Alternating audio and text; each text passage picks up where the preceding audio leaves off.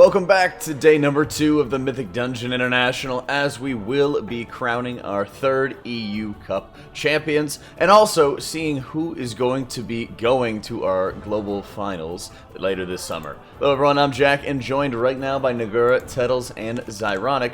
All of us wishing you a happy Mother's Day, so be sure to call any of your parents whenever you get the chance. Right now we got some dungeons to do, so some of the competitors are going to have to wait a little bit till later. But we got a great day ahead of us, and also just a lot on the line for many of these teams, Tettles. Oh, absolutely.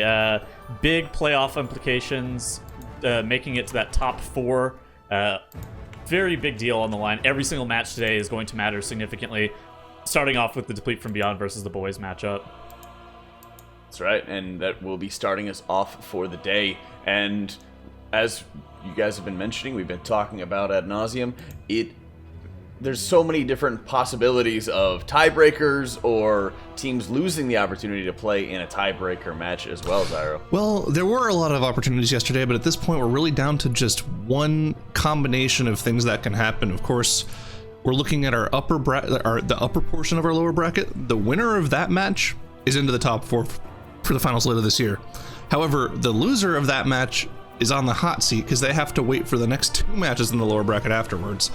If the winner of the lower bracket match then loses their second match, then we would have a tiebreaker. But if the winner of that lower bracket wins their second lower bracket match, then they're into the top 4, and we've got our top 4 completely figured out then. So There's really only one particular tiebreaker potential at this point, but we'll make sure we kind of iron that out a little bit better as we move forward through the day. That's right.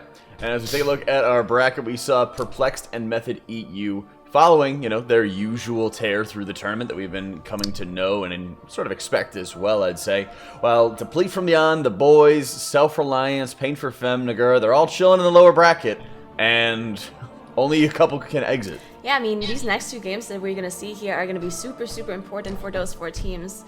So we have Deplete from Beyond and the boys, which is going to be the first matchup, which both of these teams have slightly more points than Pain for Femme and Self-Reliance. So even if they lose this one, there's still a chance for them to get top 4 if some weird scenarios happen later on. But it's still very important for them to win this one because obviously going through a tiebreaker is they don't want to do that, right? Because they only got the maps from the tiebreaker yesterday after the tournament, so they had very, very little time to prepare for the tiebreaker, and you just don't want to be in that scenario at all. So I think it's in all of their interest here to win this first matchup for Deplete from Beyond and the boys, and then just not having to worry about the tiebreaker. Most definitely. As we talk about our schedule for the day, we will be having our lower bracket, so back-to-back eliminations to start us off between Deplete from Beyond versus the boys, followed by Self-Reliance versus Pain for Femme, then our upper finals between Perplexed and Method EU, down to lower semis, lower finals, grand finals, and if we have a tiebreaker going on, it will be played after the grand finals. So tons of action going to be coming up onto us today. And let's start talking about the first one that we got right now is Deplete from Beyond, and the boys are starting us off today, Tettles. And we really saw some massive struggles out of the boys to wrap up our day, while Deplete from Beyond seemed yesterday to be quite a strong opponent. Yeah, absolutely. I think that was a pretty good summation of how the boys ended up playing. They had some massive struggles there. There was also some weird stuff that ended up happening in Atal'Dazar. Basically, the boys need to be able to shake off the nerves and shake off the problems that they were having yesterday. They also had some major issues in Junkyard. All of this could have been avoided if they won their 4th, 5th seed match versus Self-Reliance, but unfortunately now they have to play up against Deplete from Beyond. They can beat Deplete from Beyond, but I think that we would all pretty much classify them as an underdog in this matchup. I think so too, because I guess you'd say early in the tournament, Nagura, when we first saw the boys coming up throughout the tournament, they placed 3rd, if I'm not mistaken, in their very first showing. And now they've just not really been able to put things together as other teams have constantly been improving around them. Yeah, I think all of the lower teams kind of have been hit or miss, to be honest. One tournament they impressed us a lot and surprised us and had those really good strategies. And then the other game they have 35 deaths in a junkyard, right? So I think all of the lower teams, they definitely have the strategies. It's just really about the consistency and the execution that they're lacking sometimes. Where maybe they're trying to do those like insane strategies like we see from Mdi EU, where there's like a lower, less than 10-minute Atal'Dazar, right? But if you do those kind of strategies, it might work for your time trials, and then when you're in a tournament play, all of a sudden you need to have a very high consistency, and you need to just do it first try instead of trying 5 times. And I think that's the problem with those lower teams that we're seeing right now. Yeah, and I think that part of it also looking at the depth of what dungeons that they're also prepared for, Zyro, because yeah, there's some issues in Atal'Dazar, but we also saw Junkyard coming in a big way this weekend, and teams were not prepared. Well, it turns out when you put 3 difficult to deal with affixes in the same dungeon, we see some deaths, and we had over 2 of our 3 matches yesterday went over 25 minutes in Junkyard, so I'd be surprised if we see that go through again. That is just a dangerous combination. Fortified Raging, there's a reason we don't see it on live ever. Yeah, oh, most definitely. And, you know, as we started talking about some of the maps that we're going to be playing today and looking at some of the bans that they're going to be picking up, I believe we have Shrine to start us off. And we haven't seen a ton of Shrine as of late either, Nagura. Shrine. Okay, so Shrine is a very difficult dungeon in general, but this time we have Bolstering. And this is why we haven't seen Shrine at all yet in this EU Cup, because Bolstering makes Shrine a lot more difficult. In some dungeons, bolstering is not as big of a deal, but Shrine definitely is one of those dungeons where it is a very big deal. So I'm very interested to see what kind of strategies they're playing here, and I hope it's going to be a clean run from both of these teams. So one of the biggest issues with bolstering Shrine is the fact that a lot of times in Shrine of the Storm you want to play a significant amount of those mini-boss style mobs, the Windspeaker Halduses, the Runecarver Sorns, the Guardian Elemental, but you really, like, that's such a mismatch in HP. Like, those mini bosses have 2.5 times the health of other mobs, so it's just almost impossible for you to be able to play those with great consistency. They're good count, like they're 36 count. That's a pretty substantial amount relative to the dungeon. It's about 5-ish% or so. So it's going to be interesting, like Nagura said, to see what the end result is for what they decide to do. Yeah, that's right. I mean, we've seen time and time again where Shrine of the Storm has been that dungeon, Zyro, that's, you know, requires great execution and has a ridiculous amount of responsibility, especially on the end boss. Like, we expect end bosses to be super tough because of obelisks, but I feel like Shrine steps it up to another level. Yeah, I mean, not only is the final boss pull difficult whenever you're adding in 3 or 4 awakened mobs, which we see most of these teams try to do, but we've also got, you know, we're talking about that Junkyard having 3 difficult to deal with affixes. I would say when you're talking about Shrine of the Storm, Fortified is most definitely the more difficult affix to deal with, but also bolstering Explosive at the same time is always difficult to deal with, and it's going to be interesting to see how these teams end up pulling that center section of the dungeon with the mini bosses. Like you were saying, you really can't afford to bolster those guys at all. So the execution is definitely ramped up to 11 here with these affixes. That's right. We're also going to have Wayrest Manor and Workshop to round out our dungeon. So every dungeon in this series is going to be having bolstering or explosive coming up onto this one. Shrine is explosive? Dude, Volzith on explosive is actually the most Yep. toxic boss of all time. Yep. That's what I'm saying. The lost mobs on Volzith spawn explosive for some reason still. Yes. Ah. I told you it's going to be ramped up to That's 11. awful. That's right, and I can't wait to see how these guys are going to be going through it. Game number 1, Deplete from Beyond and the boys starting up right now in Shrine. Let's get it. Alright, so we already see a slight difference in comp. We see the DK coming in by Deplete from Beyond, while the boys is running a Demon Hunter with the 2 Hunters. Now, it is bolstering, so usually we don't see DKs that often. And it looks like Deplete from Beyond, they didn't do the skip properly. Doesn't look like they wanted to pull those initiates here. Usually you don't want to pull those initiates. That's definitely weird. I mean, I don't think we've ever seen any team pull those initiates. So, yeah, definitely a misplay on the skip right away, but it looks like they're going to go ahead and... They're just CCing mobs randomly now? This is not going well for them at all. Dr. J already dead, and they're not able to go into their normal skip rotation where you see what people normally do. They jump down into that brazier, they cleave everything down, and then they sort of start kiting up the stairs. We're seeing that from the boys. Deplete from Beyond, this is not how you want to start your dungeon off at all. No, definitely not. And you see, it looks like some of these casters are already bolstered. And with the double hunter comp, you definitely have a higher cooldown on your interrupt with a double range. Demon Shia going down actually on the boys side as well. They don't have a battle rest class, so need to use an engineer rest if they want to get him back up. Because remember, they skipped the initiates at the start, both of the teams, so they can't release and come back. And now Petco going down as well. There was very highly bolstered casters here. Rats going down. This needs to be a complete reset. And what a disaster already from at the beginning of this dungeon here.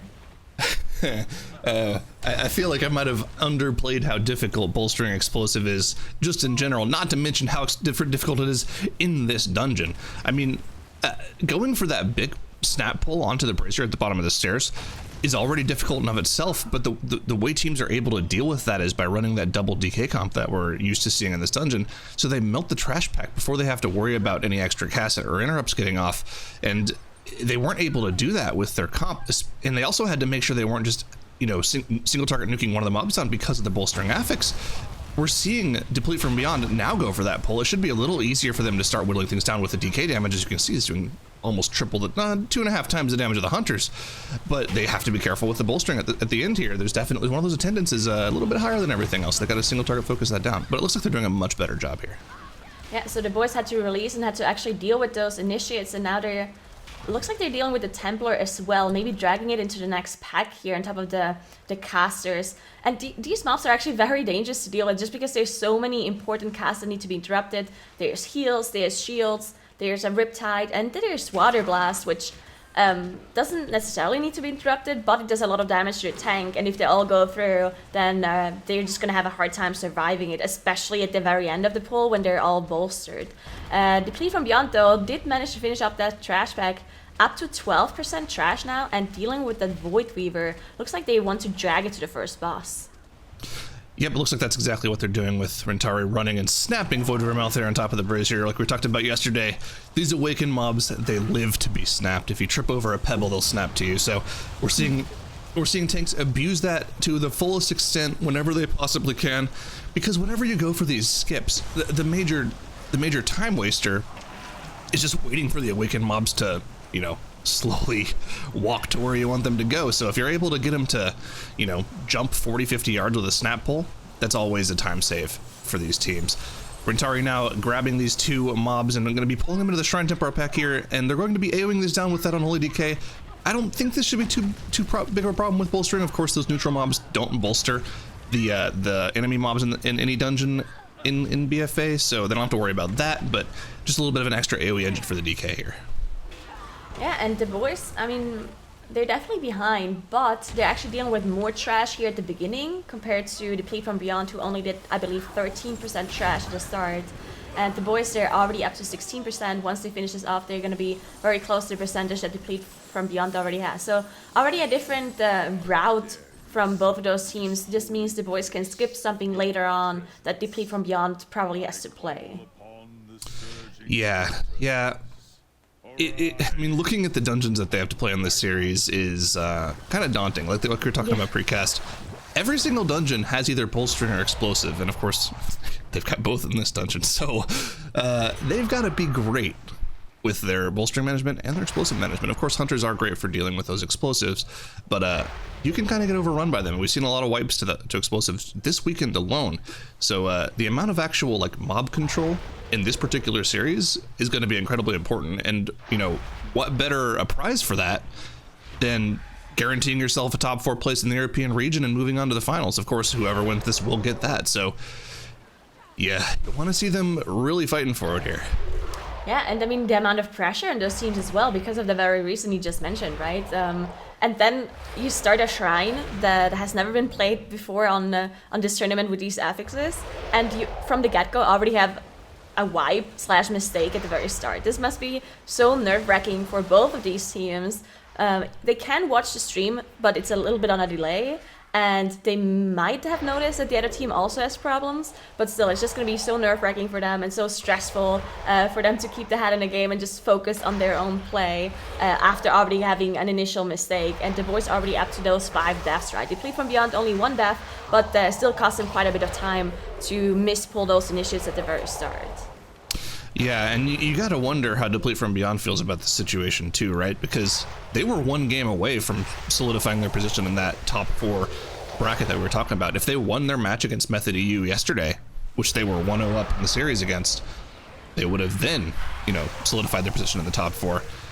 I feel like if they were to have that guaranteed top 4 position slip away after potentially losing this series, that would be a heartbreaker for them. Yep, definitely. We don't see either of the teams pull the mini boss Heldis on top of this boss, which we've seen some teams do in the past, but it is fortified, so Heldis does do more damage, and it's bolstering. Now, theoretically, I think we saw teams already in the past with bolstering pull Heldis on top anyway, and just leave her alive for the whole fight, because she does give you the zone, the buff, but she constantly does an AoE damage on the whole group once in a while, so it looks like both of those teams just chose to not deal with that at all, and they play from Beyond, immediately going into the obelisk here, interestingly enough. Yeah, that is interesting, because it is the breaker of heroes, which normally isn't something that we see teams that are running hunters worry about too much. Of course, the hunters can always opt to pet taunt that spirit breaker cast on the tank, so that the tank doesn't have to really worry about the damage intake. Now, the reasoning might be that they just want to skip as much as possible of this section of the dungeon, because this is the section of the dungeon that has those mini bosses that have a lot of HP, which is incredibly difficult to deal with for bolstering. Doesn't look like they're going to skip all the way through, though. They're going to be killing it at the end of the hallway here, so they're not going to be skipping, well, really anything, looks like. Interesting. So there's like a patrol, an initiative patrol that has a lot less HP than anything else. Looks like they're just going out here, dealing with the initiates, waiting for the... Yeah, there we go. So they're dealing with the initiates, and maybe then they're pulling the rest of the trash together just to avoid the bolstering from it, which, I mean, it seems like an interesting strat, but they didn't necessarily need to do it with the portal, right? They could have just had double hunter trap on the first mobs and then pull the initiates out. So yeah, not really sure why they chose to do it this way, but the boys, on the other hand, they're already all the way through. They shadow melted off a bunch of trash here, and they're pulling the Guardian from the bridge. I didn't see it because we were busy looking at what was Deplete from Beyond was doing, but we saw an interesting strategy earlier in these cups. I think it was 2 weeks ago. We saw one of the tanks. I want to say it was maybe Method EU going in and spell reflecting the Guardian, but hold on for a second. As Bob goes down in this trash pull, they have to get the battle res off here. It looks like the cast is going off, but that stun circle is going to block the res. They do end up somehow getting it off. They were able to stun it off, but this is just, they have to catch up here. Res is dropping incredibly low to this. Yeah, this is a super scary pull because they're pulling this Guardian Elemental here, and it seems to be bolstering quite a bit as well, as it's still half HP, and all of the trash around it is dying. That means this Guardian Elemental is really highly bolstered at this point. And Bob dying again, they don't have any more battle reses. I'm not sure if they can finish this off without Bob, because this Guardian Elemental does a lot of AoE. They can line of sight it, but then they just won't be able to do enough damage. There we go, this is going to be a full reset on their side. Naladra could feign dust this off, but that doesn't really make the situation any better, right? And also, he could just go down to bad explosive spawns here, so there could be some RNG, but it looks like he's going to be able to, wait. It looks like he was feign deathing, but didn't get out of combat, so he just, yeah. He's going to die to it to make sure it resets and doesn't keep its bolstering stacks, it looks like. Yeah, I mean, that Shipbreaker Storm, that's like the Lantern Bears in Moss Souls. Does an absolutely massive amount of damage, even when it's not bolstered or buffed by anything else. It's not something you really ever want to deal with. And looks like the boys, after dealing with that wipe, are just going to go ahead and pull Void over Mouth here. Interesting choice. So maybe they're just dragging her all the way down to that area, because they were actually not dealing with any of the obelisks so far. While Deplete from Beyond had 2 obelisks dealt with already, the boys didn't do any of that. So maybe they... I mean, it also would have been really hard for them to do a skip all the way down there, right? Without the portals, without rogues. They do have shadow melts available, but it's still a really long skip from the entrance to all the way there to the bridge elemental. So maybe they just choose to do this Void Weaver to just get the portal. But yeah, this is a huge time loss for them. They're 11 deaths in, so 55 seconds on top of the counter, while Deplete from Beyond I mean, they don't have any more problems after that initial mistake that they did. They're up to 42% trash, dealt with 2 obelisks already, and they're dealing with this trash pretty nicely here as well. I mean, this is about the biggest trash pull you can pull off in this section of the dungeon, right? All of the mobs have similar amounts of HP, so you can just full cleave them down and not have to worry about any one mob having more HP than everything else. So that's what we're seeing them do here, letting the DK just pop off. The only other thing they have to worry about is there's a patrol of 2 of these apprentices somewhere in those initiates. You can see both of them are hunter trapped up there. So what they're probably going to do is pull all of the initiates, let them stack up, AoE them down, and then pull those 2 apprentices on their own. Hopefully we'll see Rentari go for that right here. Not even pulling all of them. There's still 2 packs up at the top that he could opt to pull, but don't want to let the bolstering get too out of hand. Yeah, if you have that many targets, even if you only use your AoE abilities that are hitting everything equally, it's still super difficult to kill them all at the same time. And if you have that many targets, if you bolster a little bit at the very end, it's still a huge time loss. So I think I like the fact that they don't pull all at once. Let's see what they do now. Okay, so it looks like they're pulling the rest of the initiates with the double hunter MDing to the snapping spot here in the corner. So just dealing with initiates in 2 pulls. And yeah, they're just very annoying with bolstering. It looked like one of them didn't get snapped. It looked like it was running in. Yeah, look there. It's running in now, so they're gonna have to single target focus that one down. If that gets bolstered up, it could have a lot of HP, but they're doing a really good job of bolstering it down. Of course, these initiates don't have that much HP, so one of them coming in late, as long as you actually have everyone swap your single target focus to it, you can see what just happened with them there. They were able to make sure they got all their single target focus damage off, but that could have been bad. Yeah, definitely. And now we see Rentari. Do they want to? Oh, it looks like they actually want to kill the Bridge Elemental and Deplete from Beyond side as well. So both teams opting to kill this Elemental. The boys now managed to finally get it down on their side after having this initial wipe. So they're now dealing with the trash in this area as well. While Deplete from Beyond, interesting to see that they went past Elemental first and then go back to killing it afterwards. Huh. Yeah, maybe it's just they need the 1 mob for the extra count to finish off their dungeon. You have to remember they also accidentally pulled some mobs at the start of the dungeon that they probably wouldn't have otherwise pulled, so they have a couple extra percent. But it looks like this is a practice thing. You saw Rentari going in first with everyone else standing out of line of sight just so it could spell reflect the first cast of the Guardian Elemental. Just a little bit of an extra damage boost for them there. And they'll probably move on to just... they don't really have to deal with these 2 apprentices. They can just go through and go to the boss and keep those CC'd. Oh no, it fell off. It wouldn't surprise me to see them pull them maybe with some of this trash past the boss. Let's see what they do. Interesting. What's going on here? Yeah, that one's really highly bolstered. Okay, so he was just feign deathing it because they were in combat with this pack, and they were now the thing with trap is that it's actually not a true CC. The only true CCs in the game are Sap from the Rogue and Imprison from a Demon Hunter. So if you use those CCs, then the mobs are actually not going to be in combat with you. But if you use Trap or Incap or any of those other CCs, then it's not a true CC and they're still going to be in combat with you if you're too close to them.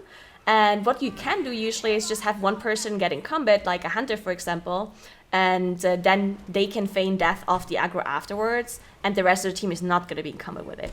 But this is why they bolstered, because it was not a true CC, bolstered all the way up from all of those initiates dying, and then whichever hunter was in combat with it had to feign death, and it looked like the rest of the team was in combat with it too, so they had to all shadow melt off the aggro there. Yeah, that was, not ideal, and you can see, because of how slowly they ended up dealing with this section of the dungeon, it's given the boys time to sort of catch up in dungeon progression, even after their 2 full team wipes. So, even though they do have all those extra deaths on the board, they're going to be pulling this boss relatively soon after Deplete from Beyond has. They still do have that extra minute or so in death timer to make up, and of course, they are half the percentage of the boss's HP behind, but they're slowly whittling their way back into this dungeon, and Deplete from Beyond has to be careful to not go too slowly here, because they're kind of letting the boys back into it. Yeah, they're now engaging the boss as well.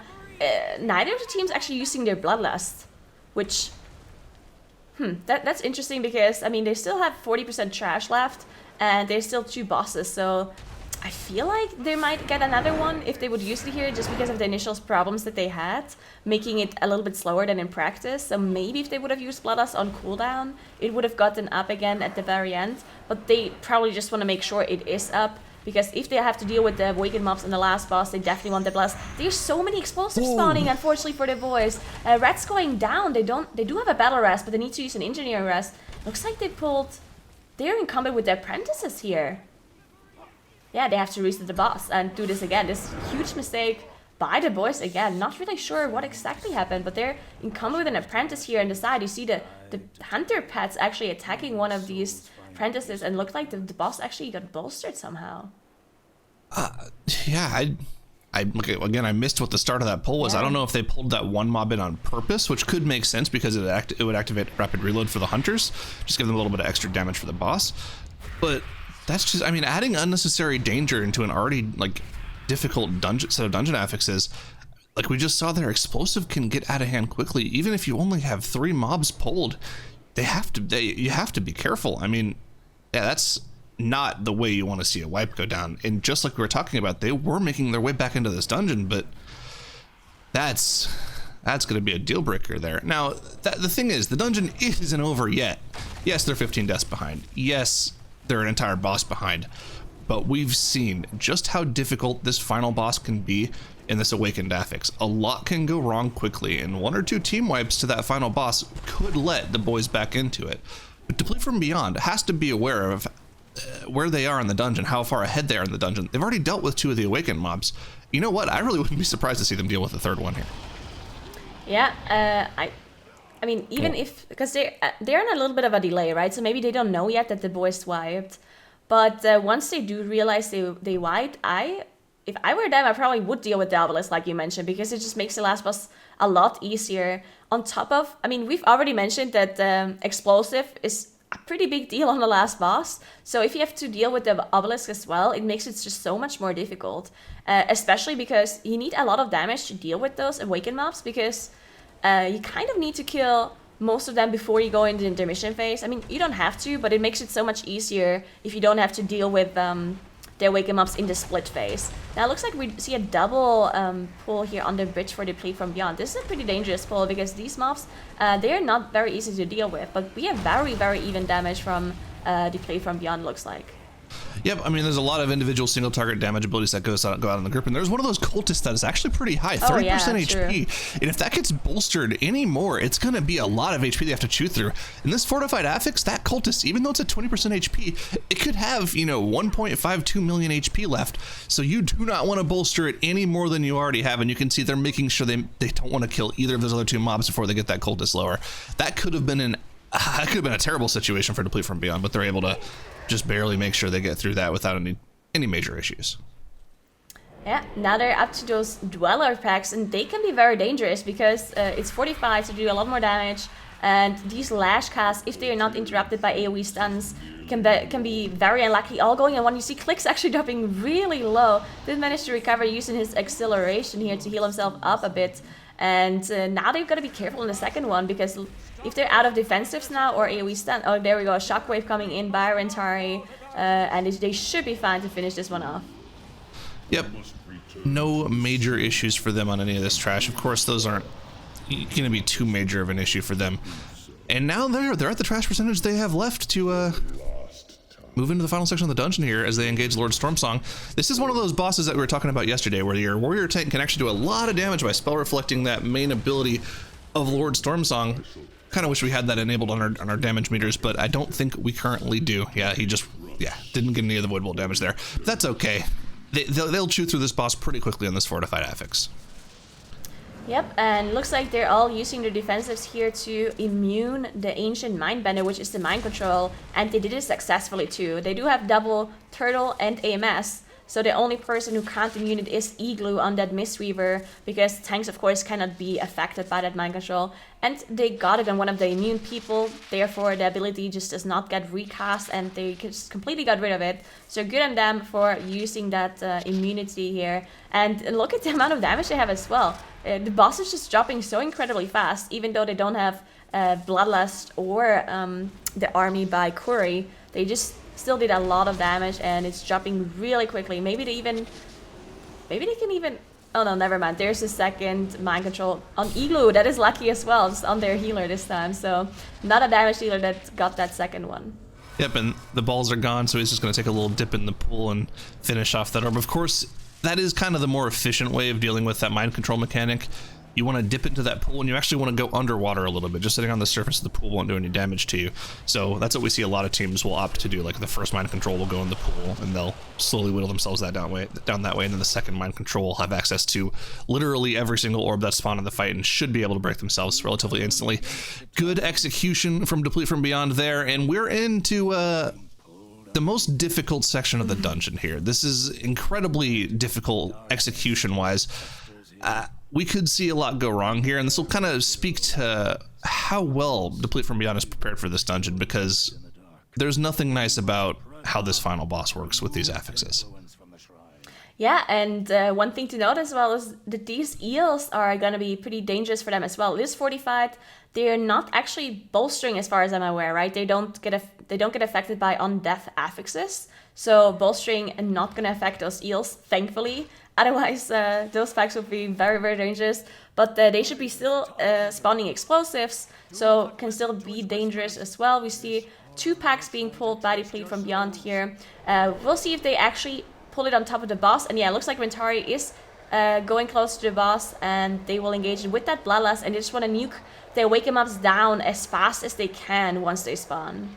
Now, it's important to mention, I don't think the single target DPS check here on Volzith is going to be that big of a deal. I'd be very surprised if we don't see them just single target focus down the awakened mobs as much as possible. Of course, a fortified boss has about the exact same amount of HP as a tyrannical boss with about 70% of its HP left, so they really don't have to do too much damage to Volzith. If they get it to 75-70%, they should be able to single target focus it down later on, no issues, even without the Bloodlust. And you can see, yeah, they're trying to kill that Beckoner of Chaos off as quickly as possible, and with him down, that makes this intermission phase so much more easily. We'll more than likely see Rentari kite out this Blood of the Corruptor until the Forgotten Denizens are dealt with from the DPS players, and then they'll sort of whittle down that Blood of the Corruptor before they end up engaging the boss. I mean, so far, this is going flawlessly for Deplete from Beyond.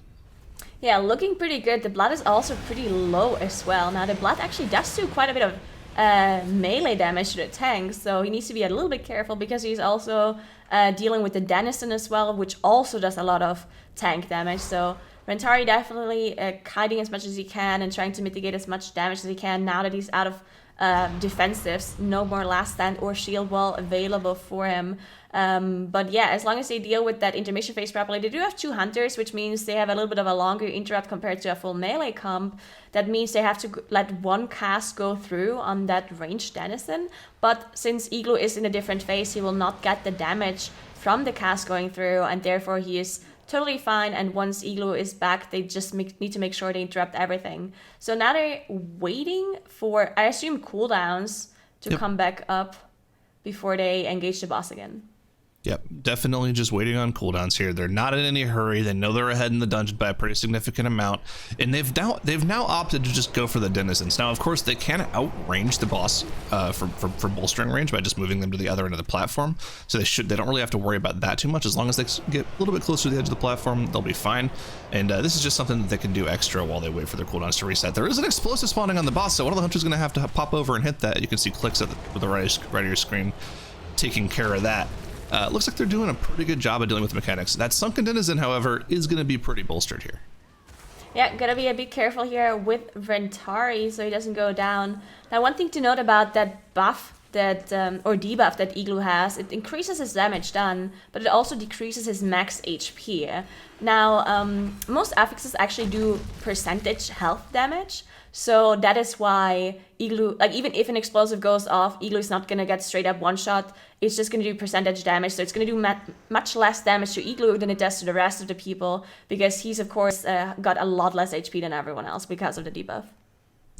And the cooldowns are just about coming up for every player in the group, so they're going to gather up their second set of eels, pull them into the boss, let the DK stack up his Festermite stacks, get that strength buff, and a 70% HP fortified boss.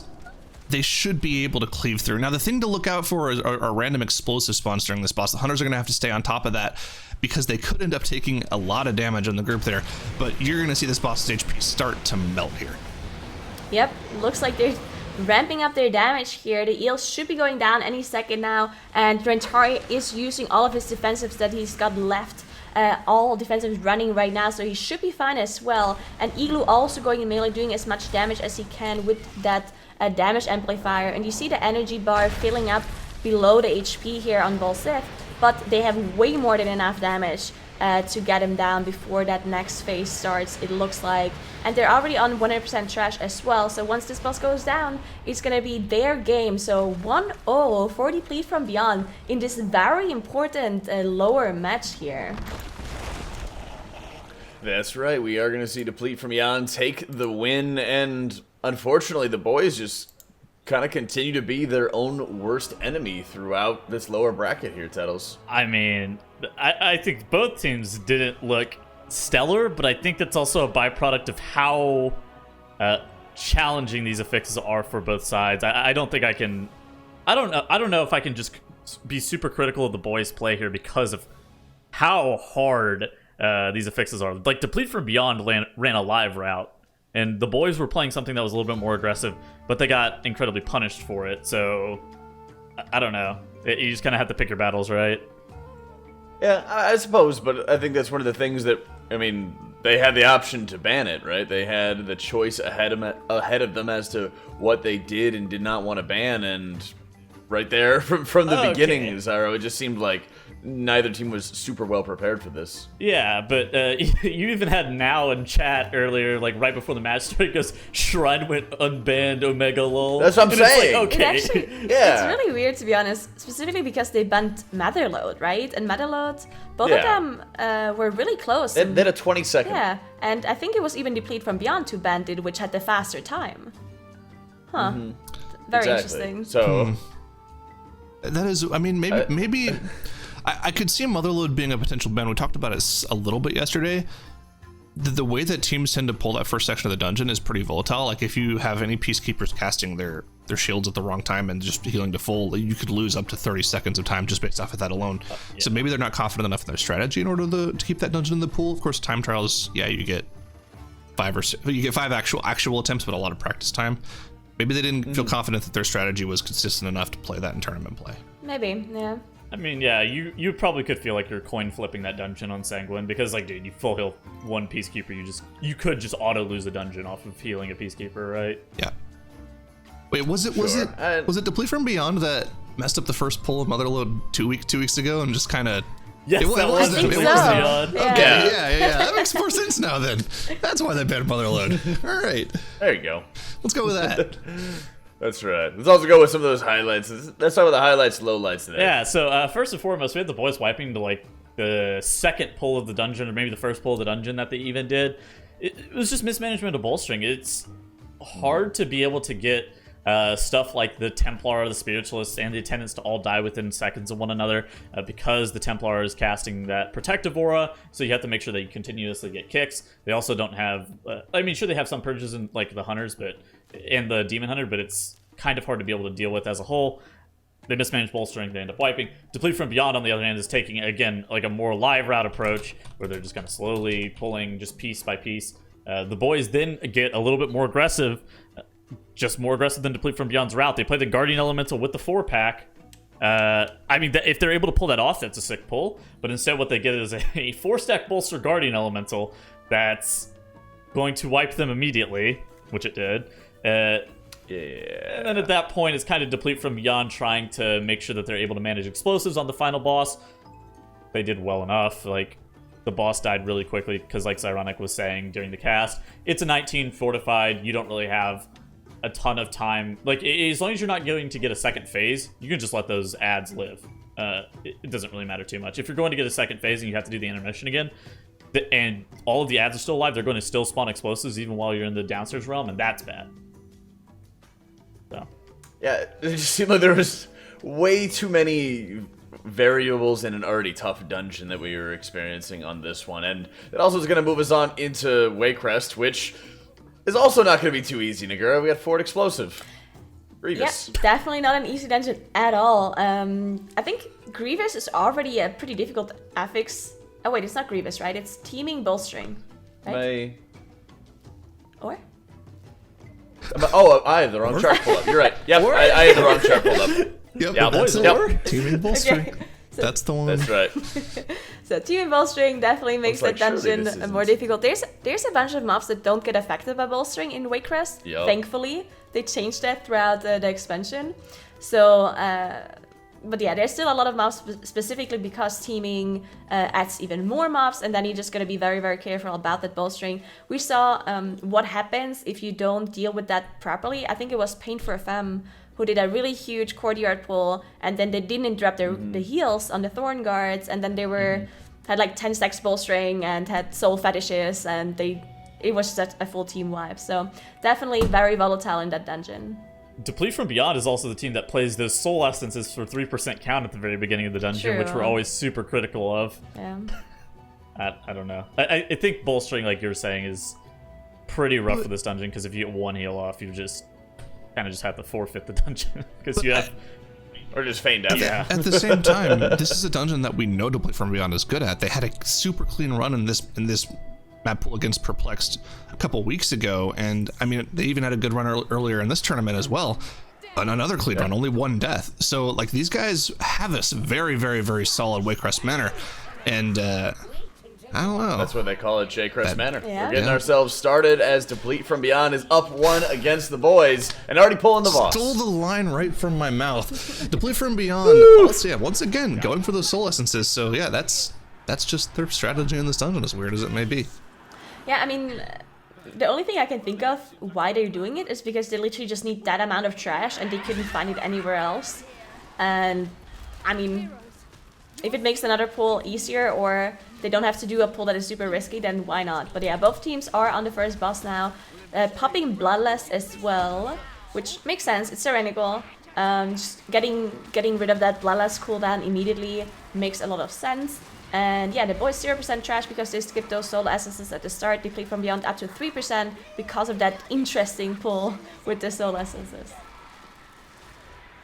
Yeah, that's. I mean, it's still a huge question mark to me. But let's be honest: if they're able to take a game off of Method EU with a clean run, there's got to be, like, listen, I don't know, I don't. There's no way that's a better strategy, right? Like, there's got to be some better way of pulling 3% trash into some pull in the dungeon. But once again, I think I've said this last time at Wayrest Manor. I'm a caster. My opinion doesn't matter.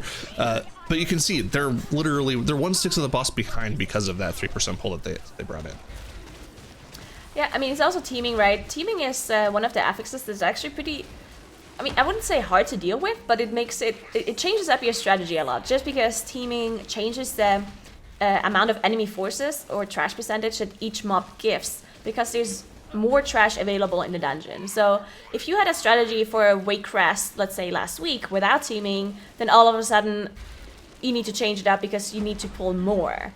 And that is definitely an affix that makes the teams change up their strategy, and I kind of like to see it, because I really like to see teams really adapting and not just like copying someone else's team's strategy and just doing the same thing, maybe slightly different. So I really like seeing new strategies come out from all of the teams here, seeing how they deal with that teaming. Deplete from Beyond actually pulling this patrol here on top of the boss at the very end. Pretty efficient, getting a little bit more trash at the very end without actually bolstering the boss. Well, and we talked about this a little bit yesterday, but the affixes in this dungeon are pretty difficult in terms of like actual time loss affixes. A fast Wayrest Manor with your typical affixes in the MDI puts you at about a 15 to 16 minute Wayrest Manor, and we saw a relatively clean one death run from Deplete from Beyond yesterday that was over 19 minutes, about 19 and a half minutes. 5 tyrannical bosses plus not really being able to pull all of the courtyard or any of the major pulls you do because of bolstering really slows down the dungeon, makes it more of a like clean, methodical dungeon rather than just a balls to the wall, pull everything as fast as you can, cleave them on top of the bosses dungeon that we've seen in weeks past. Yep. And the boys looks like they're dealing with a double Runeweaver pack here with a bunch of guards now, and it looks like they overlap all 3 of their binding shots. That's definitely not what you want to do. So maybe I don't know, maybe like miscommunication, but yeah, you definitely don't. If you run 3 hunters, it's actually very important to communicate properly, because if you call, let's say you're communicating and your tank says, put a binding shot please, but he doesn't say a name, and then all 3 hunters just put it down. That is definitely really bad. If you have 3 different classes, you can call a binding shot and everyone knows immediately who is it going to be. But when you run 3 hunters, you definitely want to make sure you communicate properly who's using what and at what time. So slight miscommunication there by the boys, but let's hope it doesn't affect them further on in this dungeon. Yeah, I think that's a great point you bring up. There are so many like little small intricacies that each of the teams has to deal with, communication being one of them, that we just kind of tend to gloss over because we're used to our top teams just not having any issues with that. And, you know, seeing all 3 of the binding shots come out at the same time, that does raise some questions about, you know, where their team synergies are right now over on the side of the boys. Maybe there's a little bit of tilt, maybe a little bit of miscommunication coming out from them after that first map loss, because, you know, we know how important this series is. If you win this series, you're into the finals later this year. It's a big deal. It's kind of out of your hands if you end up losing this series, and they're kind of on that hot seat right now. However, Deplete from Beyond has moved on to Soulbound Goliath, pulling off that matron skip perfectly, and just moving on to dealing with this tyrannical Soulbound Goliath, which by himself is no joke in these affixes. Yeah, definitely not. It is tyrannical, so there's a lot of tank damage with that stacking buff on the boss, and then once they do need to drag it into the fire, there's a pretty huge amount of AoE damage as well. Now both of the teams actually did not want to deal with that mini boss in front of Goliath, so we saw hunters just pulling it to the side, using their turtle to survive, while the healer was pulling Goliath back to the team, and then they just feign death off the aggro from that mini boss, not having to deal with it, because mini bosses usually, specifically this mini boss is hard to deal with just because you have those hounds right next to it, and then all of a sudden you need to deal with bolstering, and it just makes it a pretty slow mini boss to deal with. Yeah, if they are going to be pulling any trash into it, it's going to be at the last moment when the boss is probably 15-20% HP, and then they'll start cleaving everything down. So we won't see that for a while for either team here. But, I mean, it's just going to be a little bit of a slow grind as these teams just slowly whittle through the boss's HP, and they kind of start to gear up for that trash pull that we'll see them cleave on top of the boss. Probably that corner pack in the courtyard with maybe one of the captain packs. Yep, Igloo going in to pull one of those guard captain packs right now. So they're going to cleave that on top of the boss. Seems like it's a little bit early, but they can just tend to focus more on the boss damage here. Yeah, the strength of hunters is definitely that focus damage, but yeah, this is a pretty dangerous pull because of those, because of all the casts that need to be interrupted here, on top of the guards doing a huge amount of damage to the tank. Lots of frontal casts that need to be dealt with, but looks like they're interrupting everything pretty cleanly. There's one cast going through an igloo, but it is a disease and it can actually be dispelled by Mistweavers, so not too big of a deal. But Igloo actually dropping really low, not only getting those debuffs on him, but also having an eye of corruption here. I think it looks like a double eye as he's got a lot of debuffs. You know, it's crazy to think about, but I feel like the most important cast to interrupt in this pull on this bolstering affix is probably Effigy Reconstruction, right? Because if one of those gets through and everything starts bolstering and you have a full HP Thornguard at like 6 bolstering stacks, you just have to, I mean, well, they can all reset aggro with Feign Death and Shadow Meld, so that could save them there, but if they don't have that available, you could be in for a world of hurt there. But no issues for Deplete from Beyond, and it looks like the boys are able to deal with the boss before any bolstering stacks get out too. See if they're able to clean up this trash back as well. And it looks like it's good execution for both teams, but Deplete from Beyond still just that little bit ahead right now. Probably a good 40-45 second lead for them as they're already moving on to this hallway section before all the gluttonous. Ooh, they got a heal on one of the Thornguards. Look, the Thornguard is almost high HP, and he's got Soul Fetish as well, as he's got this blue glow around it. That means he's got the Soul Fetish, and it one-shot Rats. Oh my god, okay, so they definitely need to reset this. There's no way they want to deal with this Thornguard at this point. They just gotta Shadow Melt off the aggro and try again. Did I do that? You did that, yes. Thanks, Sarah. It's still wreaking havoc. Okay, never mind, it's resetting now. I wonder what they're gonna do with that. Are they just gonna leave it, or are they gonna pull it into this pack? We'll have to see. But they're just going to move on to the hallway pull for now. Maybe they have some extra mob they can pull into a trash pack later on, but that's not exactly what you want to see. That's unfortunate. Definitely not what you want to see. But we see Deplete from Beyond. They don't have any of those issues as they're already moving on, dealing with some of these Steward Peasant packs, which they can be pretty hard to deal with just because there's a lot of different HP amounts on these trash mobs. There's a lot of different named mobs that have different kinds of HP. Now the maggots don't actually bolster, so you don't have to deal with that one, thankfully. but it's still hard to deal with these kind of trash groups. That's why we see in this RAL room, we see a lot of CCs come in usually. We see hunter traps being thrown out on either mobs that have more HP than the rest of them, or mobs that have less HP than the rest of them, to be sure that they can deal with the bolstering better. But this time around, not actually using any of that CC on the Deplete from Beyond side. And this is a large pull coming out from Deplete from Beyond. 3 trash packs in all the gluttonous rooms. There's about 9 or 10 mobs in this group. They really need to make sure that their cleave is completely even here, because like we've mentioned overall for the past 2 dungeons, bolstering can get out of hand quickly. It looks like they're doing, as expected, a good job of making sure nothing is being ignored here and everything's dying relatively evenly. Of course, some of these revelers are alive here. They have a little bit more HP than everything else, but they're all below 10% HP at this point. It shouldn't be too major of an issue for them, and with the room cleared, they'll be able to move right on to all the gluttonous. Deplete from Beyond, I mean, they've really got their strats down in these dungeons.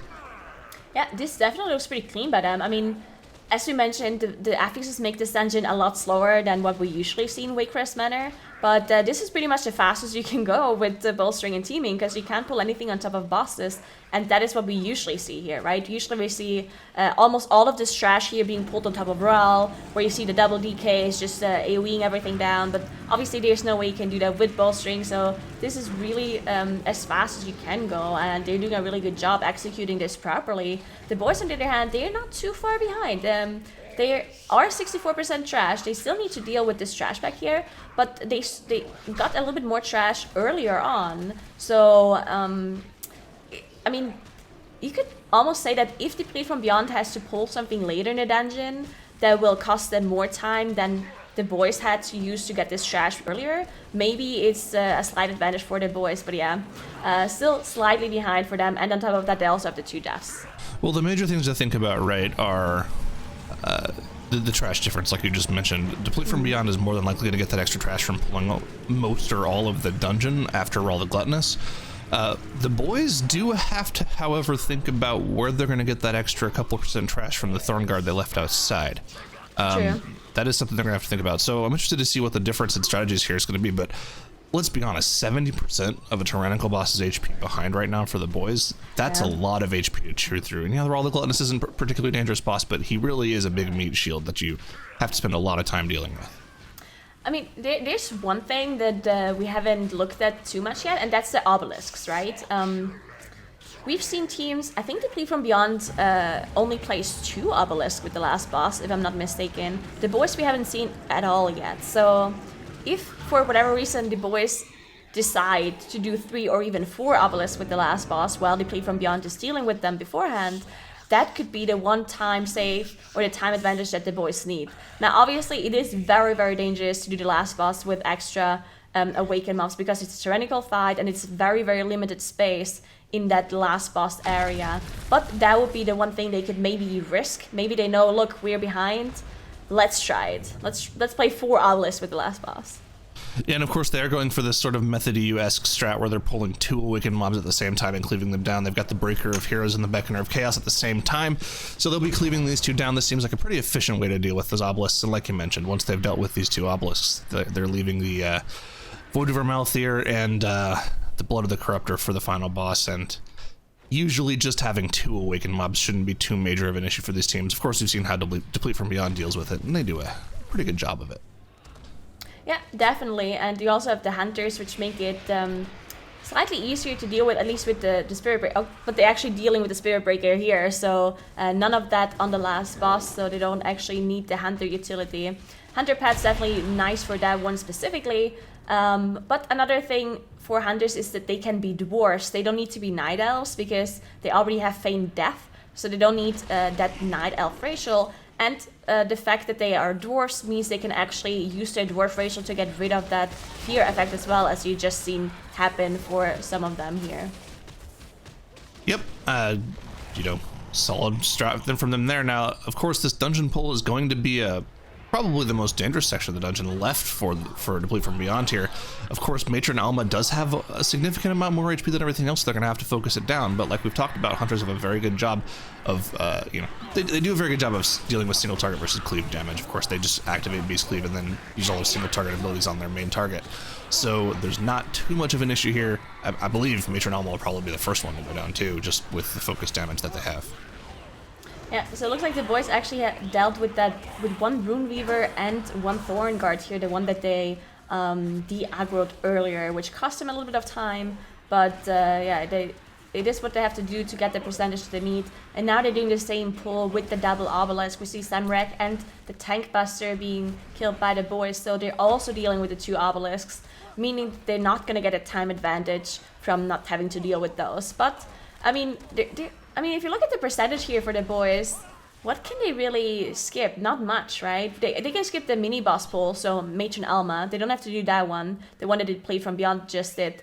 But even without that pull, they're still going to be behind, because Deplete from Beyond, they're already in that boss area dealing with that trash. Yeah, and it would have been interesting to see Rentari jump down and then tag Lord and Lady Wayrest to maybe, forget that it's bolstering and be like, oh no, guys, I messed up here. But that's not going to happen for a team like Deplete from Beyond. They've got it down. They're all veterans of the game. They know what they're doing in here. Just going to deal with the trash by itself and then, of course, move on to the boss afterwards. That is what the bolstering affix does. Now, the Soul Fetish cast did get off from the Coven Diviner here, but with everything below 20% HP, I don't think it's going to be too big of an issue for them, as everything does go down at the same time, and they're going to be able to move on to Lord and Lady Wayrest, and you can see that they have a very significant advantage at this point, as the boys is just now doing their skip to get down to the room that Deplete from Beyond has already cleared.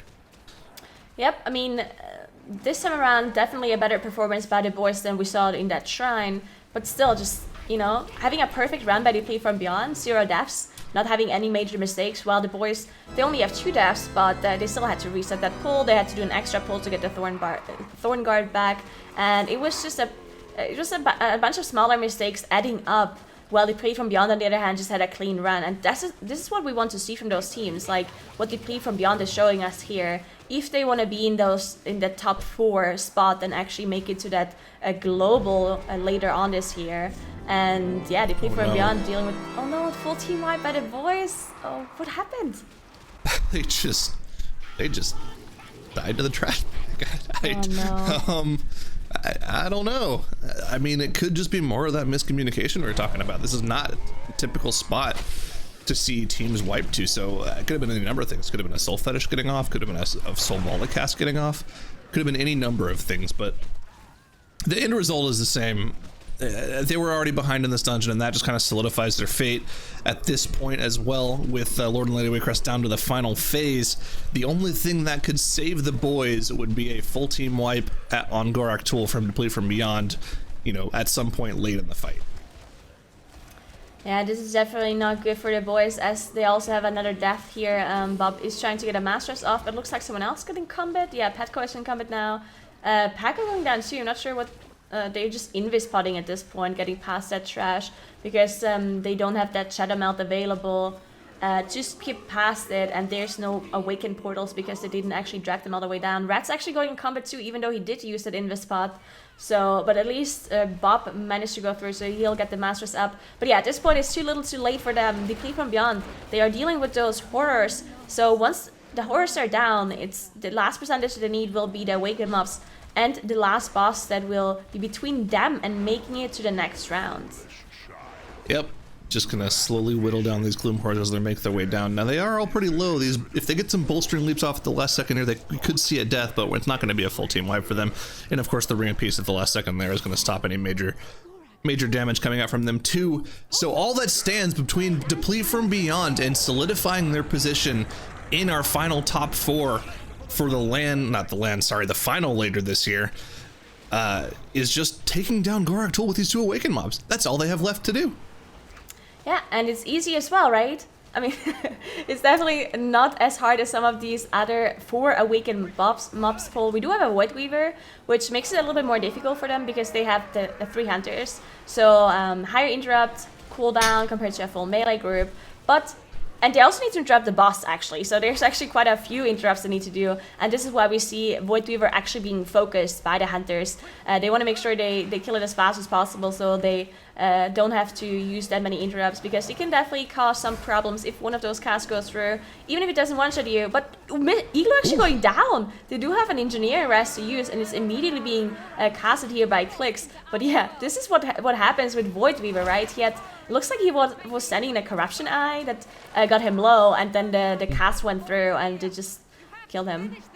I mean, they weren't even focusing the mobs down. Gorak Tool's at 35% on Tyrannical by the time both of those Awakened mobs get down. This boss is getting destroyed by the Triple Hunter comp. With those Awakened mobs, it's all but over as Deplete from Beyond puts together, once again, not a perfectly clean run, but a 1-death run in Wayrest Manor to take this win and secure their spot in the top 4 for our finals later in the year.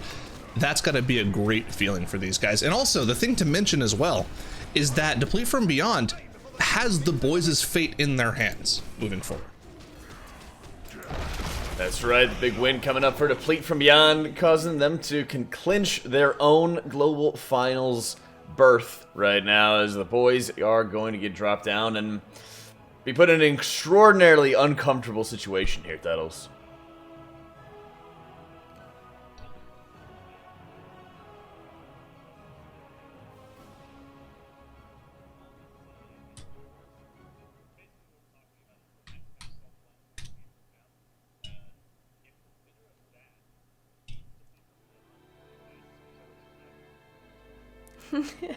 That's real awkward. The tables Tell have me turned, more. Tettles. An automatic jack move, I see. Anyways, as I was saying, Muted speaker. that's really awkward for the boys because the winner of Paint for Femme or Self-Reliance, if they go on to beat Deplete from Beyond, then they clinch a global final spot, whereas if they lose, then the boys will have to play a tiebreaker. So their fate rests in the hands of Deplete from Beyond being able to beat either Self-Reliance or Paint for Femme, whichever team wins that match. Yep, and at this point, I think it's a lot more on the next series for people playing Spoiler as well, Nagura. Yeah, definitely. I mean, Self-Reliance versus Pain for Femme, this is going to be so incredibly important for either of those teams and also for the boys now, right? Definitely want to look at what's going to happen with that next game, and then also the lower semis are going to be very, very important, as Tettles mentioned. But yeah, first, Self-Reliance versus Pain for Femme. I think that is going to be a super close game, and I would not be surprised at all if it's going to be a 3-game series. I'd hope it would be. We've had a lot, as we check out the bracket, we've had a lot of 2-0s going on, mainly earlier in the day, but as we went into like the lower bracket as well, Zyro, things got more scuffed, got more sloppy, and we also had longer games going on. Yeah, I mean, I would assume that's not going to be the case today because we've had a lot more. The teams have had a lot of time to practice for these matches before today. Of course, yesterday there were the matches at the end of the day that were kind of, like you said, scuffy. 3-game series where teams that have looked a lot better in the past have played poorly. For instance, the boys against Diegal Way just having an absolute fiesta of a Junkyard. Not something that they want to think about again here. But I'm interested to see what the dynamic is between these lower bracket teams. For Deplete from Beyond and the boys, all of their focus should have been on this particular match because winning this gets you in. And then, of course, if you lose, you're done with the tournament for the day, and you really kind of just have to look forward to what happened in the rest of the lower bracket. But that's not the case for this next matchup between Self-Reliance and Paint for Femme. Not only do they have to win this series to keep their tournament hopes alive and to keep their top 4 hopes alive, but they also have to win the next series to just outright guarantee a top 4. If they don't win that match, like Tettle said, they have to play a tiebreaker later in the day. So I'm interested to see how particularly practiced they are for this series, or if they've split their practice time between both this series and the next series against Deplete from Beyond. Curious to see what happens there. Yeah, and that's going to be really interesting to start looking at the depth of these teams. But before we go into it, Tettles, let's start breaking down this Wayrest, because that bolstering really started slowing these times down by a significant margin. Absolutely. 20-minute Wayrest Manor is not something... That's a grind. Exactly. So, I mean, I think a top-tier time for Wayrest Manor in weeks that are not bolstering is something in the range of like 16 to 17 minutes. So, bolstering slowing it down by in the range of 3 to 4 minutes, oof, that's really rough. The boys, I didn't mind their route. They played that triple witch pull, which is kind of weird, but in a bolstering setting, it's fairly good count for the difficulty of the pull it is. They end up having some minor mishaps in the courtyard area with the Thorn Guard getting healed and then getting a Soul Fetish buff. Not really that bad, but Deplete from Beyond taking the similar approach to how they played Shrine of the Storm, just kind of going slow and steady. The boys then have a wipe because somehow they pulled Matron Alma with their pull in front of Lord and Lady Wayrest. I don't really know how that happened, but it got pulled and full wiped them. And from then, that was basically it. Like, there's no recovery from that. Deplete from Beyond goes on to kill Gorak Tool pretty quickly, and then match is over. Yep, and now they're in the hot seat as they're just kind of awaiting the results of the next series to just be able to see who is going to be filling in that 4th spot for our global finals this summer. So we'll be taking a quick break before we go into the next round between Self-Reliance and Paint for Femme. Don't go anywhere, guys.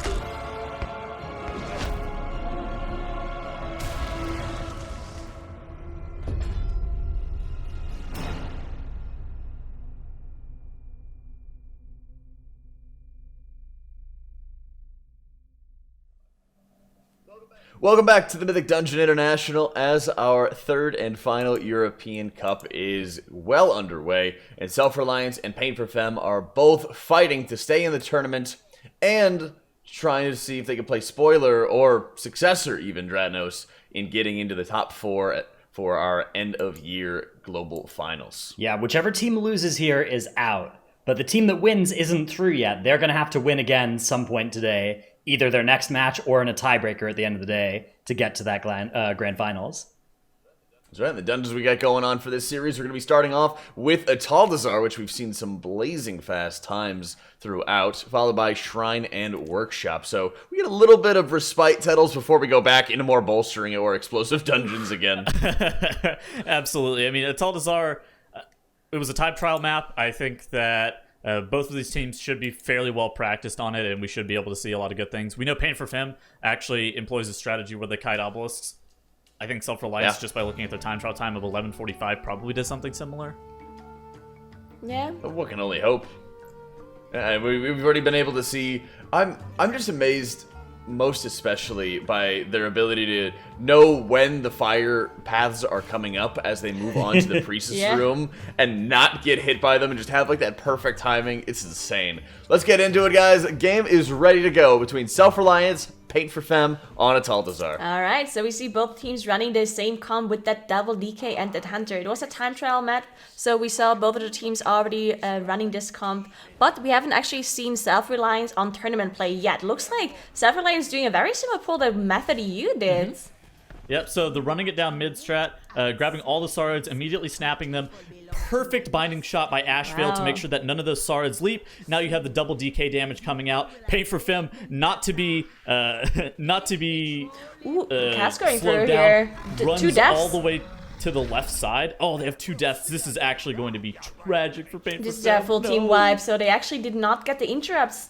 It looked like the Confessors were just casting. You have 2 Confessors here, and both of them were casting the bubble, which makes mobs immune to CC, basically, and that is something that you can't deal with. If you have that cast going through, there's no way, especially because it is necrotic. And if your tank can't kite them and can't use any more interrupts, then this is definitely a disaster. So huge disaster for Pain for Femme. They committed all of their defensives and offensive cooldowns with Bloodlust, Shield Wall, Last Stand. There's no way they can do this pull again. They will have to do this one by one now. Huge time loss.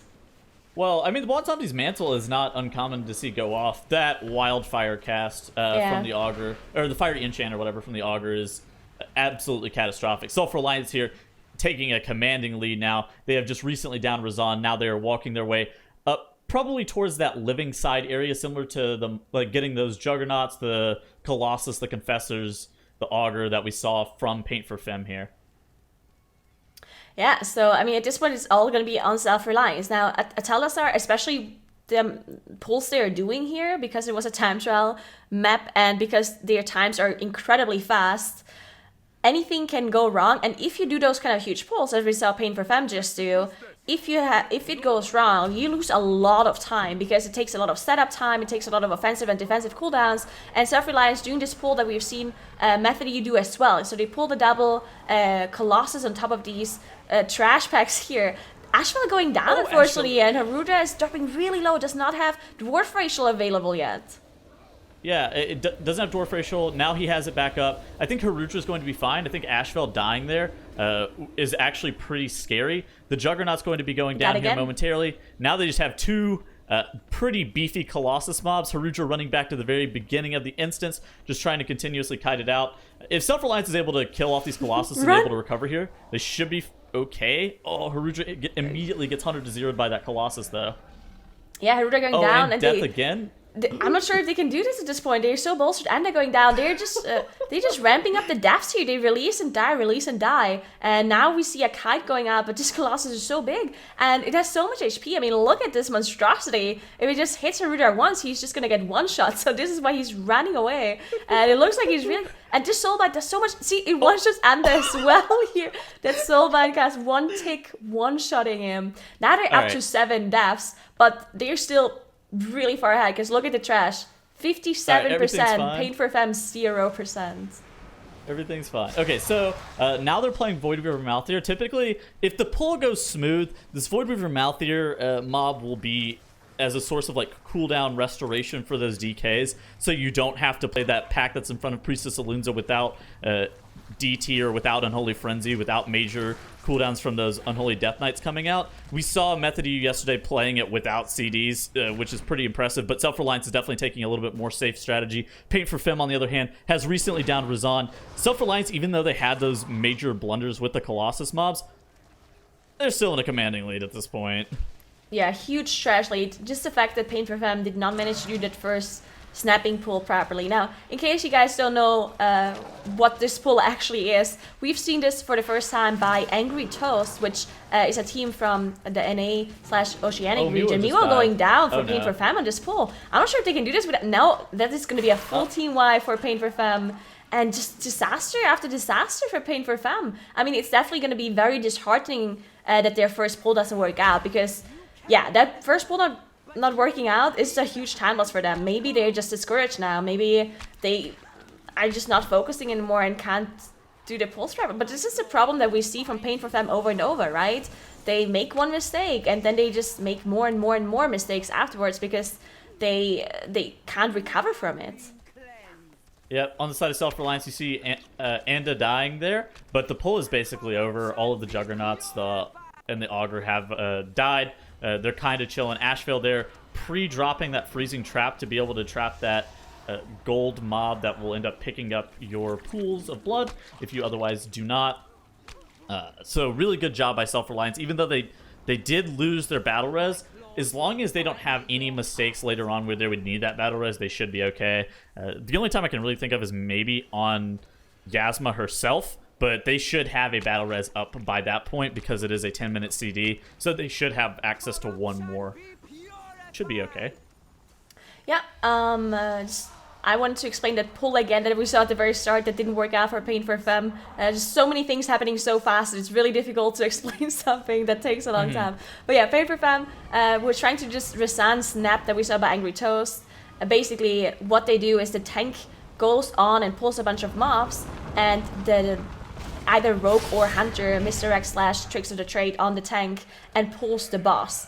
And if the aggro target of the boss is not there, they will snap the aggro target to them. So they teleport the tank to them, and because of the mobs that he has the aggro from, they teleport to him. And this is this huge snapping pull that we saw for the first time by Angry Toast, and this is now a strategy that almost all of these teams are doing. But because it's such a difficult thing to do, to deal with all of this trash plus the boss at the same time, you have to commit a lot of offensive and defensive cooldowns, and because Paint for Femme had a wipe on it and barely finished off anything, actually I don't think they finished off anything at all, it just cost them so much time, and now they have to do everything one by one. There's no way they can do this pull again.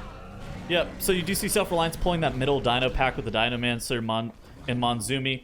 This is going to be allowing Furrow to get a little bit easier of a kite path. So we see some teams, they'll pull that middle pack if they don't want to kite up the fire stairs, if they would rather kite down to the Razan area. It's just a significantly safer kite path whenever your healer is trying to kite out the obelisks on Yasma. So that's actually a pretty sick strategy by Self-Reliance. Fem is dropping incredibly low on the side of Paint for Fem, ends up getting that life cocoon on him, going to be healed up here.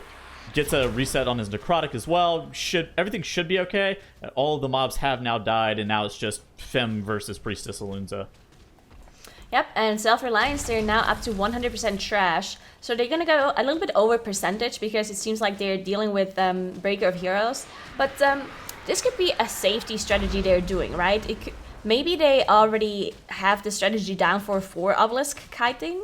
But because they know that Paint for Femme had this huge wipe at the beginning, maybe they were like, you know what? Let's just deal with this Breaker of Heroes here and make it easier for Furrow to do the kiting strat at the end. Because this specific Awaken mob here is the most difficult one for the kiting strategy, because the Dark Fury cast takes so long and it always lags behind compared to the other Awaken mobs. And if Furrow is going too far away from the Breaker of Heroes, he will snap back to the rest of the team. And therefore, just dealing with this Awaken mob makes the kiting a little bit easier on him. Yeah, so I think the reason that they're playing it is because they would rather play the middle patrol as opposed to that pack that's at the bottom of Volcall. I think that they have just deemed that a little bit easier for multiple But, reasons, one you of don't have which to is play what it though, Nagura right? said.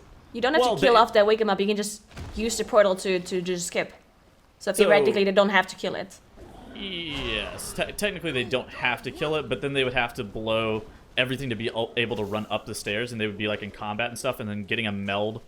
I mean, they're not running group meld either, right? Harudra is on that dwarf, so Yeah, that's why he's in the portal. yeah. Okay, sure. Okay, Theoretically. you're right. They absolutely could. They absolutely could do it that way, right? Where Harudra's in the portal and just running all the way up.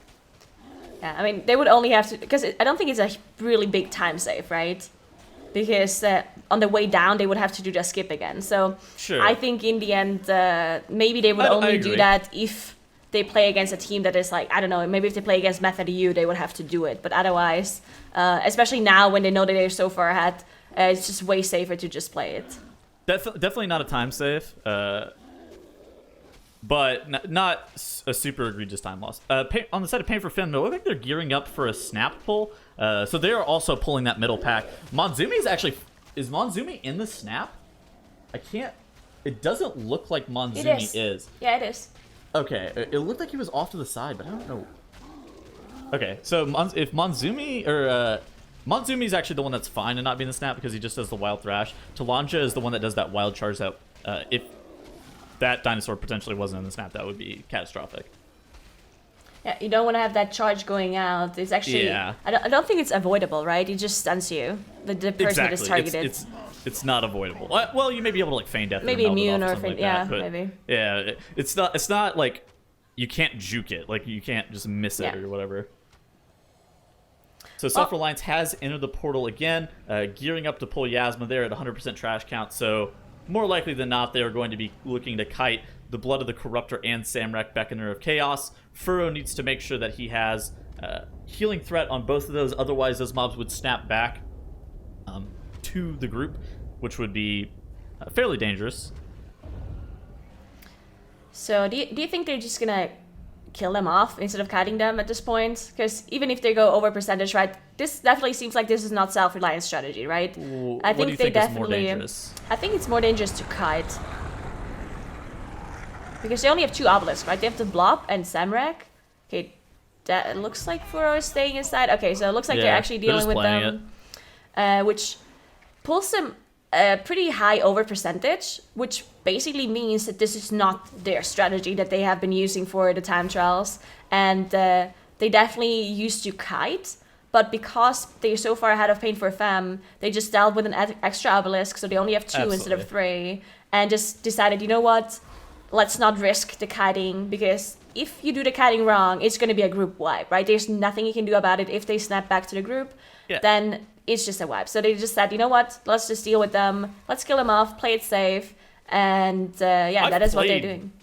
I've played both Samrek with Blood of the Corruptor on live together. It's really not that bad. Yeah, it's not. You just have to be really cognizant of where you're facing whenever you're getting feared away by Samrek. Basically, you always get feared relative to him, and the only bad overlap is on the first Soul Rend, the Soul Rend copy that Yasma does, and that's the only bad overlap. So you can use Revival there, and you're kind of chilling for the rest of the fight. You're never going to get a bad overlap as long as you don't get knocked into a spider. So the Blood of the Corruptor and Samrek with Yasma's, it's not that bad, like Nagura was saying. I think that it makes sense for them to kill that, as opposed to kiting. Femme goes down on the side of Pain for Femme to, assumedly necrotic. Yeah, it was at the end of the pack though, so not a big deal. They can just rest him back up. I mean, at this point, it's too little too late for them anyway, right? Absolutely. The huge... I mean, I think it was really just the wipe they had at the very start, right? The amount of time it cost them to like wipe on that snapping pool, it was immense. So at that point, I think they might have already given up because they knew they were gonna have to pull everything one by one at this point. And yeah, just huge time loss. So let's hope Pain for Femme can recover from this one and go on to win the next game. So we get a 3-game series here. But for now, Self-Reliance looks very, very good as they're about to finish off Yasma here and win the first game 1-0 against Pain for Femme. But they already had those 8 deaths as well, right? They also had some struggles on their side. So they definitely want to fix that for next game as well. Yeah, well, not clean on either side. Self-Reliance does end up taking game number 1 in Atal'Dazar, and as like Nagura was saying there, Dradno, it's like you want to get Pain for Fem to sort of bounce back into it the same way we were looking to have, the boys try to bounce back as well. But it seems like both of these teams have just been in some kind of slump this weekend. Yeah, absolutely carrying over from yesterday, which is, it's a bad spot for the team to be in, but it's not over yet. They still have 2 more maps here, and they can absolutely, rally back and win those 2 if they're in the right frame of mind. I feel like Self-Reliance has not even really been in that big of a slump this weekend. Sure, they had mistakes, and 1340 is not just like a world record pace for Atal'Dazar, but the mistakes they had, they got like spawn camped by a Colossus on a difficult pull. I meant Pain for Fem and the boys, not Pain for, I think Self-Reliance has been playing consistently well this weekend, yeah. Yeah, I think we've seen good posture out of Self-Reliance through and through, and in this game as well, Dratnos, like you mentioned, they got spawn camped, but otherwise it wasn't too catastrophic. Yeah, we've all had that happen. You just like, this pull is dying, even if I have to die 5 times to make it happen. Well, let's talk about some of those pulls as well in a little bit greater depth. All right, so let's take a look at those first 2 pulls of the dungeon, because that was really where this whole thing happened. For Self-Reliance, they ran that Method of Use style snap of a bunch of stuff from the middle of the dungeon all down onto Razan, and that worked. For Pain for Fem, it was also a Razan Angry Toast snap, but they went left instead, and then they wiped. And when you wipe there, it's like, you ever have like a pizza that you've loaded with like 20 different toppings, and you can barely fit that whole slice, fit everything onto a slice, and like, yeah, you can maybe eat it all in one bite then, but like if you trip, where are you going with this? But hear me out, okay? If you like trip and then all those toppings like fall off the slice, you're never gonna get them back together. You're gonna have to eat them all one by one, and that's what they had to do with all those pulls that they were combining all at once. They had to do it one by one afterwards, and that really slowed them down. Meanwhile, Self-Reliance. Circular way of describing that. Meanwhile, some other replay content. That Self-Reliance spawn camp, not what you like to have happen. But at the end of the day, it didn't actually cost them too much time, right? Unlike the Pain for Fem wipe, they didn't actually lose their entire strategy as a result of it. It just cost them a minute or 2. And they did that last boss pull without the kiting strategy, which I think is a good evolution. The kite has looked tenuous even when Method of U did it. So I think that's a good adjustment from them there. Thank you for not only giving us some expert analysis, but also making all of us hungry. Thank you for that one. Happy to help. Game number 2 coming up between these guys. It's going to be on Shrine of the Storm, and we've seen some very, very tenuous shrine runs just earlier today, Nagura. Yeah, so the shrine we saw earlier definitely was not clean by either sides. So we'll see how Pain for Fem and Self-Reliance deal with this one. As it is bolstering, and bolstering just makes that dungeon so much more difficult than it already is, and explosive on top of that. So yeah, I mean, after that first game, both teams struggling a little bit in the Datel, and Datel was a time trial match, and it didn't have very difficult affixes to deal with. So I'm a little bit worried about this one. I'm extremely, I think worried is the best way to put it as well, Tettles. Like, this dungeon always goes long, it always takes a great deal of time. Bolstering and explosive on top of it just continue to exacerbate that issue, and the end boss somehow gets even more difficult than previously. So, in the end boss that has destroyed the most runs out of this MDI, we have an affix that somehow modifies it with explosive, with those lost men that Volzdith summons. They also spawn explosive on top of them. In addition to that, bolstering is very hard for you to get count in Shrine of the Storm, because you want to pull a lot of those mini-boss style mobs, because those are fairly trash efficient, so you're pulling them normally with pretty big pulls. You're not in this run. So you have to kind of reinvent what strategy you want to play for Shrine of the Storm. So basically, any previous week's experience that you have in Shrine of the Storm is absolutely just thrown out the window, and now you have to just come in with this week and do just like a completely full new Shrine run, and understand just like the mechanics of how you're going to be pulling this in just a completely different way. Well, there's going to be tons of action in this round. There's also going to be tons of action that you have been able to share at home. So if you want to enter our contest, be sure to use the hashtag MDI screenshot on Twitter of your best action shot from your character to be submitting in our contest for all of us to judge a little bit later on. Game number 2 between Self-Reliance and Pain for Fem is getting underway right now in Shrine. Alright, so it looks like we already see a little bit of a difference here in comp, as Pain for Fem is running the Triple Hunter, which makes sense for bolstering, but we've seen other teams only run 2 hunters and use 1 Unholy DK or a Demon Hunter, but Self-Reliance is using that Unholy on their side. Yeah, I don't hate the Unholy DK from Self-Reliance. I know Mikkel is a DK main. Haruja's dropping pretty low from those water bolts, but he's going to be able to kite it all the way out. So they should be fine. Pain for Femme is taking their first pull a little bit smaller, just a little bit easier to manage bolstering whenever you're doing it like that. You do see that the hunters from Self-Reliance are playing that taunt, the pet that has the better taunt with that defensive to allow Haruja to kite a little bit more effectively. Yeah, I like that both teams are using that Core Hound to help out with those Water Blast casts, because if you run the triple hunters, you're just going to have some of the Water Blast go through, and especially at the very end of the pull, once you have a bunch of bolstering stacks on them, it's going to do so much damage, and that's why we see Fem just jump away, leap away, making sure he's just outranging the Water Blast and making sure the rest of the team is finishing off that trash, binding shots coming out as well to help him kite. Self-Reliance, though, they're 11% in, and they're dealing with the Void Weaver. Yeah, 1 cast going through, and Furo barely managed to survive, thankfully there. So they did want to make sure they interrupt all of the casts or line of sight at this point, so we don't have any of that happen again. Yep, Self-Reliance doing a pretty good job of lining Void Weaver Mouth here all the way down to the bottom, near where Accuseer spawns. Pain for Femme has about a 7% enemy forces count lead due to the variation in opening and starting pull there. They grabbed 1 additional pull from this starting zone style, so that will help them a little bit. They're doing Void Weaver Mouth here as well, moving her all the way down towards where Accuseer spawns as well. I wonder what Self-Reliance is going to pull here. So you saw Furrow there. He Crackling Jade Lightning, those little blobs. Those give okay count, and they're pretty free to be able to pull. It looks like Mikkel has popped his army and is now, basically this is just going to be blowing up Accuseer, so they're not pulling any of the other trash right there. Yeah, so it is bolstering, so obviously they don't want to pull anything on top of Accuseer here.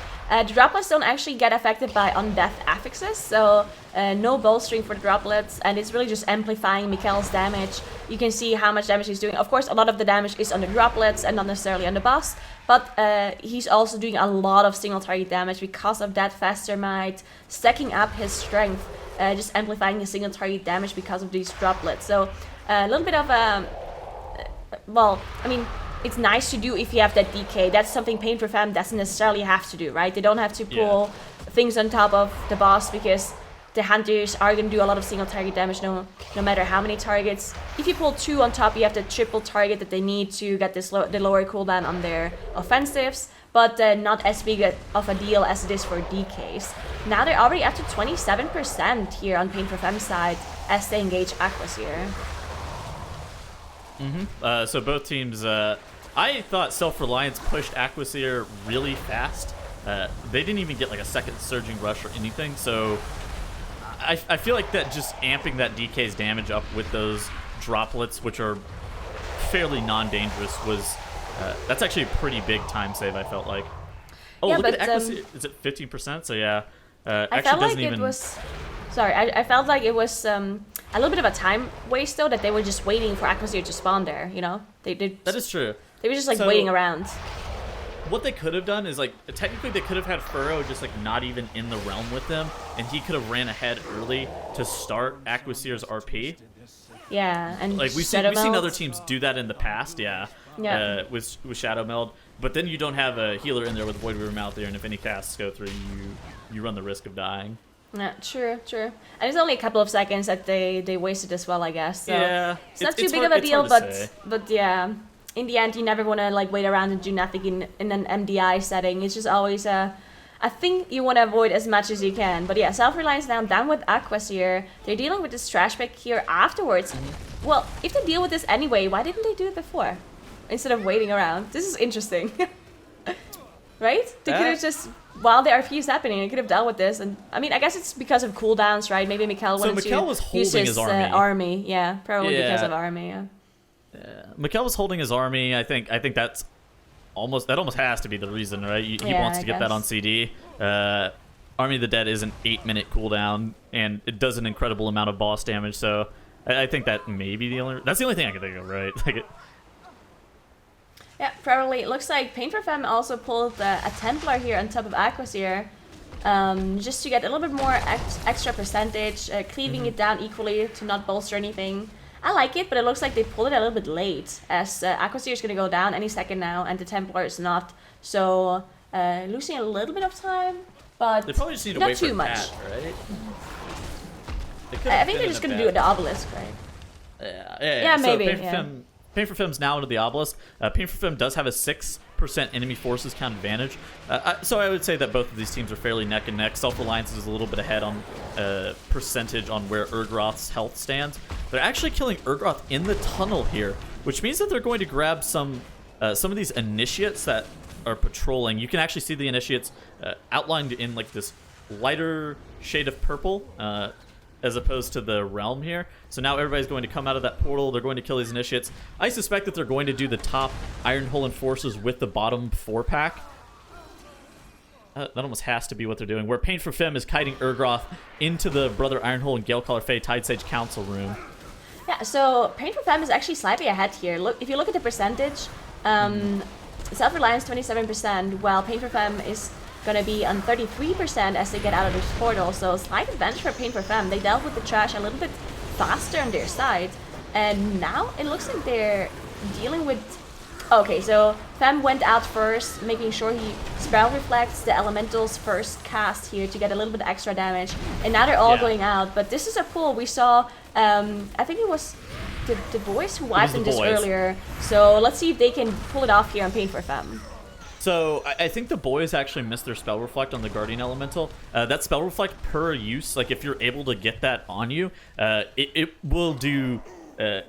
basically, it costs 3 or 4 Spell Reflects depending on the dungeon level to be able to kill that Guardian Elemental if your tank is only Spell Reflecting them. It's insanely efficient for you to do that on Live Realms, especially if you can take it kind of slow.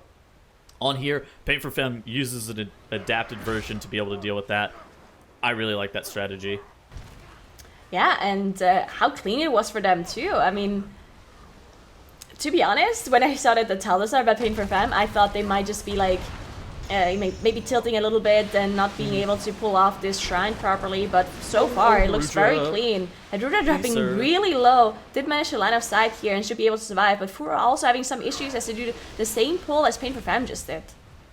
Yeah, exactly. It's the exact same pull, but it's looking pretty scary, especially whenever you kite those mobs off of the Guardian Elemental. Then the cleave is no longer consistent, and that makes the Guardian Elemental and the rest of the trash take longer. It just becomes more and more scary the longer that pull ends up lasting. You're going to need to start line of sighting more Shipbreaker Storms, which then incurs bigger problems. So it's pretty bad that they have to kite off of it, but it definitely makes sense. You saw Anda there.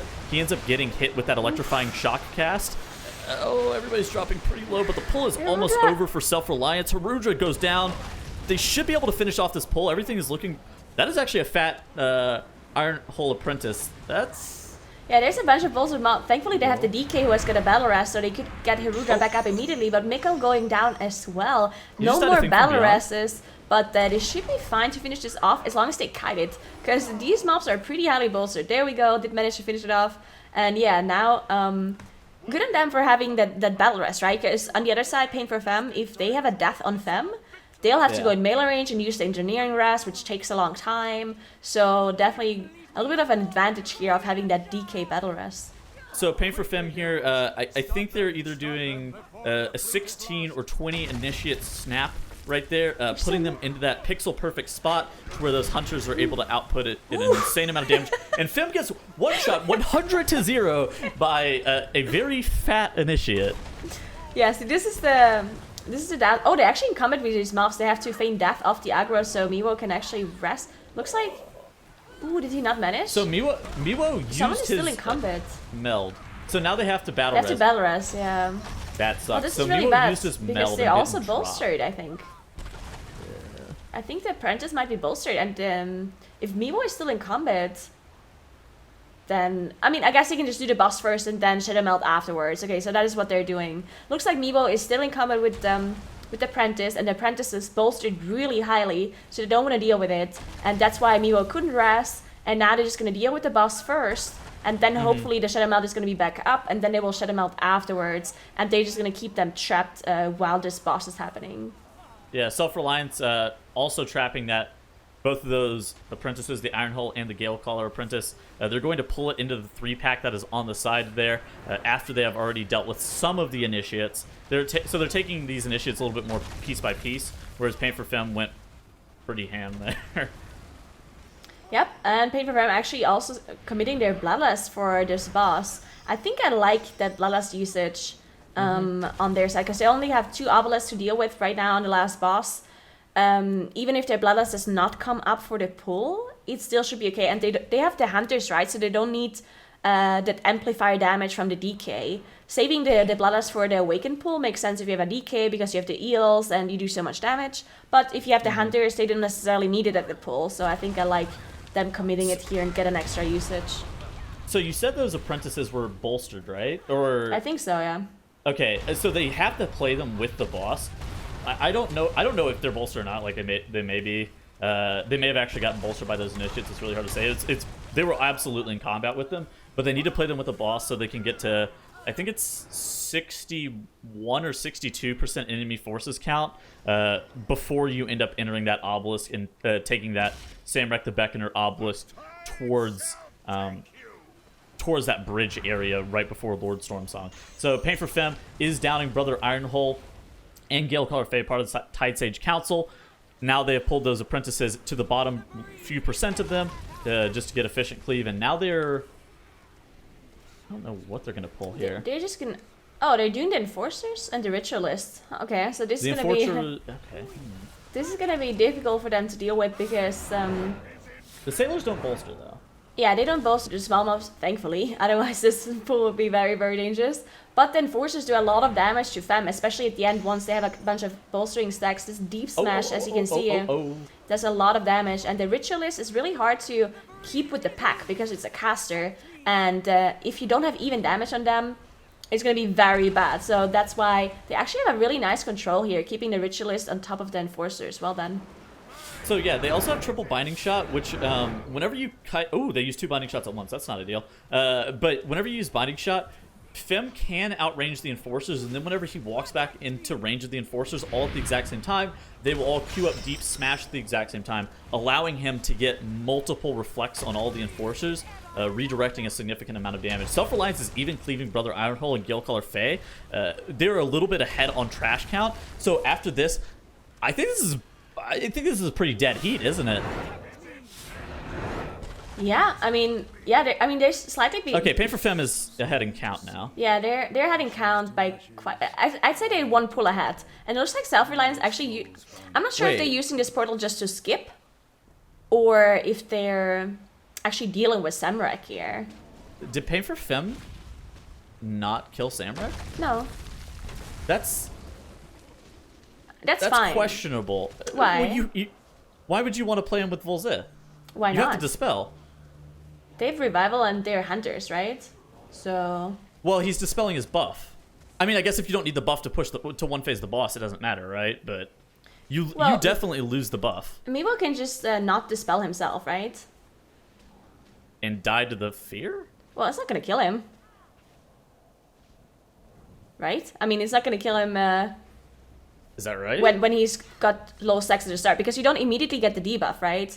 You get the debuff after a couple of seconds in combat, and then it just stacks up slowly. So to start, you're not gonna get one-shot by it. The first 2 are probably not gonna one-shot you, then the third one definitely is gonna one-shot you. But if they just focus it down, I think they're just gonna focus it, and it's gonna be fine.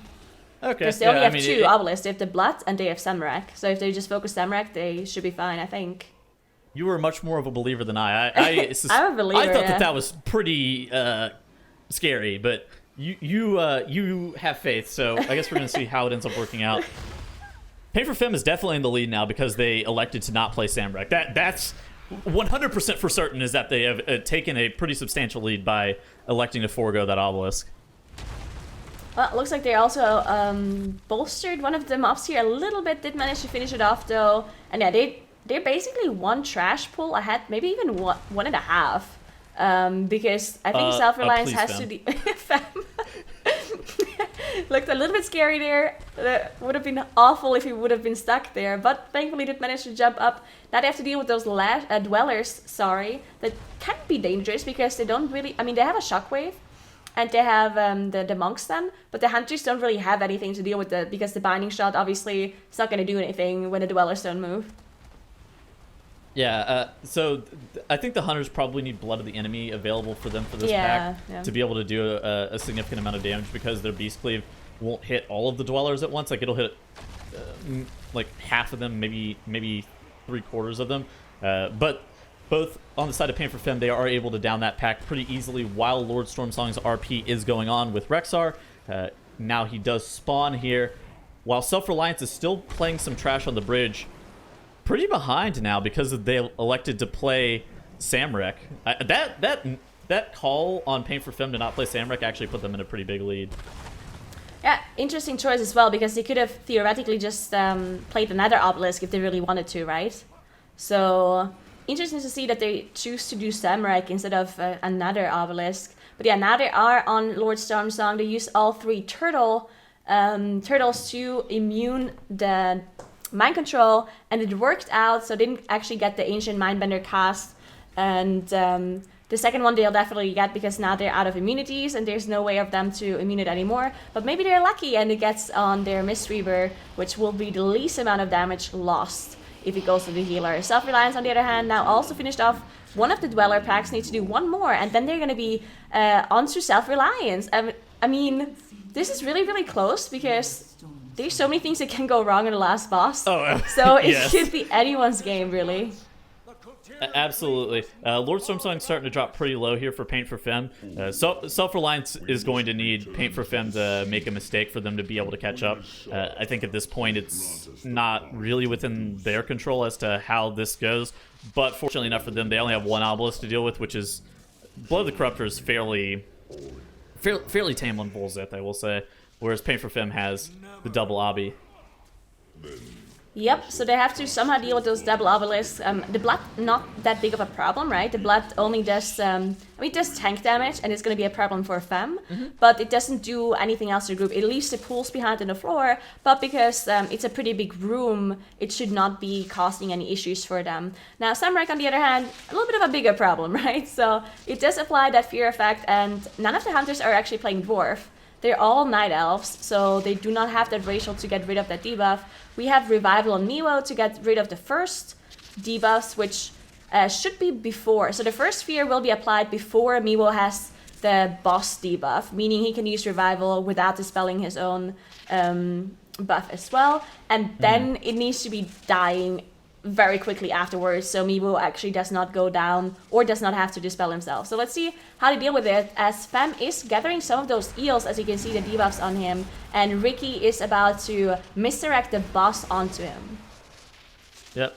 So now you see Ricky here popping his cooldowns, pre-potioning. Those eels are starting to come into melee. Miwo, ends up using his leg sweep to stun up everything. No Bloodlust is... It should come up, right? It should come up before the second phase. Yeah, it's very scary to deal with Samrek here, though, if they don't have the Bloodlust, right? That is true, yeah. So, I think that... So, it looks like they're focusing down Samrek, like you were saying. Samrek is sitting at 50% health. Now they have phased the boss. Samrek's still at 30% health. All the Hunter's pets are on top of Samrek instead of on top of their denizens in their respective roles, which means that this downstairs phase is going to take Paint for Femme a substantial amount of time. So the second set of fears actually went on all 3 hunters, and they all turtled it. So that's none ideal. of the that was actually ideal. They did not get the fear on Miwo here, so he did not have to dispel or not have to somehow survive it through. He did already have quite a lot of stacks there, so definitely could have been very, very dangerous if maybe he could he have lived did it with Cocoon. Possibly, right? He didn't have 9 stacks yet. So I think he was on 6 or 7. So maybe would have been survivable if he just uses big cooldowns on himself. But either way, went on 3 hunters, so no problem there using that turtle. And that's why I thought that was scary, though. That right there is what we were talking about. It is definitely scary, but whenever it goes on 3 hunters, you're kind of hard chilling. Volzith the Whisper up at 85%. that's a pretty easy one phase as soon as they have Bloodlust available. Pain for Fem Miguel? needs to kill double eel pack and then that middle pack left, and they should be good. Mikkel goes down inside of Self-Reliance. Yeah, though. they need to use the engineer rest to get him back up, and they need to get him out fast because they're in the intermission phase now, and they need to interrupt for the denizens. We probably have already one cast going through in the range. Mikkel, did he receive the rest? There we go, but Ashwell is going down. Or Ashwell, he's just really low HP. He's still alive. Definitely need to... Another cast goes through from the bottom side of Ashwell going Self-Reliance, and down. it's going to be a full team Another wipe. rest? No, they have another rest. No, another rest. Never mind. Mikkel using the rest in Ashwell, but now Anda's going down. Okay, now there's no way. Or is there? No. They're absolutely going to wipe. They had both denizens heal to full. They had to have Mikkel's kick, and it just didn't happen. That's why Blood of the Corruptor on Volzith is so dangerous. If you get the Blood of the Corruptor puddle on top of that sunken denizen in the bottom realm, then it can just like either incidental damage and make people die, or alternative things that are just really problematic. Self-Reliance has a full team wipe over it. Pain for Fem firmly in the driver's seat here. This should just be a pretty clean burn of Volzith. They're going to get the last few percentage points from this sunken denizen and then one more eel pack, and they should be taking this match. Yep, they This also game, have not the... this match, sorry. They also have the Bloodlust available here, so they definitely have enough damage to finish off Volzith. They're also gathering some of these eels that they still need to get the last few percentages here. And yeah, I mean, what a clean run by Pain for Fem. Only one death on the board, and it was also not a big deal at all, the death that they had. So yeah, incredible recovery from them after this Atal that they had, which was...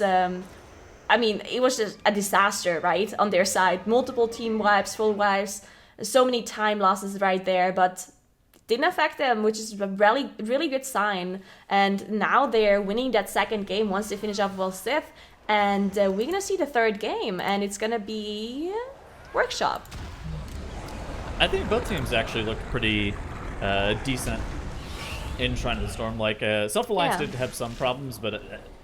I mean, this is how it's going to happen with bolstering Shrine, right? It's not like they didn't have like major problems prior to the final boss. I don't really feel like any of the stuff that they had was that bad. No, I mean, of course that wipe in the last boss is going to cost you a lot of time, right? But That's it. Yeah. But there we go, Pain for Fem finishing off the boss, and it's going to be a 1-1 between Self-Reliance and Pain for Fem. That's right. They're going to be bouncing back right now as the series gets tied, and you know, Vigor, you mentioned it, and Dranos, and it's also you on this one. They really showed, you know, a lot better posture, a lot better, you know, resilience to make sure that for a dungeon as tough as this one, they were going through not just the motions, but they were going through, you know, all of their priorities, all the work required to make sure they get this extremely tough dungeon done properly. Yeah, this is a completely different side of Pain for Fem than we saw from them yesterday and in the first game today. I mean, one death in Shrine of the Storm with these affixes active is better, I think, on average than like Perplexed and Method EU are going to do in here. So excellent showing from them, excellent time on that dungeon, and I think that they are they've got a lot of momentum here going into game 3. Yeah, and we're just going to see if they're going to be able to carry it forward, because Workshop's a usually pretty fast dungeon here, Tettles, but there's a lot of room for error. I think the biggest part where mistakes can happen in Workshop is that explosive pull that is right before Cujo, whenever you have all of those living wastes. It's a lot of room for error, because you need to either kill the explosives while lining the living wastes, or you have to line the whole entire thing. There's ways that you can use like Binding Shot or immunities or whatever to be able to deal with all of it at once. It requires a lot of coordination and a lot of practice to be able to execute it cleanly, though.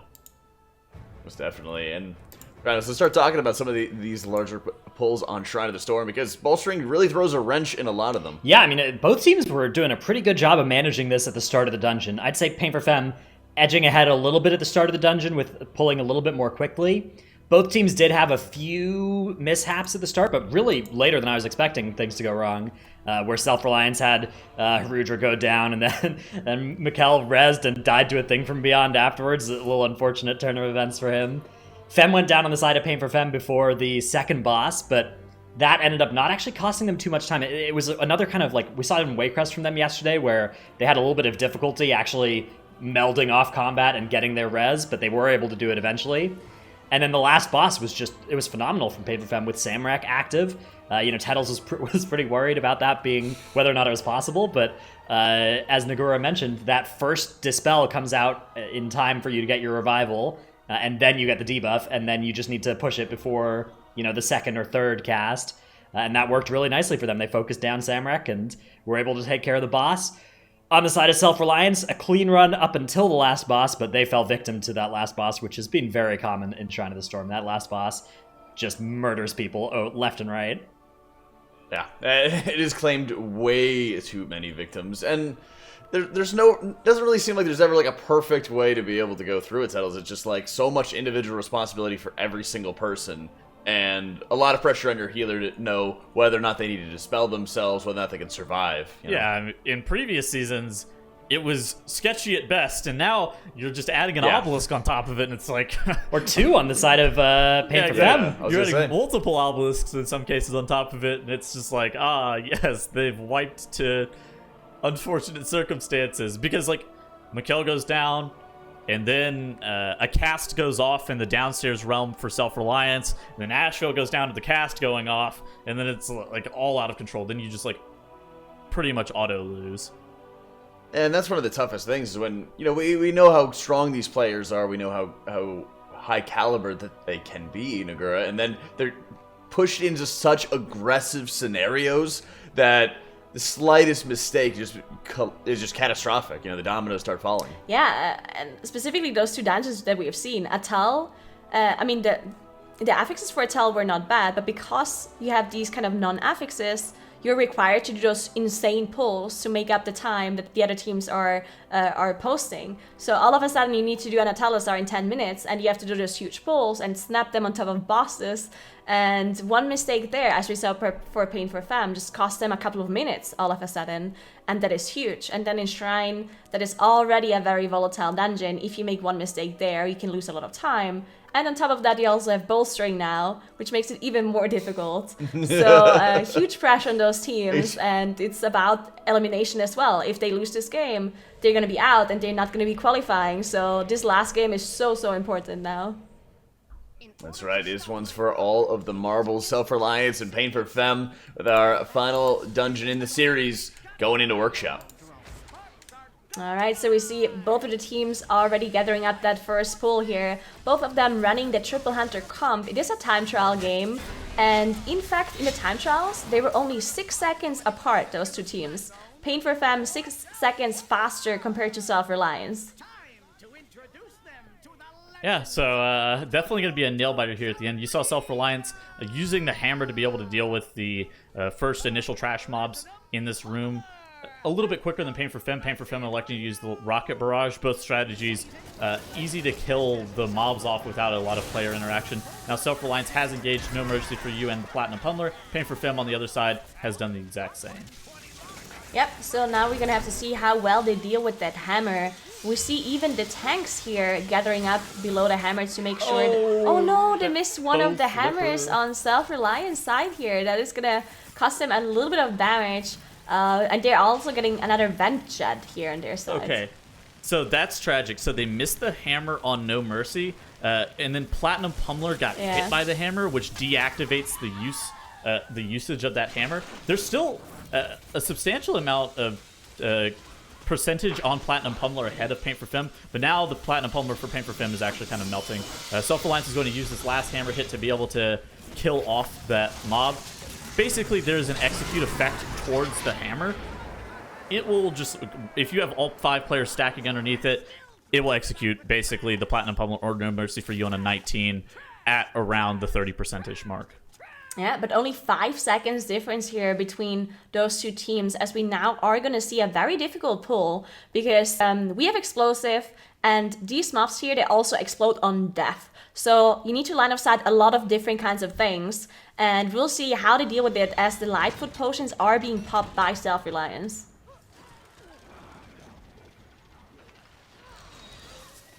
Yeah, so now you see Self-Reliance here. They have pulled all the Living Wastes Explosive is very dangerous here, so now you actually do see those living wastes starting to go down pretty low. All of the turtles come out for the hunters. Harudra is able to live through that as well. The Junkyard Dog and those waste processing units are pulled.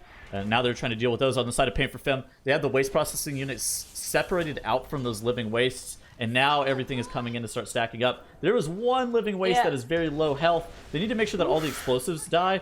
One living waste isn't going to kill your whole entire group, but if it's joined with explosives, then that could be deadly. Yeah, and Self-Reliance already engaged Cujo. Paint for Femme slightly behind on this pull. They need to make sure they're engaging the boss as well if they want to catch up. Looks like there we go. Okay, so Cujo being engaged by Paint for Femme as well. Still need to finish up the mobs here as Ashwell drops pretty low on Self-Reliance side. Did manage to recover now though, and now it's going to be very important how they position the boss, so the hunters can still continue to do damage during the AoE. He actually got hit by the box dropping here. Yeah. Oh, good feign death on the side of Self-Reliance to be able to cancel Cujo's cast. Anda wasn't exactly top there, and if he got hit by that leap, he could have potentially have gone down. Cujo now casting that Venting Flames while that Waste Processing unit is casting his Mega Drill. Now everything is going to be just fine for Self-Reliance. Paint for Femme had a little bit easier of a time cleaning up some of their trash, but now they are 20% on the boss's HP behind that of Self-Reliance. Yeah, but if you look at the trash percentage, they actually pulled 8% more trash. So Self-Reliance, they skipped some of these processing units, I believe, at the start, while Paint for Femme just chose to deal with that, which means Paint for Femme can, they can skip something later on, but what exactly are they gonna skip that is 8%? Do you think they can't it's really Mark skip? III robots that are on the Yeah, but bridge. is that 8%? That's a lot. Okay. Yeah. It's those Mark III robots that are on the bridge. Instead, they're just going to probably play that 3-pack that's at the very bottom.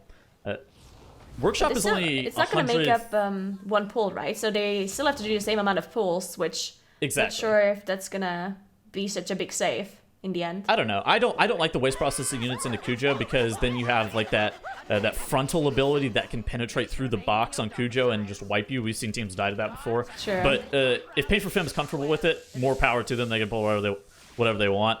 Self-Reliance has made it onto this gauntlet style room where all these anti-personnel squirrels and these guards are. Paint for Femme is now also making their way here. Femme has pulled the Alarmobot, so they're one fight behind that of Self-Reliance right now.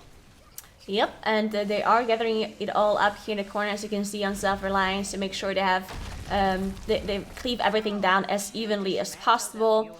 Unfortunately, there's no way of speeding this gauntlet here up. You just need to finish up the mobs, and then the next ones will spawn, and there's nothing you can pull on top of this. So you're just gonna have to go through this one. This is one of the reasons why Workshop is such a straightforward dungeon. Oh, 2 things from beyond spawning here, unfortunately. That's on awkward. Self-Reliance side. Did manage to survive though.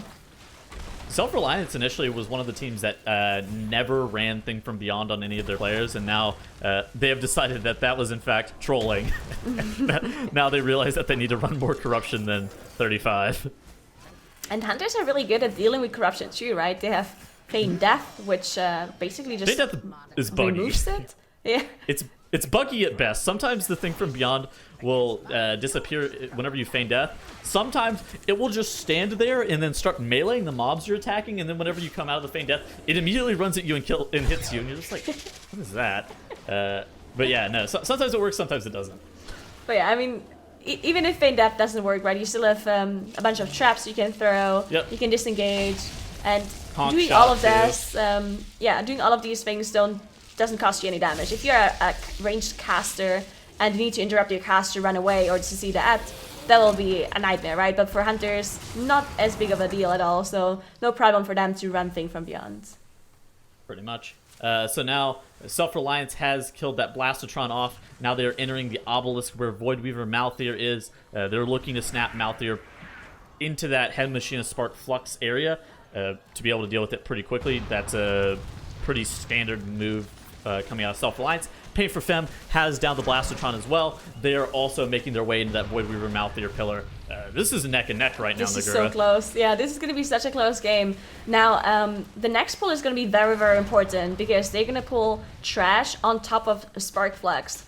And that can be very, very dangerous, especially because it's explosive as well and grievous. So anything can happen there, and they don't have battle rest classes. So in case someone goes down, it will take them quite a while to get them back up, which can cause even more people to die. So keep an eye on both of those teams as they're now pulling that trash bag here in front of Sparkflex on top of her. Yep, so now you see Harudra exiting the portal. All of the Self-Reliance members are still inside of that portal. As soon as Head Machine Sparkflex gets pulled, then all of the members come out. Furo frantically trying to top up Harudra. After that pull, everything is going to be okay on the side of Self-Reliance. Pain for Femme is going to be downing Voidweaver Malthier on their own side as well, just here momentarily. But Self-Reliance, with this engagement of Head Machine Sparkflex, is starting to pull a little bit further ahead, I will say. I'm not really sure. I mean, still the 8% trash difference, right?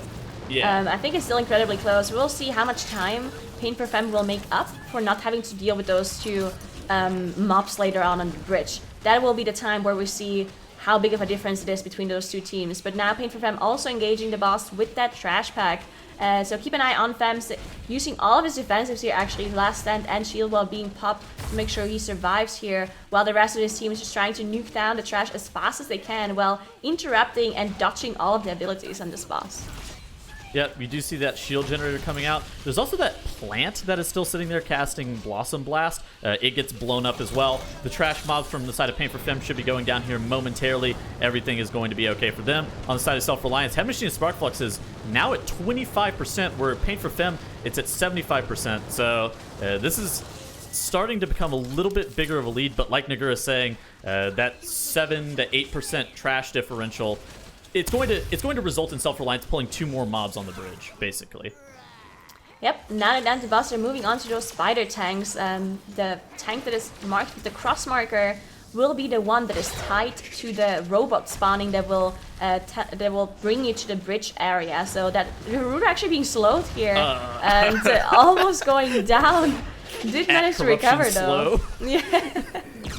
We've all been there where you just get slowed right as you need to dodge something. You're like kind of panic. You're just like, oh no.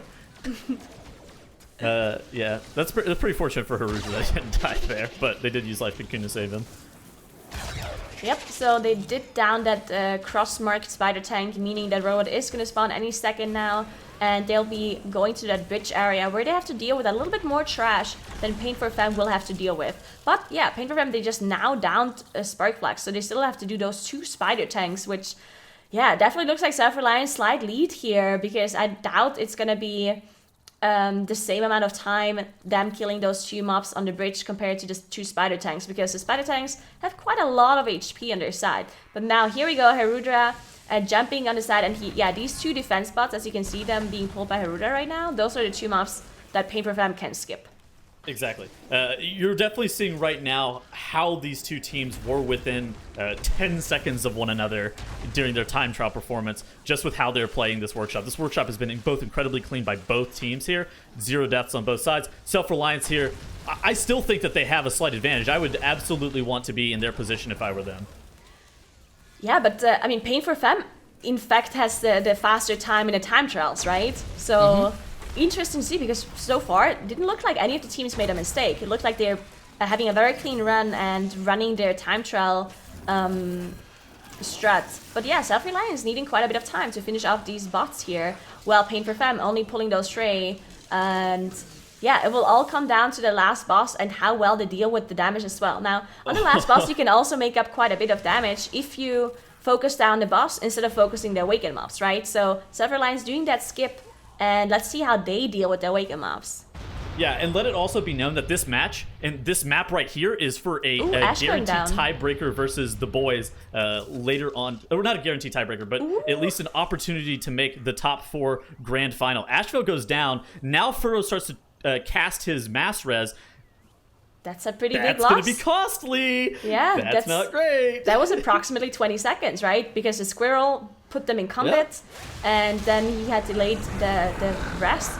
Now, Pain for Femme, on the other hand, also doing that skip. They're now Shadow Melting off the aggro. They're going to be engaging the boss anytime, but Self-Reliance still engaged the boss slightly earlier, but now 5 seconds difference because of that death.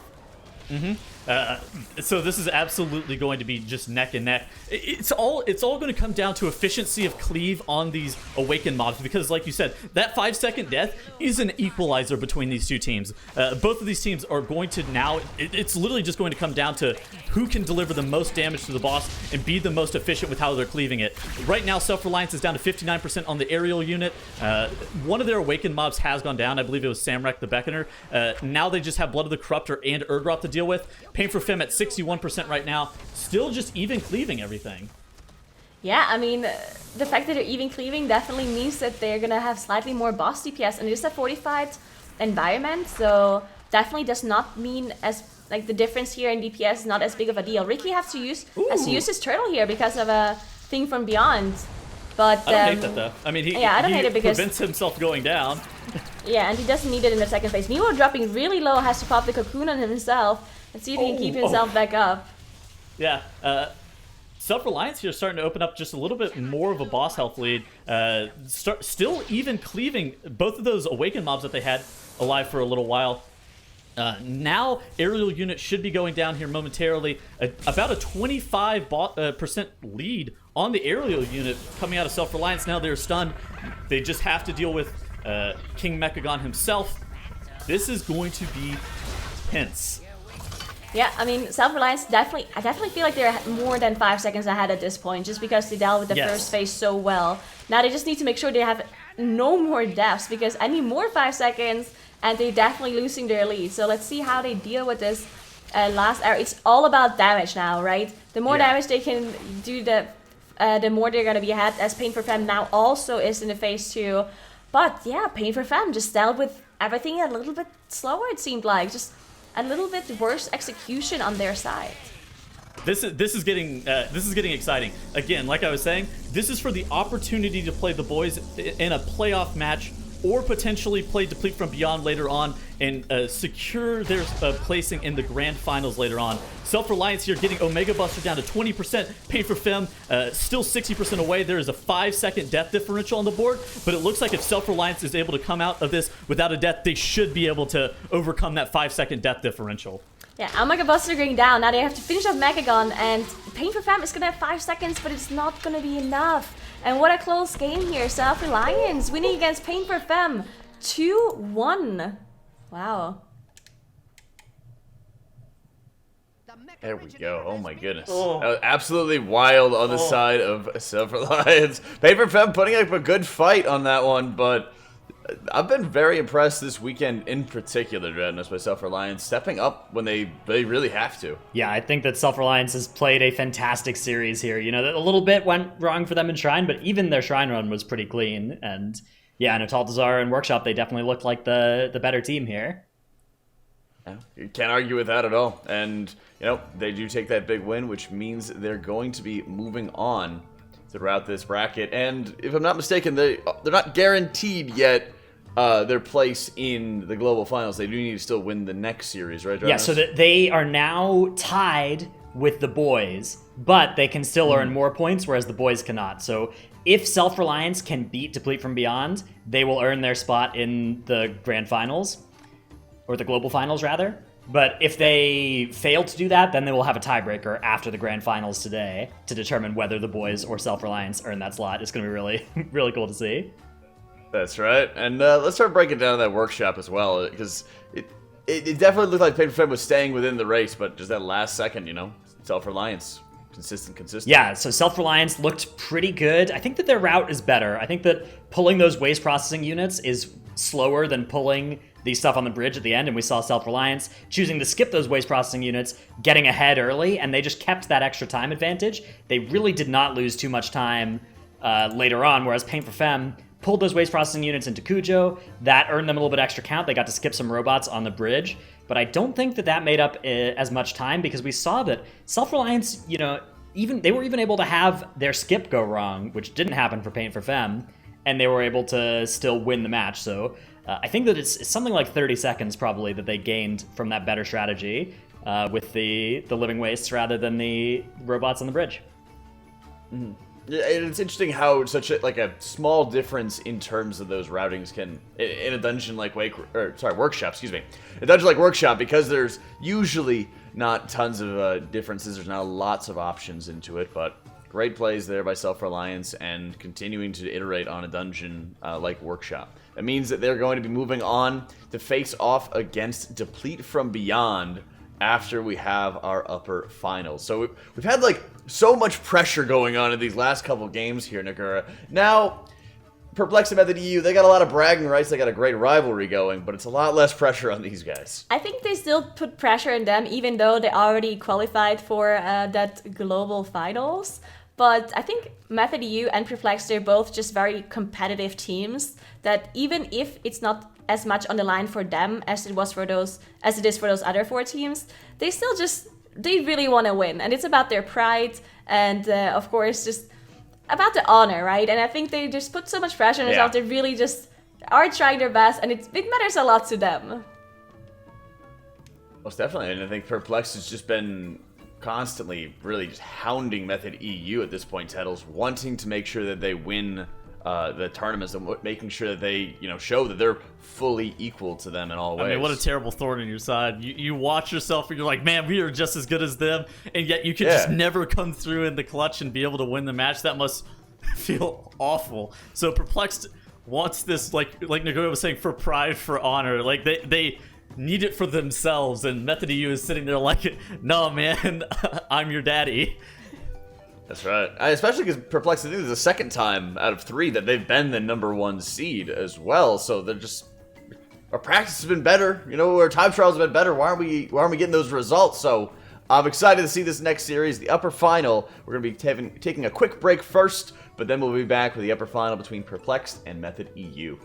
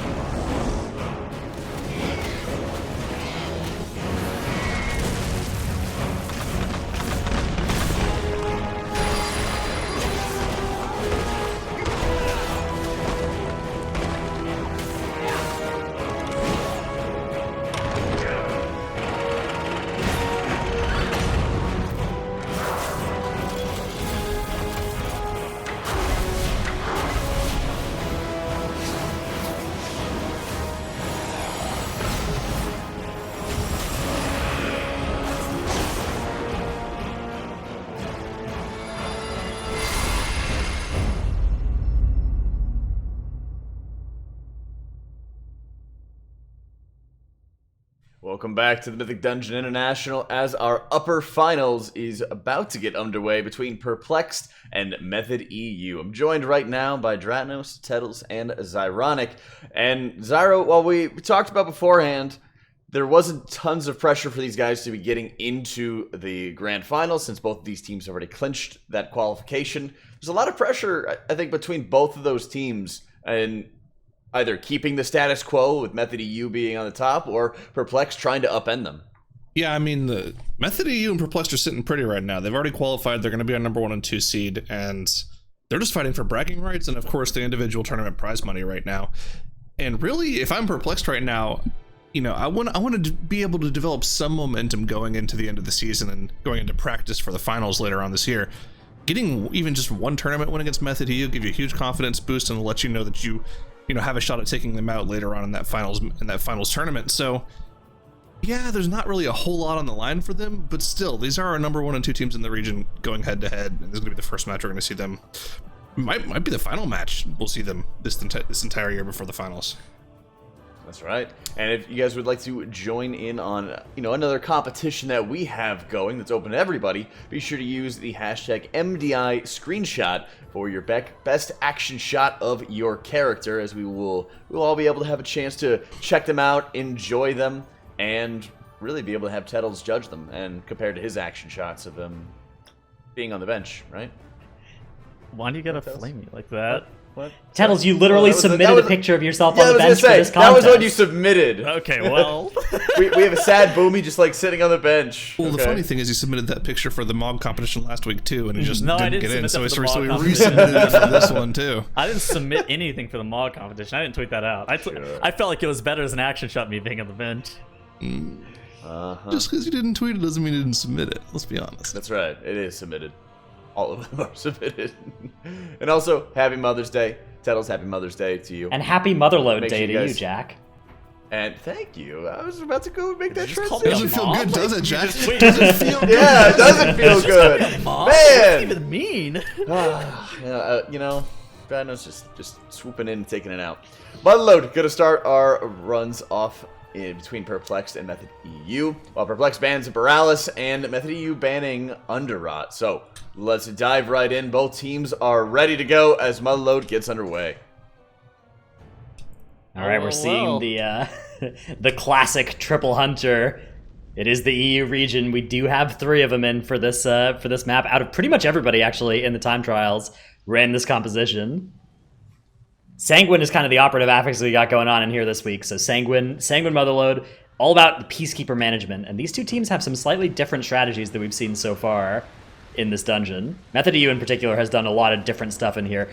Right now, it looks like it's going to be this big meld into a bunch of Peacekeepers at the start from Method EU. Yeah, exactly. I was wondering what Now was doing because he was holding his meld for an awful long time while the rest of his group ran off to the right-hand side. But yeah, they're doing that Paint for Fem style strategy where they're activating all the Peacekeepers, dropping combat with everything to make sure they don't proxy pull stuff, and then just getting those Peacekeepers. It's pretty efficient count, and we've seen teams pull it even into coin-operated crowd pummeler like you probably are going to look to see Method EU do here momentarily. Perplexed is playing something of more of a standard route where they're just kiting. It's a really big pull, but they're just kiting like a triple Peacekeeper and like a couple Assassins around. Yeah, this is much more of what you'd normally see in a Motherload, like on a live key setting. They didn't use their Bloodlust, though, so both teams... Actually, we've got a Bloodlust from Method EU going into the boss, whereas Perplexed saved their Lust here, presumably for this pull, as this pull is slightly bigger than that first one that they did. Oh, look at a Shine and Swag. They both end up popping their turtle right there. Actually, all 3 hunters on the side of Perplexed end up popping their turtle to make sure that they are able to bait those. If they get hit by any of the charges, they don't end up immediately perishing. Yeah, that's what you really do want to avoid immediately perishing as much as possible here. Those charges now going out though. Oh, and pours the mock, gets the pops the dampen harm immediately coming out of the stun. You can get kind of wombo comboed here where you'll use your you'll get hit by the stun and then volcanic or a concussion grenade will come and kill you before you have control of your character again. So those Atal'Dazar thugs, very important priority targets here. You'll see they're focusing them down. They're doing a good job here. Now they just have to make sure that they avoid Sanguine healing up any of the Peacekeepers on the side of Perplexed. Meanwhile, Method EU still doing this massive pull. Look at how much they are just focusing on boss damage. All of these Peacekeepers still alive. The boss might be the first to die. Zalia is so low. Oh my goodness, that dot is ticking on him. But he is going to be okay. But now it's also getting low. Oh, Zalia's starting to run out of mana, dude. Yeah, Zalia is he's not got very much left here in the tank. They do need to make sure that they get this boss taken care of as soon as possible. A lot of defensives starting to die off, though. Yeah, Avatar available for now as well. That is a powerful offensive and defensive cooldown for those Prot Warriors. Yeah, so a strategy that we see a lot in Sanguine Motherlode is like your off DPS will end up using Taunt to be able to move mobs outside of Sanguine. But whenever your only Taunt available is on your Mistweaver Monk, that's going to happen with significantly less frequency. So Pet Taunt there comes out, though. You see keeping one of those Peacekeepers right far away. Yeah. Pet Taunt, a little bit sketchier, but yes, it did do some good work for them. And now Method EU, look at how many Peacekeepers they have involved here. I think this might be more than we've seen out of Paint for Fun. I think this is 8 total Peacekeepers, maybe 9, counting the 2 that have already died. Yeah, but an important distinction that you need to make whenever you see a bunch of these Peacekeepers. So a lot of the time you'll get the count from the mech jockey whenever it's inside of the Peacekeeper, just because of how they function. But whenever they meld off and drop combat with all of the additional trash, they also lose the +4 count that would be present from those mech jockeys. Method EU very cleanly ends up killing off coin-operated crowd pummeler and all of those Peacekeepers. Maris here is popping his turtle, allowing some of those throw rocks and those earth shocks to hit him while the mobs are being grouped up. Perplexed has pulled coin-operated crowd pummeler. They have a trash advantage, though. Yeah, so speaking about these two teams, this was, of course, a time trial map. And Perplexed had the faster time trial time in here by a solid 20 seconds. So they might, this is probably a pretty fortunate map pool for them to include that time trial rather than, say, Atal'Dazar. And look at this trash coming in here. Oh, no. That's scary trash. No. That's intentionally pulled. I know, but on the side of Method EU, we had a now go down. Oh, now went down on the side of Method EU. I was busy focusing on Perplexed, where yeah, they me too. pulled these mine rats and earth shapers into this boss. This is pretty scary for Divine. That Peacekeeper ends up going down. Now they're killing off coin-operated crowd pummeler. Probably going to bolster kill these mobs right on time with one another to not heal coin-operated crowd pummeler up any. Method EU skipping towards the boss here. Meld skip is successful after not quite working for a couple seconds there. They're going into this boss here with 46% count. Perplexed a little bit ahead on count, especially because they still have this big trash pool here. And so Perplexed did some of this into boss. We see them CC these 2 mine rats, and they're going to pull a gigantic pull in this section. This is something that we've only seen Perplexed do so far, but they are pulling huge amounts of trash here, and then they will be following it up with a meld skip that avoids them being in combat with those drillers that are difficult mobs that don't give any count after the extractors die. Yeah, double extractor here. This is a lot of damage going into Divine because of how many of those Earth Shapers they end up having. The Earth Shapers, of course, do an invisible cast that is the Earth Shock ability. Yep. And that does a substantial amount of damage. Everything's starting to drop low here for Perplex, so we're going to watch their ability to be able to kite out everything. They cancel those final blasts with the Ring of Peace to make sure that all the mobs look at those 2 full health mobs casting their final blast there. Perfect from Perplexed. The extractors are last to die, and out are those drillers, and they've had enough here. They're not going to bother with those drillers. Yeah, piecing on out as Perplexed is sitting at a nice 79% trash count. Method EU, on the other hand, is sitting at 46%, but they are about 75% ahead of Perplexed in terms of just Azarok's raw boss HP. Perplexed has an issue on their skip here. That is going to be a 15-second penalty here. Almost the entire difference between these 2 teams' time trial times. Yeah. That's pretty rough. Okay, so now look at Perplexed's racials on their hunters. So all 3 hunters are running that dwarf racial, which is going to allow them to stack up in melee here and take a few melees of the Earth Rager, getting those bleeds on them. Then they will be able to cleanse those bleeds off with that dwarf racial if they do end up getting any. Divine actually has 5 stacks of that bleed right now. Yeah, sometimes those things will hit your tank under various circumstances. Divine not fixated, but is getting meleeed. I think because they are rooted and their actual melee target is out of range. Mm-hmm. So now Method EU has down to Azarok. They're making their way through the R&D wing, performing a meld skip. They're 46% trash count here, so I think the likely I think we're going to see a kite. Yeah, I think we're going to see a kite. That's what I was about to say. Because the reason for that, right, is because 46% means they're getting all the trash in the VMZ. Oh my god. What is happening here on my MDI? Method EU has pulled 2 War Machines into Rixa Flexflame. That is one more War Machine than we've seen before, I believe. Yeah, so putting on my monocle, that is very dangerous for the tank. And the reason for that being is because Rixa has magic damage melees, and then both of those War Machines have a charged shot ability. So all 3 of those things are pretty substantial tank damage. So Now's ability to be able to survive this is paramount to this pull's success. And there's also Sanguine to be dealt with. You saw that Ring of Peace come out for Xaylia to be able to deal with some of that, knocking one of those mobs out of melee. Those War Machines and Rixa herself cannot be knocked by NECC, so you have to have perfect kiting on all 3 of those whenever they do start getting low here momentarily. Perplexed, about to down Azarok here. They are still ahead on trash count, but yeah, half a boss fight here behind in tyrannical boss fight as well. I think that these teams are basically even right now in terms of time. I think that they are on pace for a neck-and-neck photo finish at the end of this run. Oh, absolutely. So that 58% trash count, it takes a long time to be able to deal with the trash that is in that VMZ wing. Yeah, it's 2 pulls, I think, ahead of Method EU in there. Unless they found a way to do it all in one. Okay. There are 2 War Machines up there and like a bunch of Sky Scorchers. The Sky Scorchers, really problematic mobs to pull too many of. I don't think you could do it in one pull just because of the sheer amount of Sky Scorchers that you'd have to deal with, right? Perplexed now into Rixa Flexflame. They are disadvantage. 80% of Rixa Flexflame's health behind, but 1.5, maybe 2 trash pulls ahead. Perplexed not pulling the War Machine pull in at the start of the boss fight. We'll see if they choose to do it later towards the end of the boss fight, as they do still need a little bit of count themselves, just not the entire wing.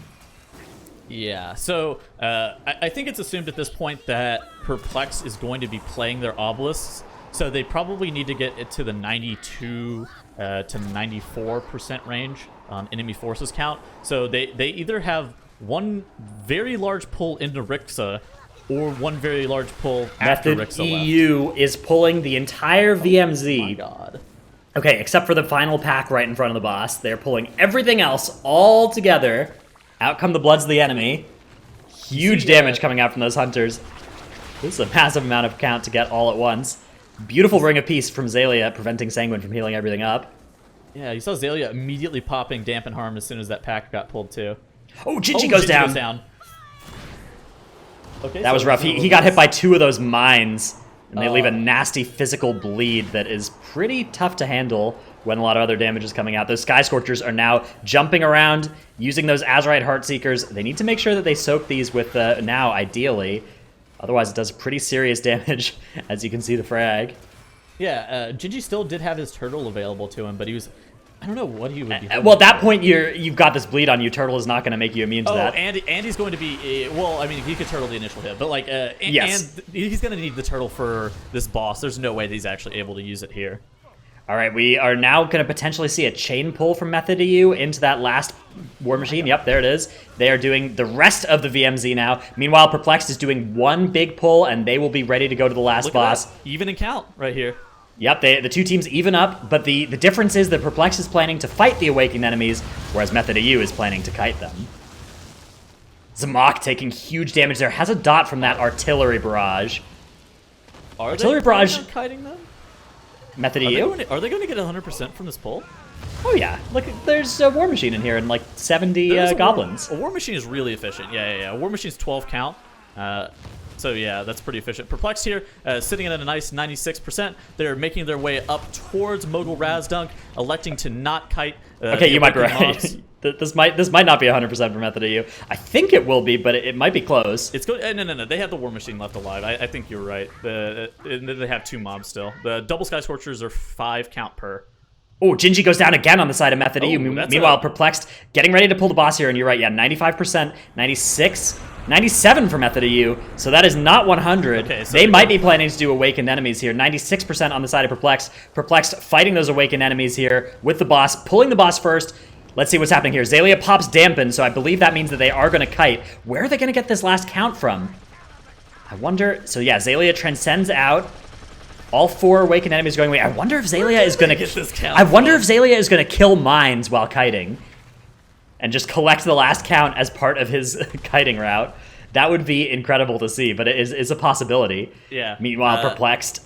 Yeah, so Perplexed, you can see already that Mogul Razdunk is even now for the two teams, despite the fact that Perplexed killed it for... Oh, Zamak goes down, and a Shine goes down on the side of Perplexed. They have 2 battle reses here, but they need to be able to survive to actually cast them here. Divine is taking huge damage from all of these enemies. The Blood of the Corruptor is still alive, too, creating...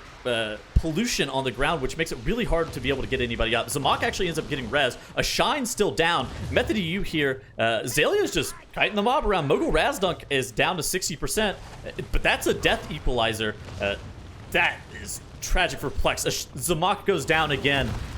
Oh no, man. This is going to be a boss reset from Perplexed, but it's not going to be the end necessarily because it still matters whether or not Method EU are able to kill here. And I don't see a boss. Look at the mines on Method. Yeah, they've got the they've got the they got the mines there, so that is exactly what they're going to do. Is they're going to kill those mines later. Zalia is collecting mines, and they will at the end of the dungeon, he'll bring them into Mogul Razdunk and kill them. That is so genius from Method EU. He's just grabbing all the mines. That's hilarious, actually. That's what I like to see. This is the part of the kite that they have to be careful of, because this is the hardest U-turn, and they're pretty close to the actual boss fight. This is where it went wrong for them before. So we've seen the boss reset here because Zalia got just very minorly too close, and then the boss fixates him with the charge down, and then just like yeets himself out of the arena and resets immediately. Yeah, Mogul Razdunk 40 death. Yes, a death on their skip. They're still their win condition hasn't changed here. They need this to be a wipe from Method EU's side. If it's not a wipe from Method EU, then Perplexed is going to lose. But if Method EU does wipe, Perplexed gets another shot here at this last boss with these obelisks. How many mines is that? That is a large number. He pops his dampen right there. Do you expect to get melee? Also going through the water there takes some damage. The water is real bad. Yeah. Yeah, the first time we saw him Cocoon going in there. Oh, and he's going to teleport back over. Good to spawn himself. Good job, yeah. Procs another mine, and there. I wonder if he's just gonna kill them himself, or what? I wonder if he'll enlist the aids of the hunters. Into them. I think that's what he may do. Just yeets on in there. Yeah, we'll see. All right, so there it is. Boss dead. Method EU does have to get that count. Yeah, wait the crane, spinning crane kick. Needs to get those mines. Yeah, I wonder if he can just run into them. He has to tag them to get count. No. He has to tag them. All right, and there come the multi-shots. There's the 100%. Dude. Method EU taking the first game in this series. Wow. All right, that is some kiting with extra I don't even know they would give extra responsibilities, but they absolutely did. And Method EU winning once again in some big style there, Zyro. I mean, that was a sub 15 Motherload run, dude. That's crazy fast. And the crazy thing to me is Motherload, it used to be one of the longest dungeons we had. I mean, if you think back to the beginning of the MDI last year, teams got 90% of the trash count at the start of the dungeon, but Method EU just getting 30% of the trash at the start of the dungeon, then clearing off the rest of the dungeon after the third boss, Rix and Flux Flame, just so they could kite. The way that teams are changing their strategies in these dungeons based off the Awakened affix is it's truly impressive, and Method EU once again wowing us with a strategy that no other team has been able to even come close to. That's right, and grabbing all of the mines. I was really expecting him to just like spin, like roll, and then spin in there really quickly and just die to all of the mines, but they actually ended up kiting it. They actually ended up killing all of it throughout Dranos. So look, that is some excellent master routing. Yeah, that is in the expert route next week. Wait for it there. You're gonna ask people to kite obelisks in your expert route? Yeah, man. I'll just draw a little circle. I mean, there. They gotta be experts, right? So. Maybe I'm a Dratnos beginner route kind of guy. I'll just put a link to this VOD here at this timestamp and show Zalia doing it and be like, just do that. I don't understand why it's so hard. Exactly. This guy did it. All right.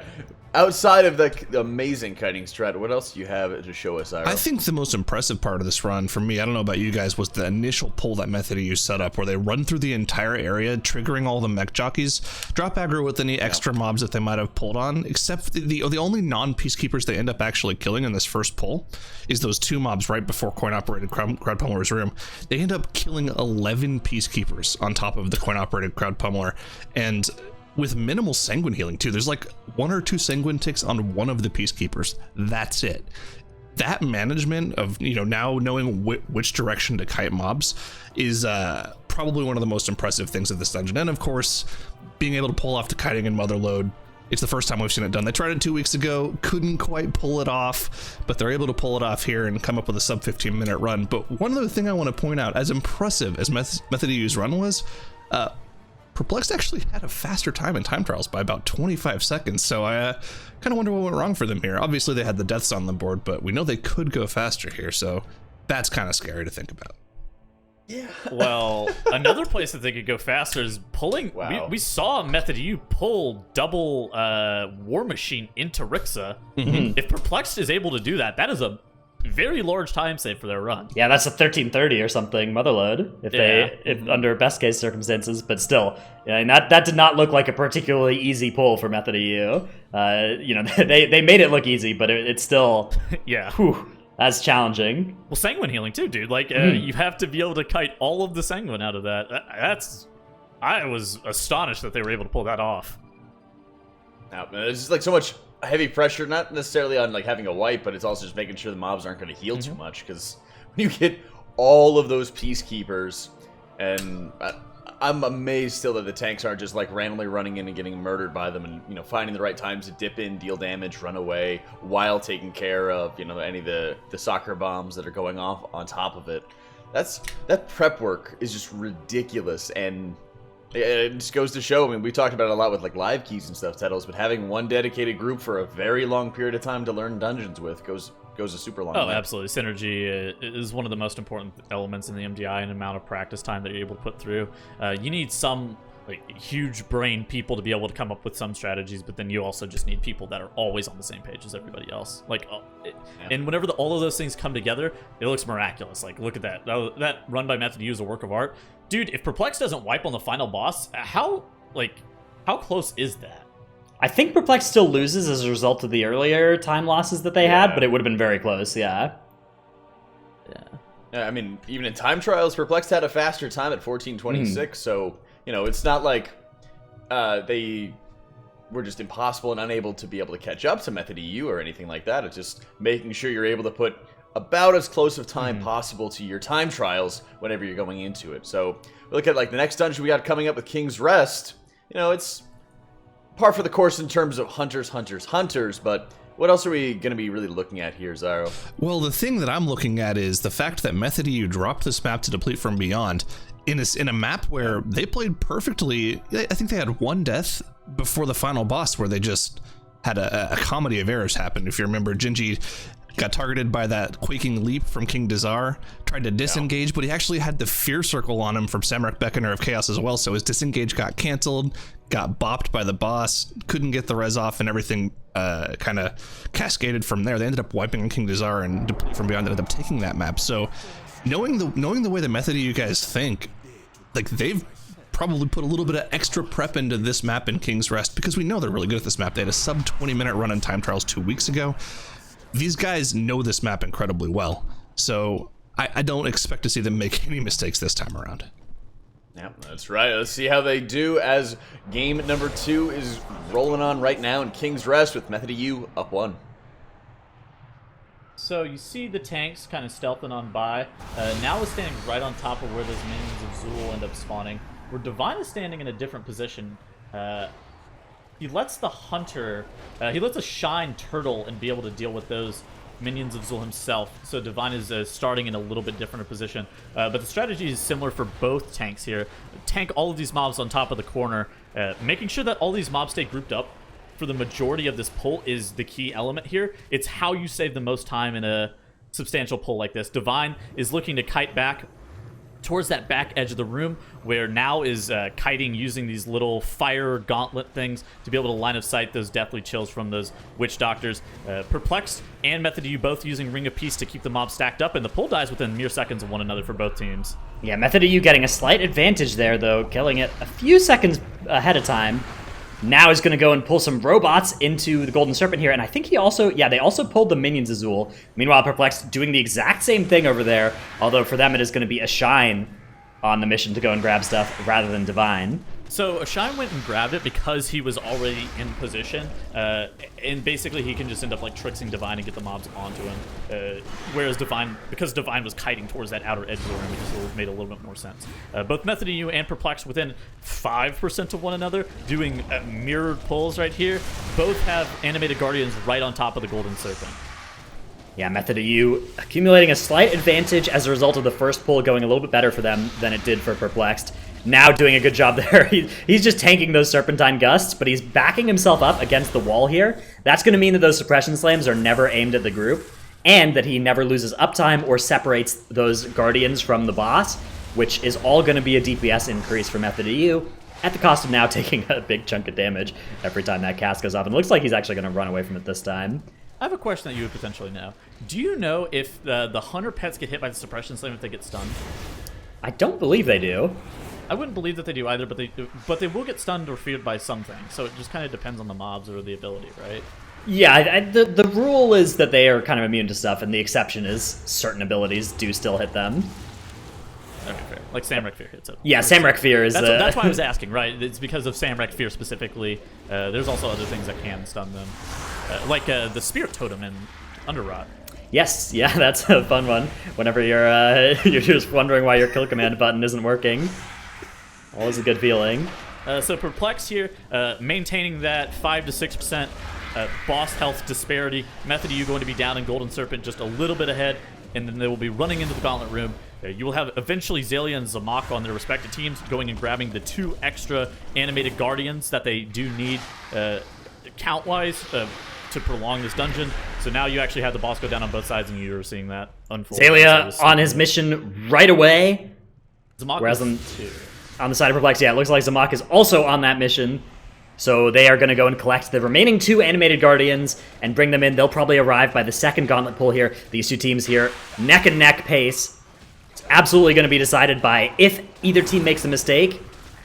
That's going to be the team that loses, almost certainly. Method EU, I think, dangerous to count on them making a mistake in the same map twice in one weekend. I don't think they've ever done that before, so that would be unprecedented. Well, these dungeons are on a knife's edge, I will admit. Like, that is certainly true, it's so easy to make mistakes here. Method EU just so consistent at these kinds of things. True. So now here are these animated Guardians waddling in for both sides. It looks like I'm watching the exact same match twice in a row. Now the King and the Guard Captain pack have been engaged on both sides. Those animated Guardians just being stacked up and cleaved as a group. The Hunters kind of popping off on both sides.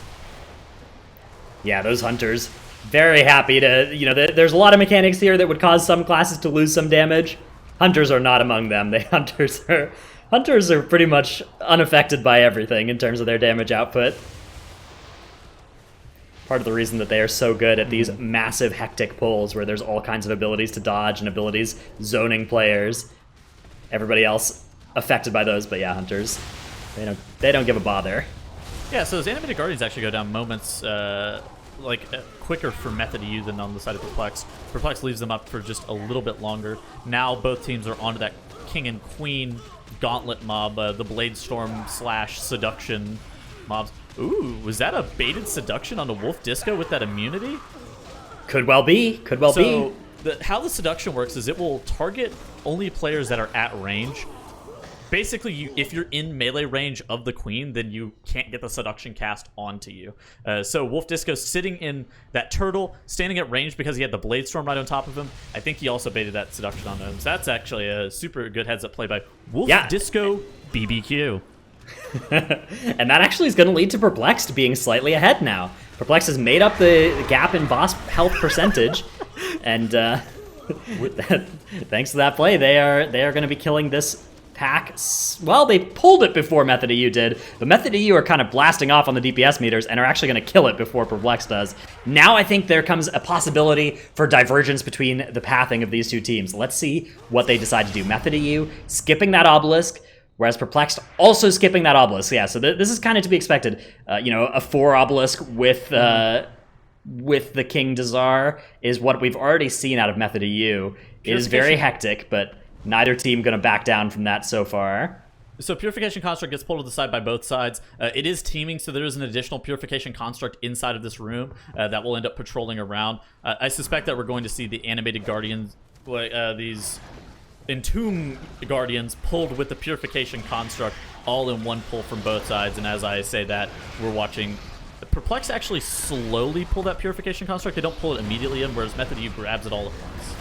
Yeah, Method EU not wasting any time there. They are just going to get right into the entire pull. And they are certainly opening up a little bit of an advantage here. Their mobs will be dying quite a bit faster than Perplexed's. Perplexed could maybe make this up by pulling into the boss a little bit earlier before this pack is all done. Method EU are moving into the boss right now. I think Perplexed is going to wait. Oh, nope, they're going right into the boss as well. Okay, so yeah, both teams doing a good job here. This is actually going to mean that this should still be pretty close. So Method EU downed one of their internment constructs almost immediately, and then was just like letting one sit alive for a little while to allow for a little bit more cleave, where Perplexed was having both internment constructs just kind of chill there. Now we only have the Purification Construct left alive on the side of Perplexed, and Method EU has killed that Purification Construct. Fairly dangerous. Both teams now preparing to be able to get their friend out of the Entomb, making sure that Machemba will then no longer do any mechanics. You do have one mummy actually spawned on the side of Perplexed that they are dealing with. They're keeping it alive for rapid reload. This is insane. Yeah, this is, they have enough interrupts to deal with it. They're not going to focus any damage into it. They will just be getting multi-shot benefit from it, thanks to that Hunter trait. So pretty cool strategy coming out from Perplexed. Meanwhile, Method EU not bothering with that kind of strategy at all. They've already killed their Purification Construct as well, so they wouldn't be able to get access to that 3+ target cleave anyways. Perplexed a little bit behind though on boss health here, perhaps getting a little bit too fancy, ending up being a little bit slower on killing the boss. For those who don't know, those mummies actually cast an ability called Wretched Discharge, and if the ability goes off, then you get a disease on everybody, and it one hits you 100 to 0. It's pretty bad. You do have Revival available from both teams, so I think that one cast would not actually be an immediate wipe, but it would it would certainly be bad. Absolutely. So now Perplexed and Method EU. Perplexed is still 10% boss HP behind, so the gap neither widened nor shortened, even with that addition of the rapid reload. There was absolutely nothing that changed between the two. All right, now we're going to get to see the bridge pull that claimed Now's life yesterday. I'm not sure if you saw this, but he tweeted out a picture of what happened. Yeah, so he went in to try and double reflect the 2 spectral bolts, but he got targeted by the frost shock from the Witch Doctor between when he pressed reflect and when those bolts went out. So his reflect got consumed reflecting that frost shock, and then he got hit by 2 spectral bolts and a brute melee and disappeared. Got in the back, and I was like, he just died 100 to 0. It was kind of random. But yeah, so now here the reflect goes out on those spectral bolts. Now is hard chilling at this point. He also gets hit by the frost shock, but the Witch Doctor's first cast was not frost shock here. Yeah, he did a good job there of saving his reflect until the very last second this time, whereas last time what caused the problem was reflecting immediately on pull. Yeah, Method EU is doing a really good job of killing off this Healing Tide Totem, so sometimes you'll actually just kite the mobs out of the Healing Tide Totem, and the advantage of that is that it won't recast another, yeah. Yeah, okay, that was kind of scary. That's why I paused there momentarily. But it won't cast another one, like I was saying. But whenever you have that many mobs, it's hard to move everything out with just like a Ring of Peace or whatnot. Perplex also immediately down in their Healing Tide Totem. Method EU and Perplex doing a very similar pull here. Perplex Spectral Brute is about at 50%-ish HP here. Method EU is starting to get a little bit further of a lead now. Yeah, they're going to be using this pseudo shroud skip with the obelisk. So Gingy is in camouflage and running down the bridge in the real world. The rest of the team is in the awakened world. And Gingy will now be pulling the boss and yoinking the entire Method EU team out of the awakened realm. They will not be dealing with the spider, just using the obelisk for the skip. Perplexed doing the same strategy here. Oh, a shine though gets seen by the brute. That is very, very, very bad news. His turtle is active right now, but how is he going to make it all the way through here? I don't know. I think they might have to mass res him. Oh, that's... Yeah, I don't think that was going to work, so they're going to now need to commit a mass res. Oh. But they can't because they're in combat with the spider. So they can meld off here and then mass res, maybe. But Divine doesn't have meld because he is playing a dwarf. So Divine is going to have to die. That's going to reset everything. Zamak is going to cast Master House. Hopefully a Shine is in range of that, but this has been a costly mistake that certainly leaves the door open now to Method EU getting the win here. Without any mistakes on the side of Method EU, that will definitely be what happens. This is a catastrophe. No. Yeah, now Method EU has already down Cool the Butcher. They're now on to Xanazal the Wise, the second mob of this council fight. Basically, he'll end up summoning the totems. The meta strategy in MDI is to not kill the Torrent Totem or the Thundering Totem. They're going to immediately kill the Explosive Totem and the Earth Wall Totem. And once those goes down, then they'll focus all of their damage into Xanazal, making sure that they don't get a second round of totems. That'll speed up everything pretty quickly because that Earth Totem, I don't even know what it is. Earth Wall, yeah. Earth Wall Totem. It puts a shield on Xanazal. Yeah, the Thunder and Crash Totem and the Torrent Totem, those can be pretty annoying for some DPS players, but when your composition is 3 Hunters, they are completely unaffected by movement or by spell locking, so they just don't care at all about either of those totems. Yeah, Zelia. Yeah, Zelia does care about them, unfortunately, but healers notoriously not people, so they don't get a say in what happens with the totems. I'm doubling down. Healers are not real people, no matter what Automatic Jack or JB will tell you. Absolutely just not people. So yeah, there's a full boss in this council fight, now separating the two teams as Perplexed just starting on Xanazal the Wise, whereas Method Ali on Akali the Conqueror, who is the third of 3. Did you just call them Method Ali? Method EU. I was trying to say Akali. Yeah. But it's definitely possible. It's definitely possible.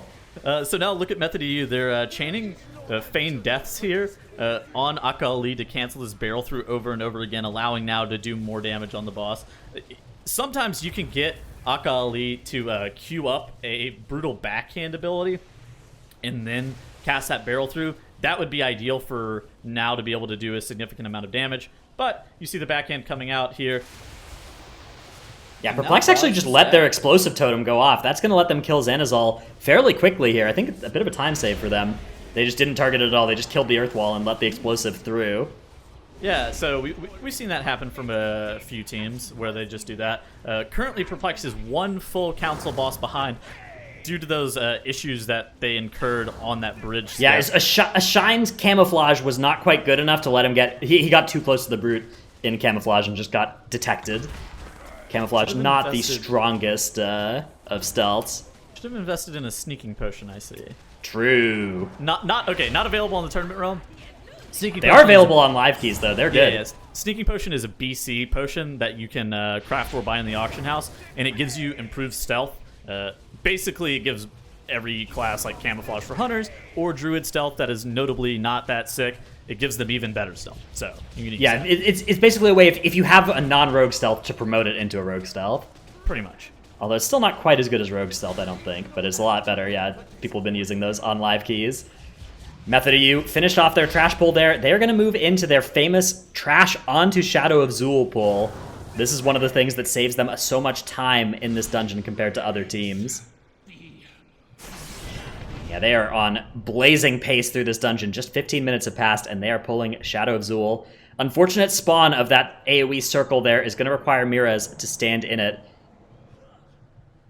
Yeah, so you can actually outrange that pool that Miraz is standing in, and it's a pretty short range.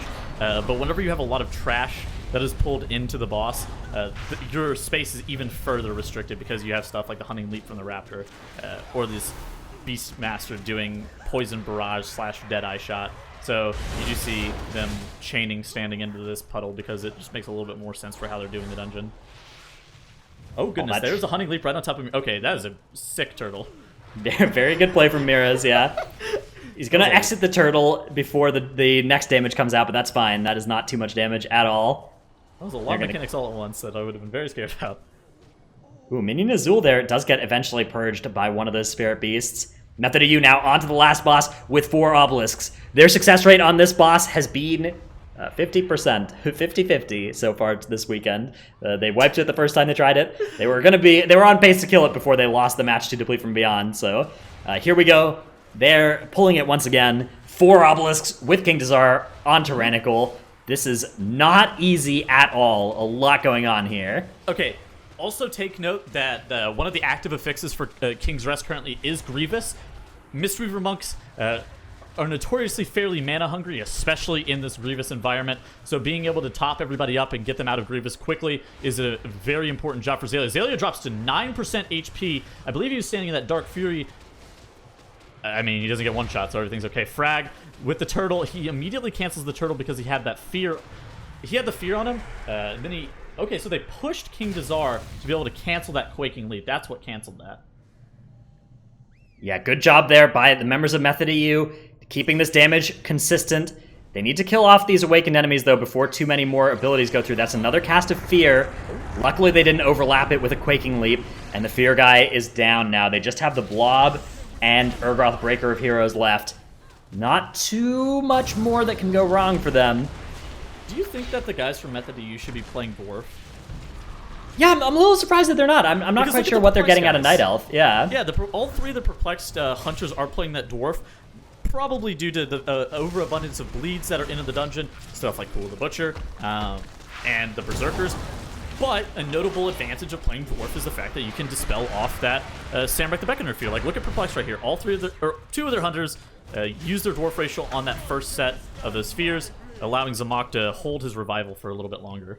On the other hand, Meld lets you there are a lot of targeted casts in this dungeon, like Spit Gold and the Charge from Akali the Conqueror, that can be melded, and you don't necessarily have Feign up for every one of those. So I can definitely see the argument both ways. Absolutely. You can absolutely make the argument either direction. It's just something that's interesting because we saw them get punished for not playing Dwarf. So Xaylia pretty low on mana here. Atal'Dazar has been dismounted from Tazala, so now it's just a pretty clean burn. As long as Xaylia is able to get everybody out of Grievous, and as long as they can avoid those heat-seeking tornadoes, yeah. Yeah, they should be fine. They also do have 2 battle reses available, so even if Xaylia is fairly tapped on mana, they should be good to go. Yeah, Feign Deathing those Quaking Leaps is going to do a great job. Every Quaking Leap basically puts everybody into Grievous, so the longer they can delay those from going off, the fewer they can get in the course of this fight, the easier it's going to be for Xaylia to heal everybody up. Atal'Dazar dropping sub 25% from the side of Method EU. Perplexed is still on Tazala. Those mistakes that they made in the Obelisk realm with those deaths on both the Shine and Divine may end up coming back to bite them. Unfortunately, looks like Method EU is going to be taking this series 2-0, though. Yeah, Method EU with a blazing fast time here as well, 1915 or something on King's Rest, Tyrannical. Whew. I've absolutely been putting on a clinic, and it seems like we're not even really getting a chance to see that many Method EU games because they've just been ending ridiculously quickly, Zyro. Yeah, unsurprised at all. Turns out the prediction was exactly on point. They don't like messing up in dungeons, so whenever they do make mistakes, even if it's, like we said before, a pretty ridiculous sequence of events causing you to lose a dungeon, they don't want that to ever happen again, and they come in and they just destroyed this dungeon. I mean, almost sub 19. That would have been impressive to see, but still a perfect run for Method EU, and these guys don't really give other teams any chance to win that much. It's kind of crazy to watch. That's really the thing, isn't it, Drennis, where you don't really have a lot of opportunities. We've had a couple narrow ones, but you don't have a ton of opportunities to be able to beat them in a straight up head-to-head. We're going to run our dungeon faster than you. There's not really a lot of opportunities for that. It's more of, let's just stay in the hunt and hope that they mess up. Sometimes Method EU does, give other teams a big opportunity, like they gave to Deplete from Beyond in King's Rest. In Motherload here in this series, Perplexed could have won with their time trial time, so there was definitely an opportunity there for, hey, our route is better and faster, but in this King's Rest, no, there was Method EU was that it would have required something incredible out of Perplexed to take them down in this map. Without a doubt. And Zyra, let's start going over that dungeon. I mean, particularly, now getting his redemption arc on that bridge patrol, making sure that he did not spell reflect the frost shock this time. Yeah, I mean, the way that they pulled off this dungeon was pretty spectacular, and I also want to give some credit to Perplexed as well. They kept it dead even until right after the Machimba, where Method EU pulled a little bit ahead on Machimba damage, but these guys ended up pulling Machimba at essentially the exact same time. Now, Method EU just had slightly better, and we're talking talking just ever so slightly better execution and damage throughout the rest of the dungeon. On every single pull, they were just pulling a little bit more ahead. By the time they finished off Council Captions, they ended up killing off a Kali by the time that Perplexed had gotten it to like 90%. So they were about a third of a tyrannical boss ahead. And that's just due to the tiny little things that Method EU does to give themselves small advantages in the dungeon, like you said, and making sure you're spell reflecting the right ability. Small things like that over the course of an entire dungeon will give you these 30-second to a minute advantage that we're seeing Method EU pull out, and they're just so good at pulling off these things, whereas other teams are just kind of trying to get the big picture, and you can't really even expect those teams to pull off these tiny things. Yeah, and that's always a great way to put it, is that when a team is constantly working on innovating, they're constantly working on improving. I mean, we've seen great routes out of them in the past, and then sometimes they just kind of go forward and say, well, how can we make this even better? How can we make it even faster? And it even goes into taking huge risks, titles like having all of the obelisks in Mudload being kited while the kiter goes and grabs the last bit of trash percentage as well on top of it, right? Just like, okay, well, can you take any more responsibilities on top of what you're already doing? Exactly. Dude, I don't even know how Method U was able to even just like get an edge over Perplexed. Both of these teams have elite caliber DPS that are the best in the world, and then it just felt like just randomly Method U killed the fourth pack in the gauntlet faster, and that was the lead that propelled them to be 10% ahead on Machemba, and you're just like, what is this? What is this dungeon? It's absolutely insane, and cannot be understated as to how well Method EU has been playing this season and previous year as well. But we'll be taking a quick break as we'll be going into our lower semis between Deplete from Beyond and Self-Reliance. Don't go anywhere, guys. We'll be right back.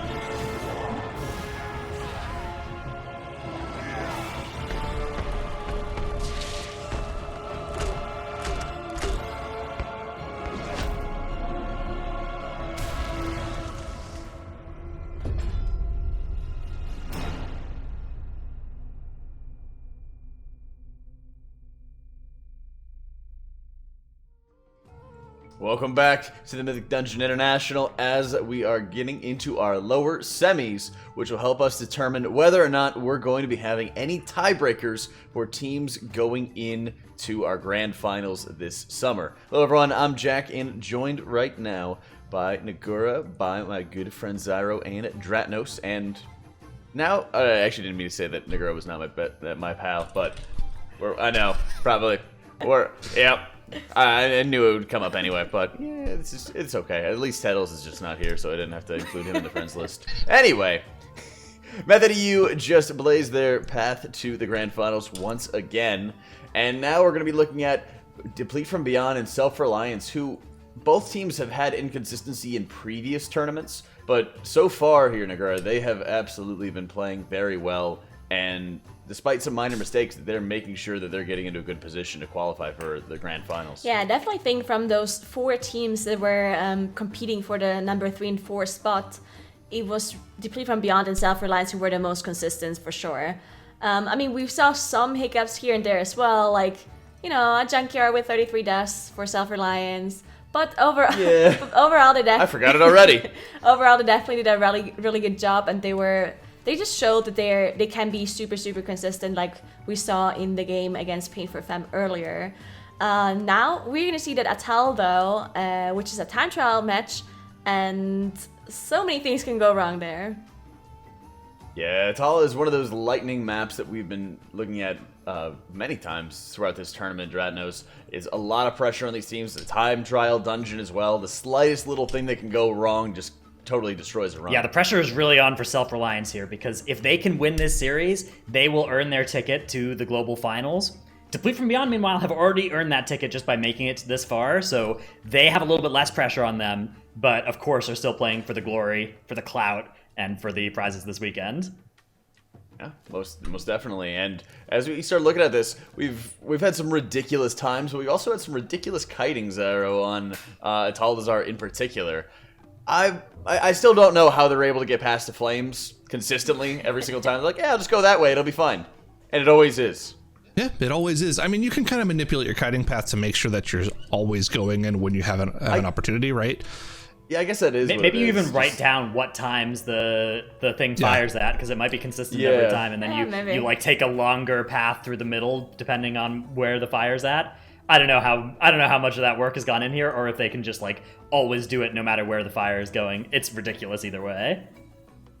Yeah. I guess they just come up with like the sequence where they just like look at where the fire is at, they like peek ahead, and then they decide whether or not they want to like roll or just walk forward towards it or something like that. Or you just RNG it every time, and it works. That's right. Just don't look at them. Just hold W your and hope that it doesn't hit you. Yeah. They turn off the monitor and they just hit auto run. Yeah. How can the fire be there if you can't see it? True. That's right. It won't hurt you much. Not for long, at least. Let's go into some predictions on this one. Deplete from Beyond, Self-Reliance. Who you got, Nagura? Okay, so I think we're gonna get to a 3-game series here, and if that happens, it's gonna be a Junkyard, and then anything, literally anything can happen. Yes. I think it's going to be a 2-0 for Self-Reliance. I think Self-Reliance has shown so far this weekend that when it counts, they play at their best, whereas the Deplete from Beyond don't have that same fire lit underneath them, and I think are a little bit more liable to have things go horribly wrong. All right. Sorry, Zyro? You know what? I think it all comes down to this first match. I think whoever takes this first match is going to take the series, be it a 2-game or 3-game series, but I think it all comes down to this Atal'Dazar here. All right, let's see. The game's ready. Deplete from Beyond, Self-Reliance, lower semis. Let's get it. All right, so we see Self-Reliance already doing this kind of Mdi Eu pull that we've seen from them, just gathering everything up in the middle and pulling Razan, snapping Herudra all the way down there. Deplete from Beyond doing something very similar, as they also have a bunch of trash on top of Razan, both of them using their Bloodlust. Yep, similar pulls. Now we know Deplete from Beyond likes to go for a slightly different pull, right? They like pulling that first trash pack on the right side of the instance, also with the boss, so they'll get a little bit more percentage than Self-Reliance here, just a little bit of a difference from them. But realistically, the same style of pull from both teams. Because of that slightly bigger pull Deplete from Beyond does, they do have a couple Skyscreamers alive still, while Self-Reliance is only now dealing with the boss. Self-Reliance will probably get a boss kill a little bit sooner because of that. But other than that, good first pull from both teams. No major issues. Just dealt with the trash cleanly with that double Unholy DK comp. Yeah, and this was a very important pull. We see what happens when it goes wrong, like we saw from Pain for Femme earlier, which cost them so much time. So good on them for both doing this pull cleanly. Now, after this boss, we're going to see a different route from both of the teams because of the different trash they snapped onto Rezan. So both of the teams are going to do a little bit of a different thing. As Self-Reliance finishing the boss off slightly faster, and they're going up to this right side here to Priestess, while Deplete from Beyond, I think they're doing a snap pull here, or do you remember? I don't quite remember what they do. I just remember the routing was a little different from what we saw from Method. I'm interested to see if either of them made that distinction that we saw from Method E, where they also pull the Colossus at the top of the stairs in with their major pull. I don't see Rintari going up there right now. Let's see if Harudra goes for that pull. They have actually pulled that in, so they're going for the Method EU style pull, where they pull literally every single piece of available trash here. It is going to come down to whether or not the Unholy DKs are able to burn through the trash. Deplete from Beyond doing a good job to get everything down. No major issues for them, but all eyes on Self-Reliance now as Ashfell goes down, but it's all on the DKs right now. Can they get those Juggernauts down before they start charging? This is a dangerous moment from there. Now, those Juggernauts could do a lot of damage. Merciless Assault goes off. Furrow gets taken down to 10% HP, but he doesn't go down, is able to heal himself up, and with only the Colossus alive, they'll be able to kite this pull out, but this is going to cost them a lot of time. That one Colossus is at a massive amount of HP still. This is actually the exact same thing that happened to them last time. This is 100% the same thing that happened. They did the pull, Ashfell went down, all of them bolstered really high up on the Colossus here. Ashfell going down again. I feel like I'm watching a VOD now. Here, Harudra going down too. I think this is actually the exact same thing that happened last time. Just so many issues for them here in this pull. While they Deplete from Beyond on the other hand, no issues at all. They're in 50% trash now, and they're now engaging Priestess with the whole trash room here.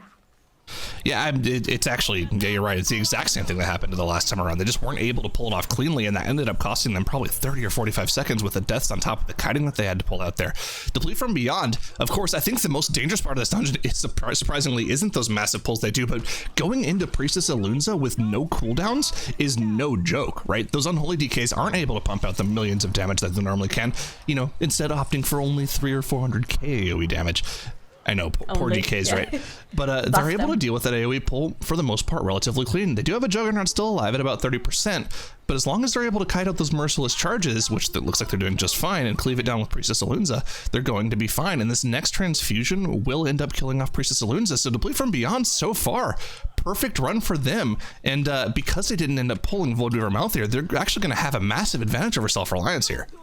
Yeah, most definitely. What a clean run by them so far. And they're about to finish off Priestess here with this last transfusion cast that is going off. There we go, already moving ahead because they know the transfusion is going to finish her off. Now, unfortunately, they get a little bit of a bad timing here with the Fire Gauntlet. They have to wait for that first one to go through, but they should be okay. We're going to see them do a snapping pull here, as far as I remember, which can be pretty dangerous because if you look at Rantari right now, Rantari does not have Dwarf Racial available, also does not have Last Stand or Shield Wall. So this is going to be very dangerous pull for Rantari here on the Fraud Warrior.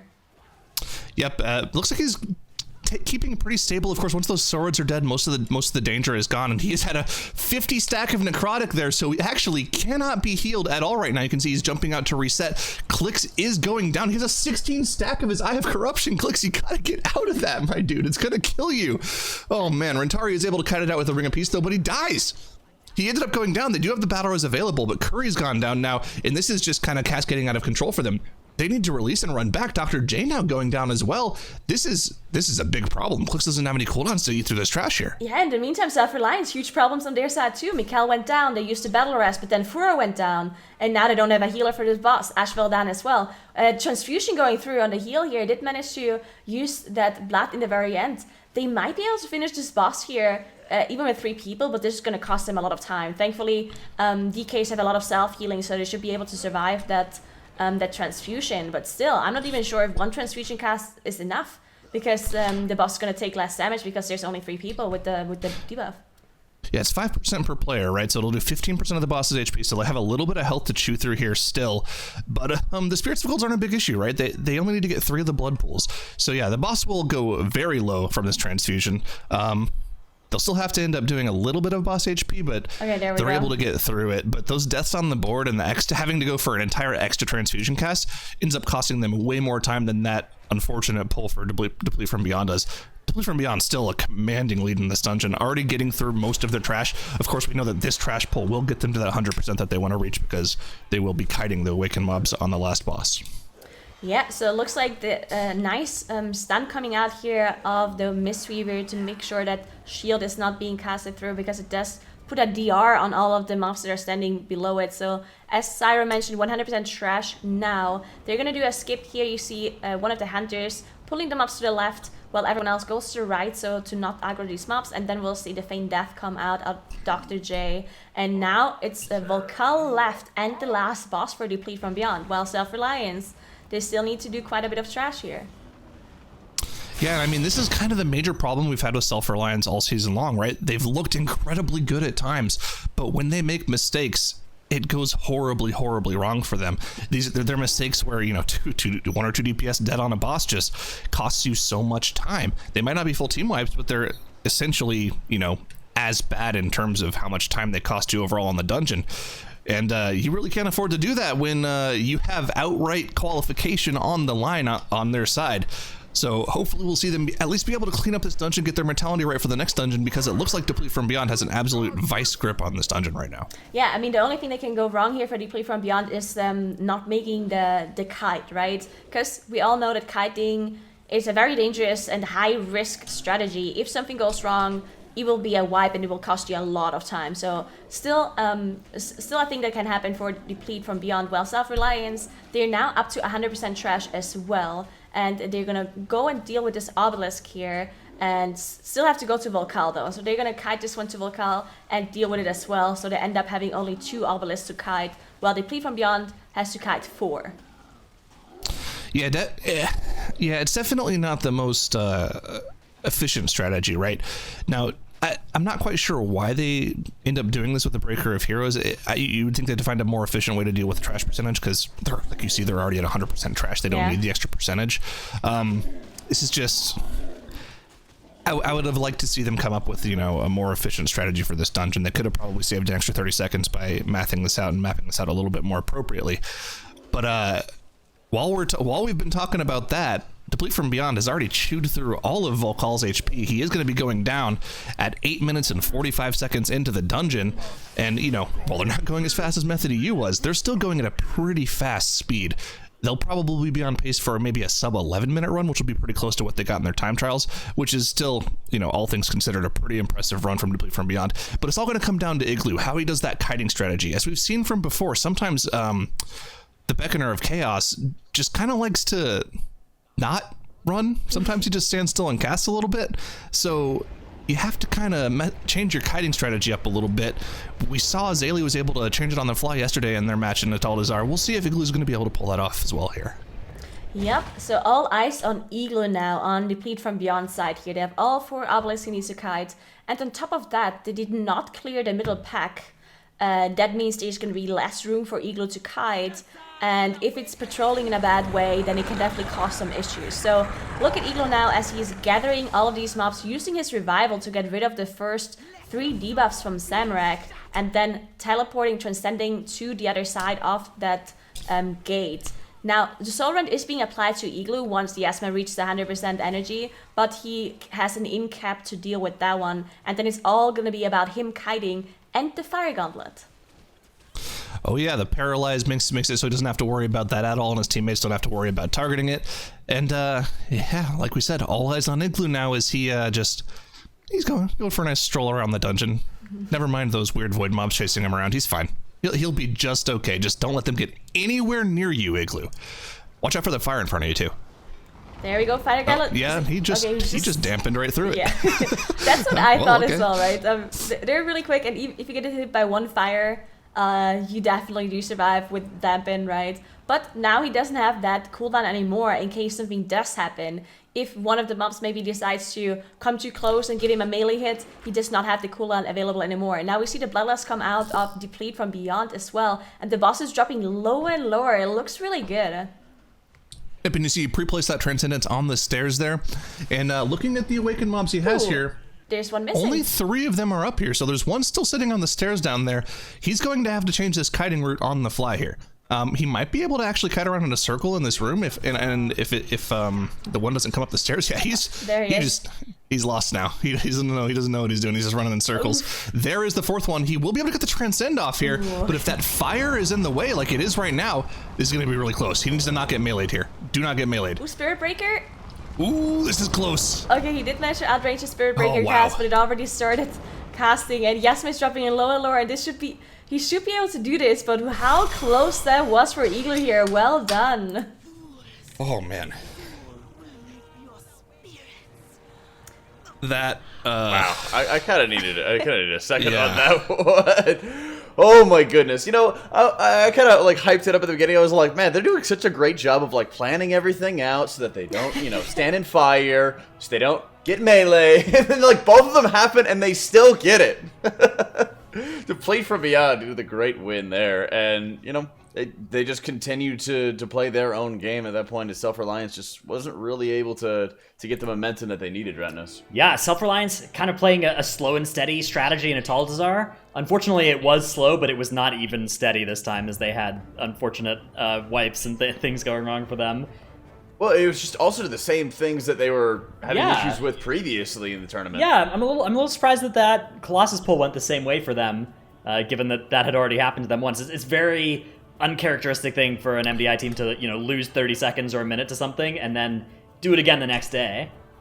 Yeah, and it reminds me a lot of like Shell's Angels in early MDI days, where they would put together these ridiculous aggressive pulls, and we'd see multiple times they'd fail on this specific pull. Then the next day comes around and they go to the losers bracket and they perfected it after that, right? That was always a team that was so good at ironing those things out and figuring out what those problems were, and it's kind of disappointing not to see it. So what else do you have to break down for us here, Dranos? Yeah, so let's look at those robots just chasing down Self-Reliance again with a very similar pattern to what happened last time. I'm not sure exactly how this is supposed to go differently for them, but Deplete from Beyond was able to make this pull work. I think it might just be some more kill commands into those Colossi, a little bit more single target damage focus into them, rather than focusing on the AoE. Deplete from Beyond wasn't a perfect run either. They did have a trash pull after Alunza go slightly south for them. It claimed their battle res. Rentari went down, but they were able to save the pull, which is impressive given how many mobs they were fighting at the time. It did slow them down, though, by a solid 30 seconds. Nowhere near as much as Self-Reliance lost when they had multiple deaths on the Priestess Alunza fight. That drags out the fight by so much because you don't get the extra transfusion damage as the fight goes on, and you're just trying to do everything with less people. You're getting more ad spawning. That really, really hurt Self-Reliance. And then Deplete from Beyond was just able to do that kiting on the last boss in a way that we've never seen before, just yeeting through the fire with Dampen Harm up. Just brute forcing Yeah, it. that's a bold strategy and a beautiful transcendence at the end as well. That he did a good job of keeping the awakened enemies from getting too separated from each other. That meant that he got into this danger zone of almost getting murdered by them, but that's what you need to do in order to keep them from snapping back if they get too far away from you. Yep, and at that point, it's just being able to gauge your own level of risk going into it as well, which is always so very impressive to know, okay, I can take this, brute force hit from the fire, I can take a hit from one of the mobs that meant that here and there. he needed to save his dampen as well, because he didn't dampen on pull so that he could have it for going through the fire. It's not like it was a last minute, the fire's here, well, I guess I'm going to pop dampen. It was more like I'm saving dampen for during the kite rather than on pull, which makes the on pull component of that strategy even more dangerous. Yeah, and it's also, I guess it's a great way to test it as well, that when they're saying, okay, well, you look at everybody who's practicing for these kites to be able to put them together. They pop Cocoon, Fort Brew, Dampen Harm, everything, and of course they survive every time. So big kudos to Igloo as well to be saying, do I need to have all of this? What if I save it for later and then my run is more consistent? Then I'm going to be able to carry it forward. So interested to look at how Workshop's going to be going for both these teams that is going to be coming up next, Nagura. What are you going to be looking at from Self-Reliance in particular for this one? I think Self-Reliance is a very consistent and a very good Workshop, actually. We've seen them 2 times so far. They won both, and they actually beat their own time trial time. They got the number 4 seed in time trials compared to number 6 seed for Deplete from Beyond, so they were actually better for this specific dungeon.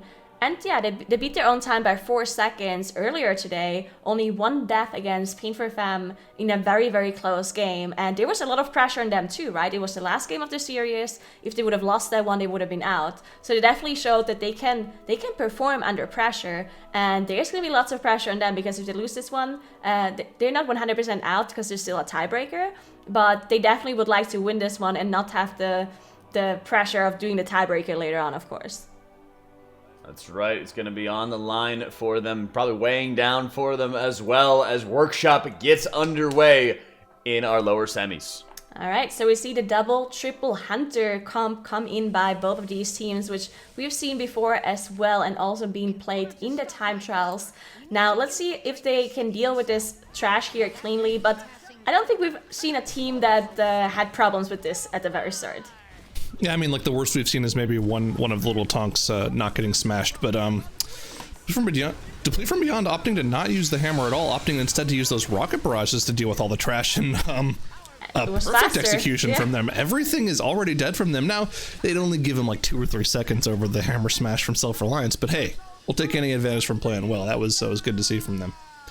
Yep, and now we're going to see how to deal with this first boss as they have to wait for the RP event to happen. Unfortunately, there's nothing they can do here. They just need to wait. There's no trash they can pull or nothing to get ahead, so they just gotta wait. What about the teams popping their Bloodlust immediately? And now we're gonna see them use those hammers to do damage onto No Mercy while kiting the Platinum Pummeler. Now we even see the tanks come in to bait the hammer, because the more players are underneath the hammer to bait it, the more damage it's actually going to do.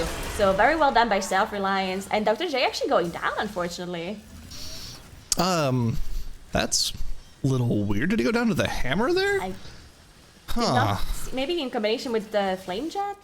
Vent Jet? Potentially, yeah. Now, they did end up trying to battle res him, but I feel like that would be a weird use of battle res, considering you can just use the hammers to deal with most of the boss HP. So I feel, yeah, he's not going to be taking the battle res here. It will cost him a little bit of time because they do have one less player underneath the hammer, and of course the hammer does more damage per player underneath it. But yeah, they'll be able to pretty much finish off the boss with this last hammer hit. So good on them to not commit the battle res here. They have that later on in the dungeon. This hammer should finish off the Platinum Pummeler. So yeah, they lost about 15 seconds plus the 5 seconds from the death timer there, but it could have been a lot worse. If they committed the battle res and need it later on in the dungeon, that could have pretty much lost them the dungeon.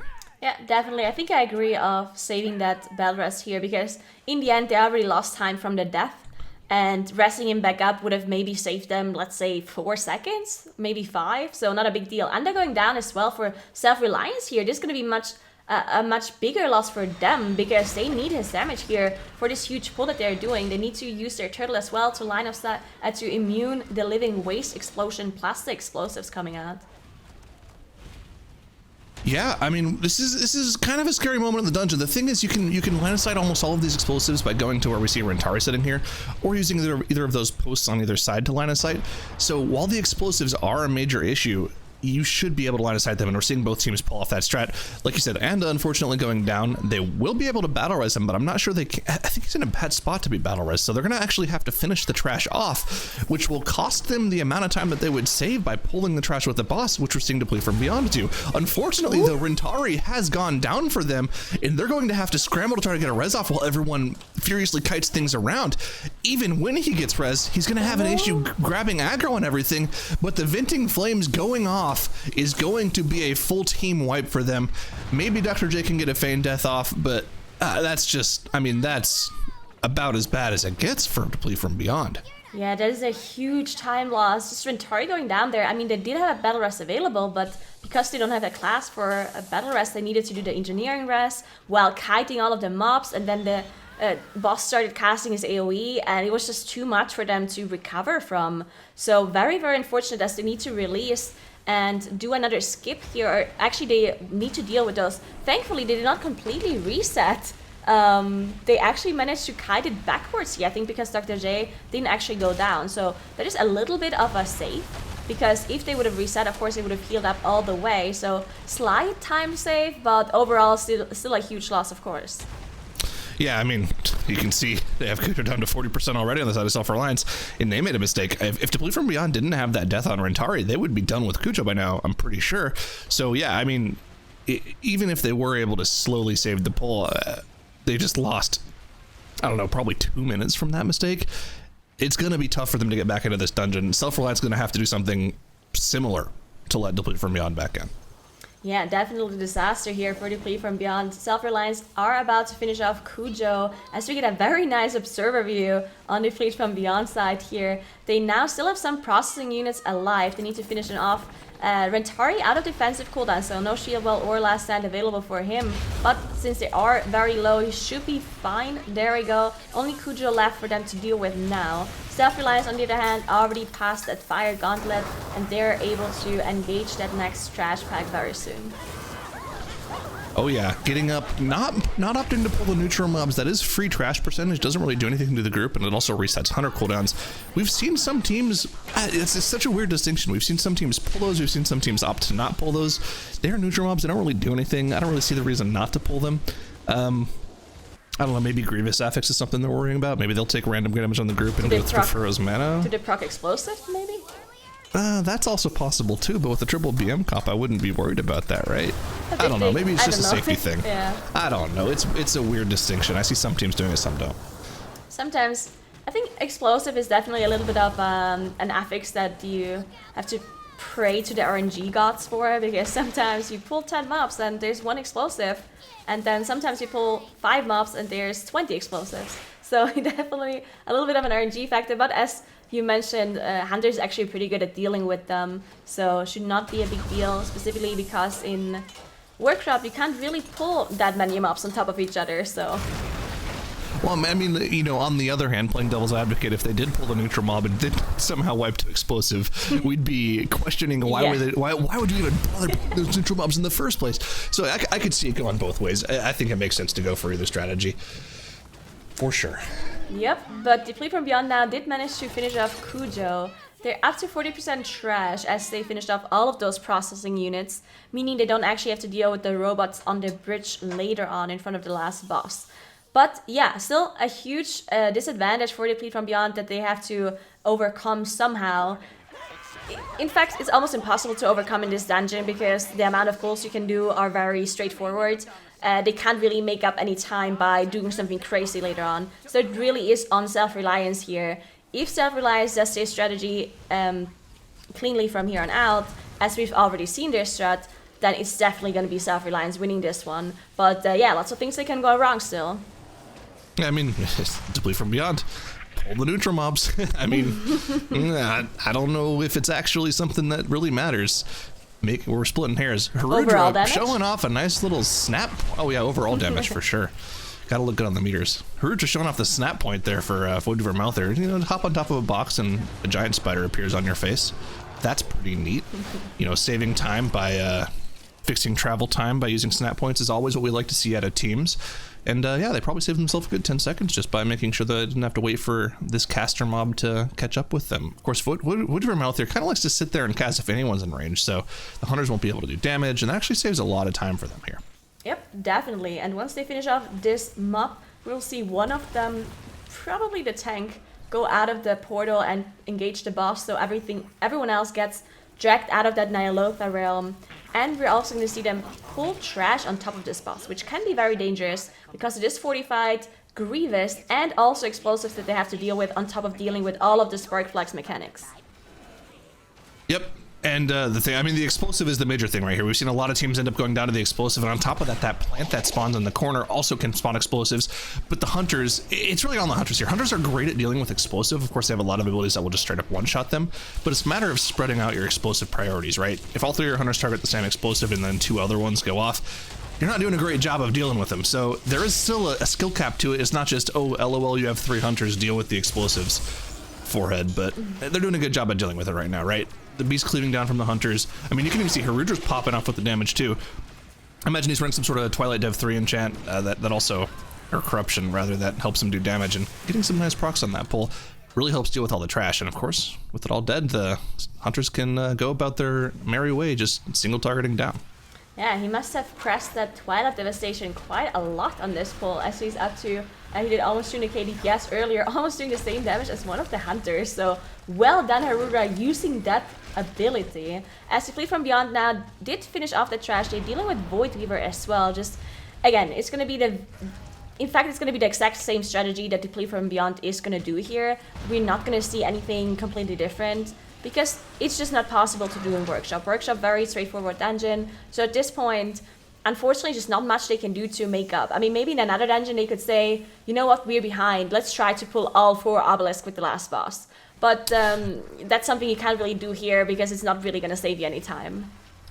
Yeah, I mean, it's crazy how similar this workshop dungeon is to like Upper Mechagon, right? There's like 1 or 2 big pulls that kind of make or break the dungeon, and then there's 4 relatively difficult to deal with bosses.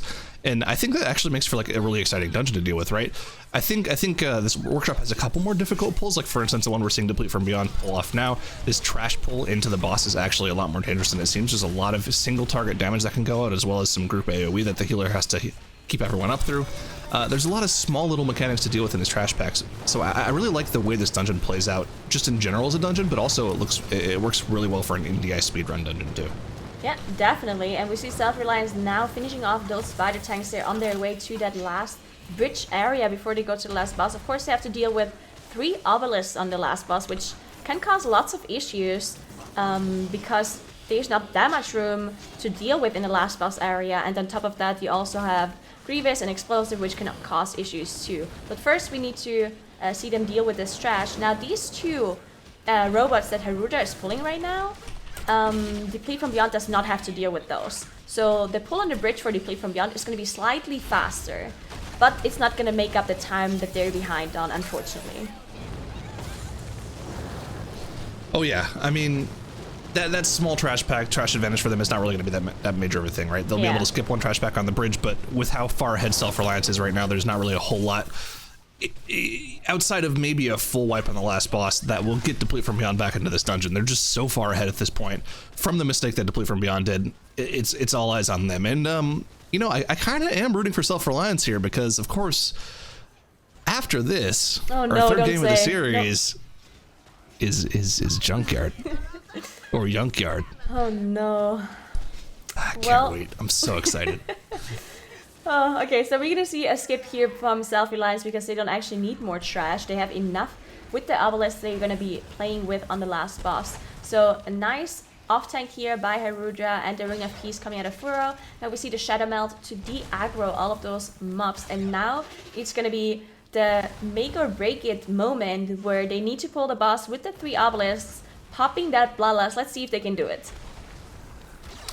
This is it. This is the make or break portion of the dungeon for Self-Reliance here, being able to pull off this triple awakened mob pull. Of course, the hunters are able to do with that Urgroth Breaker of Heroes on their own, so the major focus is going to be the Beckoner of Chaos. They're going to get that down as quickly as possible, so they don't have to worry about those fear circles. And then once that's down, they'll probably focus more on cleaving with the boss.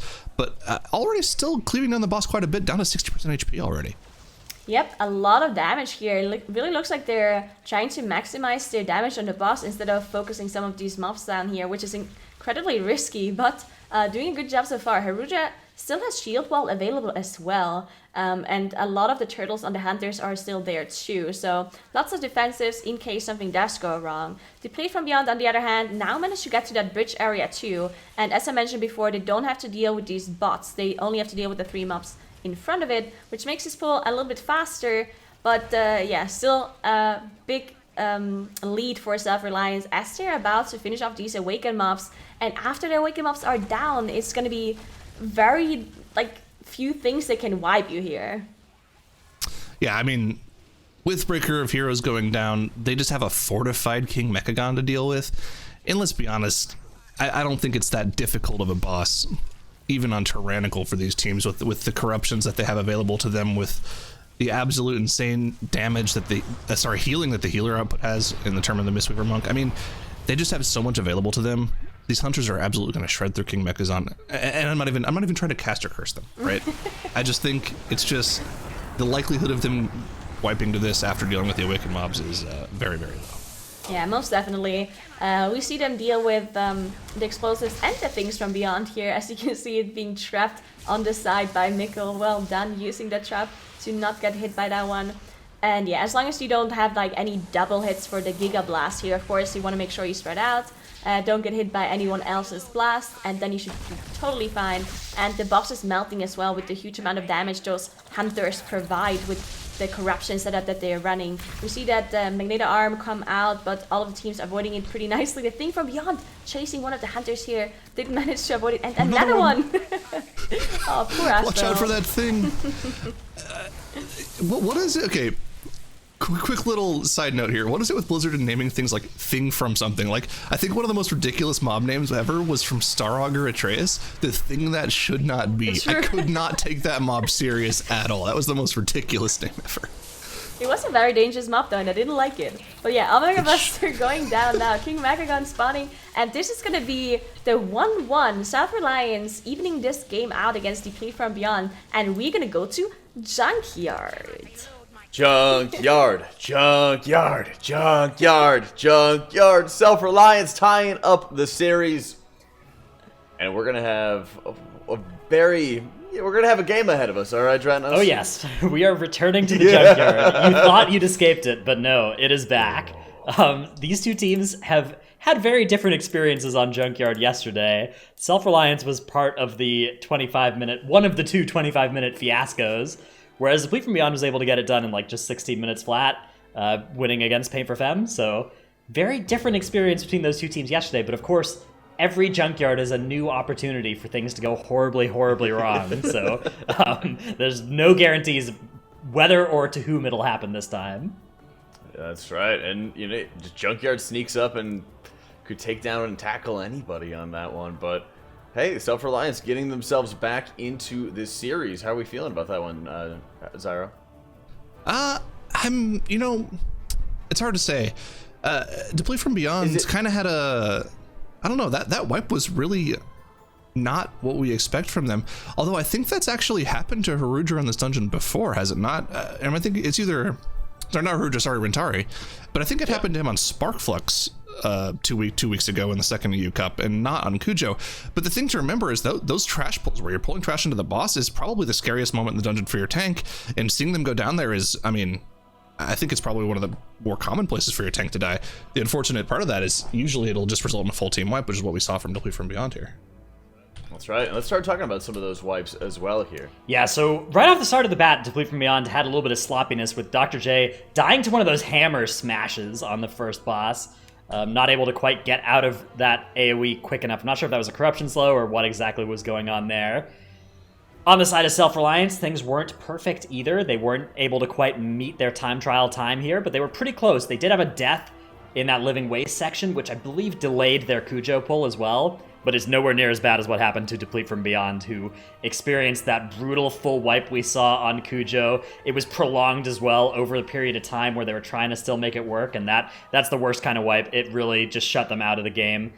And that let Self-Reliance take it home on the last boss, and now we are going into this Game 3, where Self-Reliance are playing for this invite to the Global Finals. All comes down to this. That's right. So to reiterate, Dranos, what's the situation on tiebreakers with this series for everybody who just tuned in? So currently, Self-Reliance and the boys are both tied for that fourth slot, the final invite from the EU region to our Global Finals. Deplete from Beyond has already made it, so they're already safe regardless of what happens here. Self-Reliance, if they win this series, will also make it. They'll have more points than the boys. If they lose this series, they will be tied with the boys, and we will play a tiebreaker match after the Grand Finals today. All right, there's a lot going to be going towards it. Do you think they're going to be able to tie this up, Nagura? You think Self-Reliance is going to be able to tie up with the boys, go into the tiebreaker? I don't know.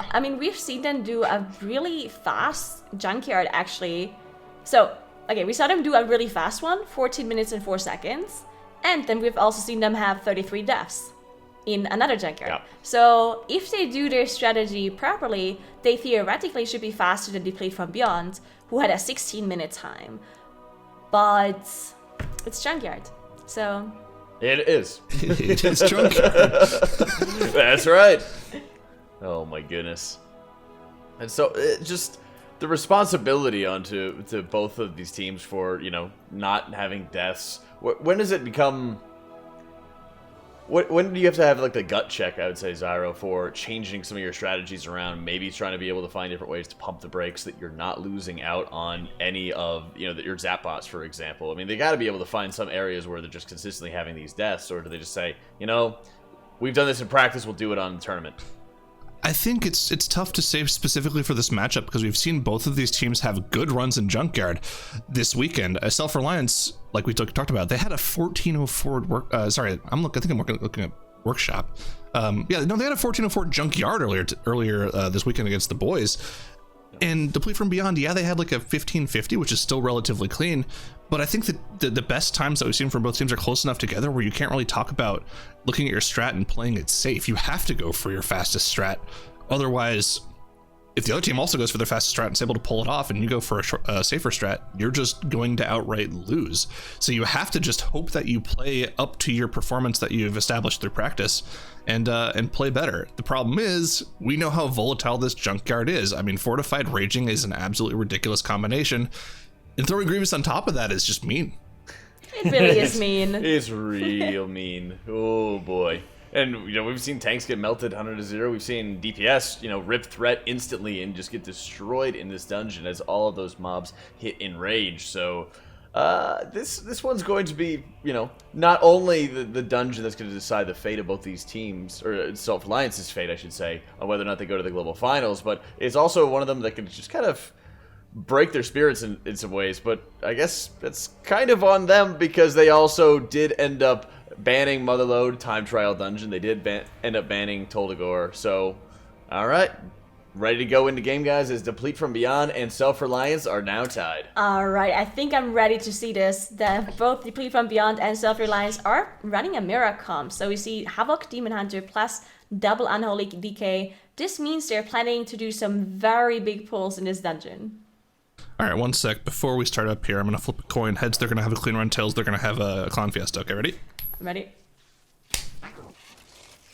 Heads. Okay, it's going to be a clean run. There Sorry, we guys. go. No Fiesta. Both teams 0 deaths. Going to be the first ever double clean run of Junkyard as Self-Reliance goes into their massive first pull, with Deplete from Beyond also gathering up the first pull, giving us an opportunity to show off this massive Unholy DK damage as both Mikkel and Anda go up to over 1.3 million DPS. So far, so good for Self-Reliance. The coin has spoken, as we see Rentari actually topping the damage meters for a very long time, up until the DKs were ramping up their own damage, and now Trash is going down on their side. But Self-Reliance definitely dealing with it a little bit faster. Igloo going down. They do commit a battle rest here immediately, and Igloo is back up. But yeah, definitely already a little bit of a mistake here on Deplete from Beyond side.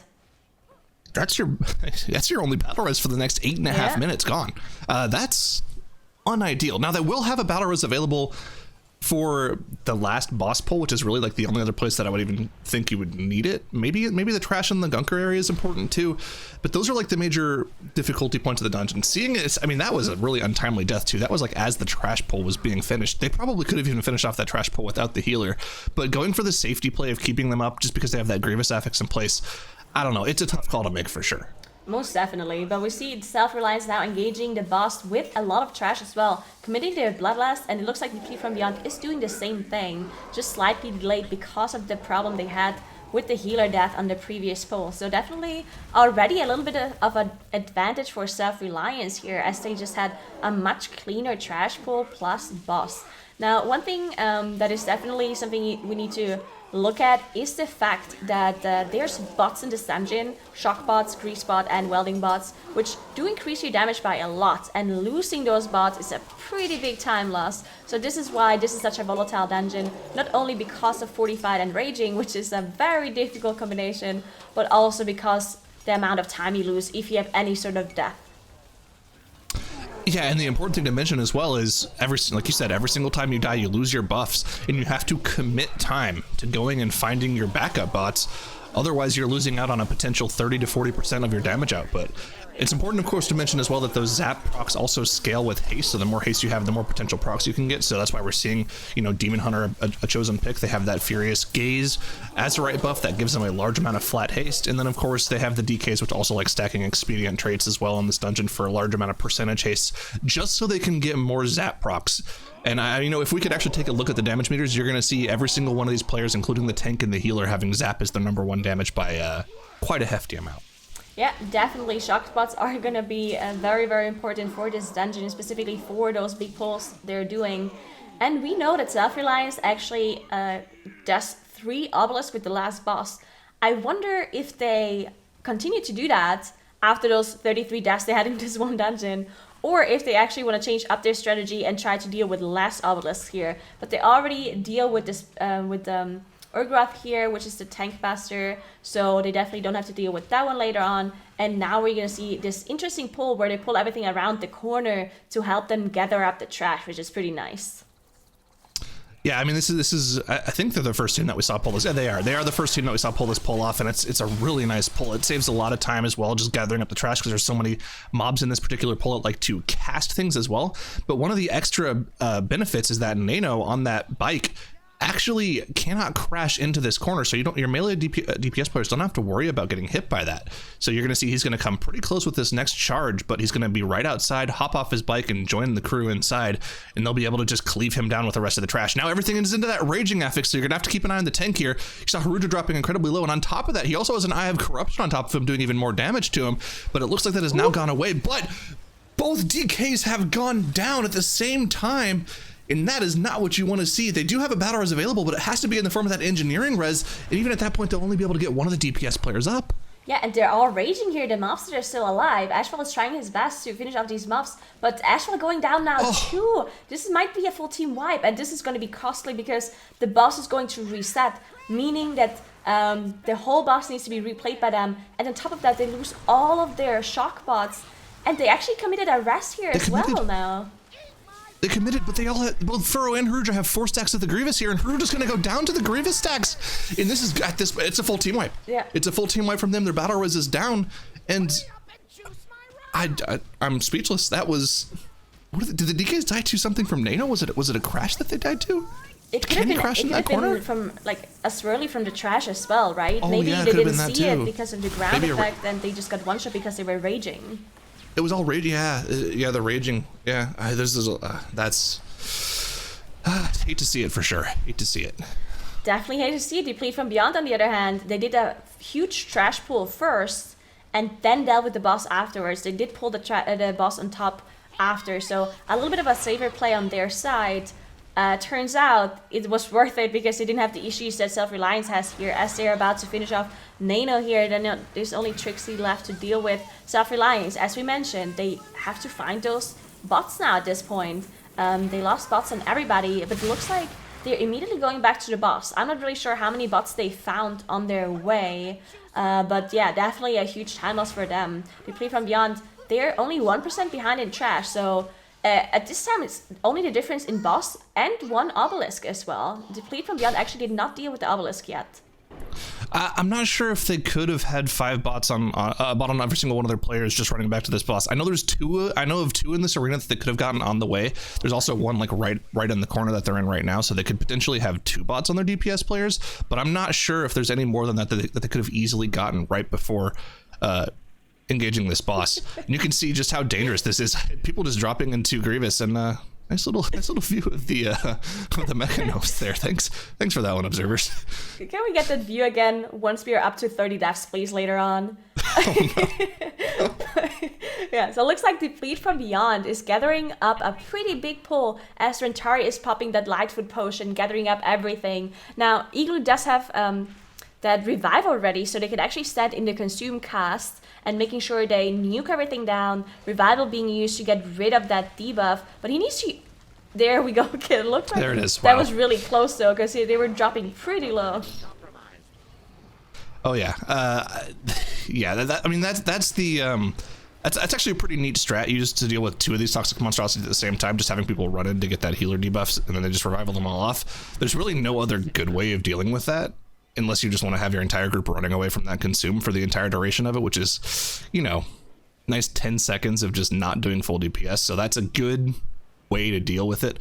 I'm not quite sure what they're going to do for this consume. Do they have a DK run into it with AMS or something like that? Or you can just single dispel it as well, right? Yeah, single dispel or... Yeah, okay. Not sure. Okay, so Clicks actually is a Demon debuff on Hunter him. took There we go. So yeah, they'll just dispel it. Dispel on Clicks, and then I'm not sure if AMS actually helps for it at all. I think it's too much. Curry did use it there. But yeah, he probably doesn't block all of it, so that's fine. No big issue from them. I mean, this is the section of the dungeon that we've seen a lot of just random deaths go out on players because there's just so much DPS output on the entire group. Of course, once everything goes into raging as well, those slime elementals can do a lot of damage with that sort of frontal they do, as long as you keep everything sort of stacked up with those individual stuns that DKs have available, and of course the Nova, the Chaos Nova from the Demon Hunters, they've got a good team comp to kind of deal with all of the potential problems in this dungeon. Now, of course, the big thing here is being able to pull off this pull where you pull the trash into the boss and letting your DKs do work. If you're able to pull this off, there's really only one major point in the dungeon that they have left to deal with, but we know that's a major issue because pulling a Wicked Mobs with the last boss is kind of scary, and they still have all 4 of them alive. Yep, that is definitely very scary if Deplete from Beyond is planning on doing all of those 4 obelisks with the last boss. You know what? Maybe they actually, maybe they can do it, but maybe they were like, you know what? We're just gonna see how it goes, see what the other team is doing. If it's a close game, we're gonna try to do all 4. If we're really far ahead, we're just gonna deal with some of them. It's definitely something you can adapt on the fly in Junkyard, because Junkyard is a very open dungeon, and you can definitely just go back and do an obelisk to make the last boss easier and just decide it on the fly. While Self-Reliance now, they're not actually that far behind anymore, as they did a pretty substantial pull here in this ganker area. Now they're on their 2nd pull. Once this is done, they can also engage the boss. So still a bit in favor for Deplete from Beyond here, but Self-Reliance dealt with 1 obelisk already, which is the difference here on top of the trash difference. Yeah, and the important thing to mention as well is that in the travel time between Trixie and Nano's Junkyard area and moving to Gunker, and while dealing with the trash at Gunker, there are plenty of shock bots in that area, so they should have regained all of their shock bots on all their players, as well as some of the other bots as well, maybe for their tank and healer, just to get out that extra damage. So they should be back to full power here as they kind of start getting ready to pull Gunker on the side of Self-Reliance. There's too many Junk and Gunk words in here. I agree. With Gunker already going down for Deplete from Beyond, you kind of have to think, if they have someone on their team watching this stream, they have to know that they're ahead by a pretty significant margin at this point. They're probably a good minute and a half ahead. Maybe they do opt to go for a safe play, 100% play. Maybe they do opt to pull one extra obelisk than what they'd normally do. I feel like that would be the safety play for the dungeon here. But at the same time, they're not really playing for anything right now. They're playing for individual tournament prowess. That being, actually, you know what? That's not quite necessarily true, because if Self-Reliance wins this match, and then they win the next match against Perplexed, I think they actually overtake Deplete from Beyond in terms of seeding too. So that's not necessarily true either. But of course, this is definitely a more important match for Self-Reliance. So it's tough to say what you do at this point. Do you just go with your already established strategy, or do you go for a safety play? What do you think? I think they have to go for the safety play. I think I would deal with all of the trash here that they still want to do. So I would deal with this next trash pack, because this pack is very dangerous too. And there's still things that can go wrong here, because they're pulling all of this trash here with the Cavaliers on top of the right side trash, which we have seen teams wipe to this spawn multiple times already. So that's definitely something I would do first. And once that is done and they're still ahead, I would deal with an obelisk. I definitely would. But now we see Rentari gathering all of these mobs here. Let's see if they can deal with this, because 45 raging makes this very difficult. Oh yeah, I mean, usually when you're talking about this double DK comp, it's about getting that burst AoE down and getting mobs down early. But when you have raging and no active soothes to get rid of the difficult raging mobs, there's just a lot that can go wrong. And I think that's probably one of the worst rapid fire positions. I think if it went the other way around, if it went clockwise instead of counterclockwise, they would have had nowhere to go to dodge. Fortunately, it went the other way around. But now with everything entering raging, it's all going to come down to that stuns. Once the stuns run out, Rentari just has to get out. He can't tank anything. But man, that was about as perfect as it gets. That was a beautiful pull for them. Yeah, that was actually really well done. They saved their Shockwave, their Chaos Nova, and the Monk stun for the very, very end. Even though it did DR, of course, but they still just wanted to save it for that raging. And it looked like Rentari was on the way to the boss, and then he turned around. Did you see that? He looked like he was going boss direction, but then maybe the team said, you know what, let's play the obelisk. So they're actually dealing with Samrak here, which is definitely the play I like to see, because they're ahead by quite a lot, so definitely not going to cost them. As long as they just kill the boss without having any major wipes, they're going to make it. So doing Samrak here is definitely the choice. And then, okay, it looks like they were pulling it towards the other obelisk for a second there too. They were like heading off to the left a little bit, but no, they're just going to pull this straight to the boss. And you got to imagine, 3 obelisks with the boss. We saw that from Self-Reliance early on. But talking about Self-Reliance, Harudra has gone down to this massive trash pull that we just saw Deplete from Beyond pull off. They might be able to kite this trash out, but with everything at Raging, if anything gets hit here, if Mikkel pulls aggro on that, he's going to go down and lose a shock bot. It looks like they're going to be able to kite it out, but this is going to cost them a bunch of time. Yeah, definitely. Just a lot of issues here for Self-Reliance, unfortunately. But now all eyes on Deplete from Beyond. Are they gonna make this pull with the 3 obelisks? We have Orgroth here, the tank buster, without a hunter to taunt that Spirit Breaker off. So there's gonna be lots of pressure on Ratari, and the shield wall is not ready yet. So he needs to tank that debuff or just a leap away from it to make sure he doesn't get it. On top of that, you also have the Void Weaver, which constantly needs to be interrupted, and the Bloods just spawning the pools on the floor, making that room a lot less. There's not a lot of room to begin with, but now they have even less. Yep, and Urgroth, Breaker of Heroes, has gone down, of course, that being focused down because they don't have any hunters available to taunt it. Potentially the Demon Hunter could taunt Netherwalk one of the Spirit Breakers, but that's about all they have available to them. And of course, now with the Awakened mobs going down, they can just go on to deal with the Intermission. I think that was one of the cleanest buster phases we've seen out of any teams. That was really impressive from Deplete from Beyond. And with that portion of the fight done, all they have to do is go up, click this, hack this, I don't know what mainframe? I don't know what to call it. Mainframe? Overcharge station is the actual word, but yeah, they gotta hack it. They gotta get down to the boss, and with everyone alive, it should be really easy to get through that DPS check. Yeah, I'm super impressed by Deplete from Beyond here. They only have 1 death in this whole dungeon, and yeah, what a clean run. There's very little things that can go wrong here, except the DK's not making it up the stairs. But there we go. They're back now. The overcharge station is being charged by Igloo, and now all they have to do is nuke this boss within the 20 seconds I believe they have, which is more than enough on a 45 setting with all damage dealers alive. So yeah, what a series here. Deplete from Beyond against Self-Reliance. Deplete from Beyond winning this 2-1. This means we're gonna have a tiebreaker between Self-Reliance and the boys.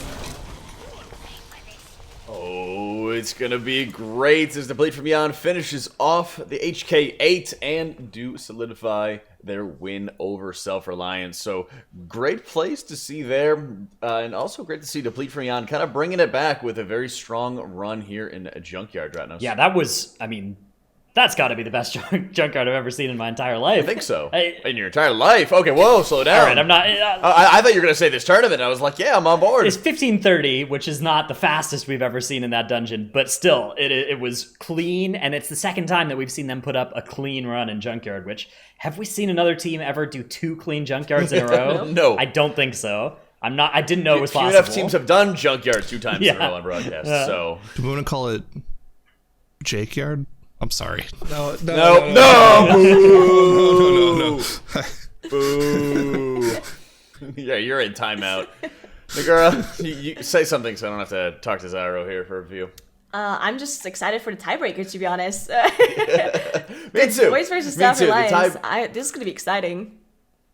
It will be. And the tiebreaker is going to be held after our grand finals. So we'll be able to start looking at, We'll be able to have our grand finals, and then we'll have, the tiebreaker to determine who is going to be going on into our grand finals this summer, our global finals, I should say, this summer, because we'll be having the top 4 teams from NA versus the top 4 teams of EU. So, Drynotes, let's break down that Junkyard, though. Deplete from Beyond had some good plays, but Self-Reliance was just kind of all over the place. Yeah, the first mistake was actually committed by Deplete from Beyond, who Igloo went down for them very early in the dungeon. That ended up somehow being their only death, though, of the entire run. Meanwhile, on the side of Self-Reliance, things were not quite as good, with a full wipe coming in and just multiple things going wrong from there. That was really all the opening that Deplete from Beyond needed to then... As Nagura mentioned, they kind of did this backtracking thing where they looked like they were maybe going to 4 obelisks with the last boss, but they audibled into just doing 3 obelisks with the last boss, which is still many more obelisks than we've seen wipe teams before. We've seen teams wipe with far fewer than 3 obelisks active, so excellent work by Deplete from Beyond. They didn't even focus the Awakened mobs. They killed off the boss first and then finished off the remaining Awakened mobs. All in all, just very, very impressive work from them.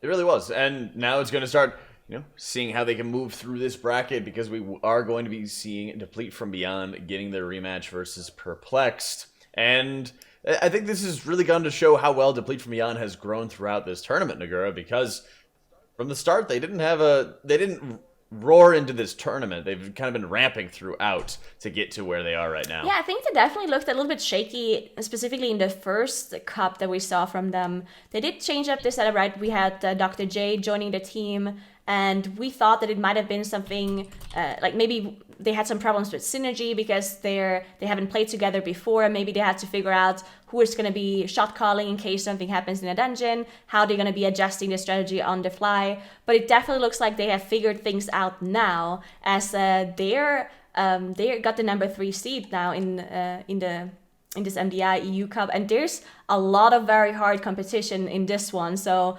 just well done by them so far.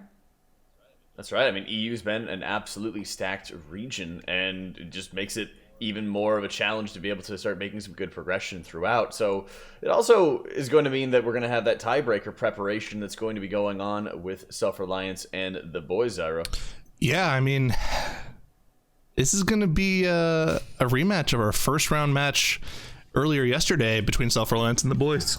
This time it's going to be for, the rights to go to the global finals, which is, I don't know, it's a pretty big deal, I think. That's got a pretty hefty prize pool attached to it as well, along with the bragging rights of being one of the top 4 in your region in general.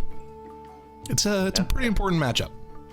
Mm-hmm. And that is going to be going on, like we said, after our grand finals. So next up, we're going to be having our lower finals to see who's going to go up against Method EU. And we'll be taking a quick break before we go into it, so don't go anywhere, guys. Lower finals on the other side of the break.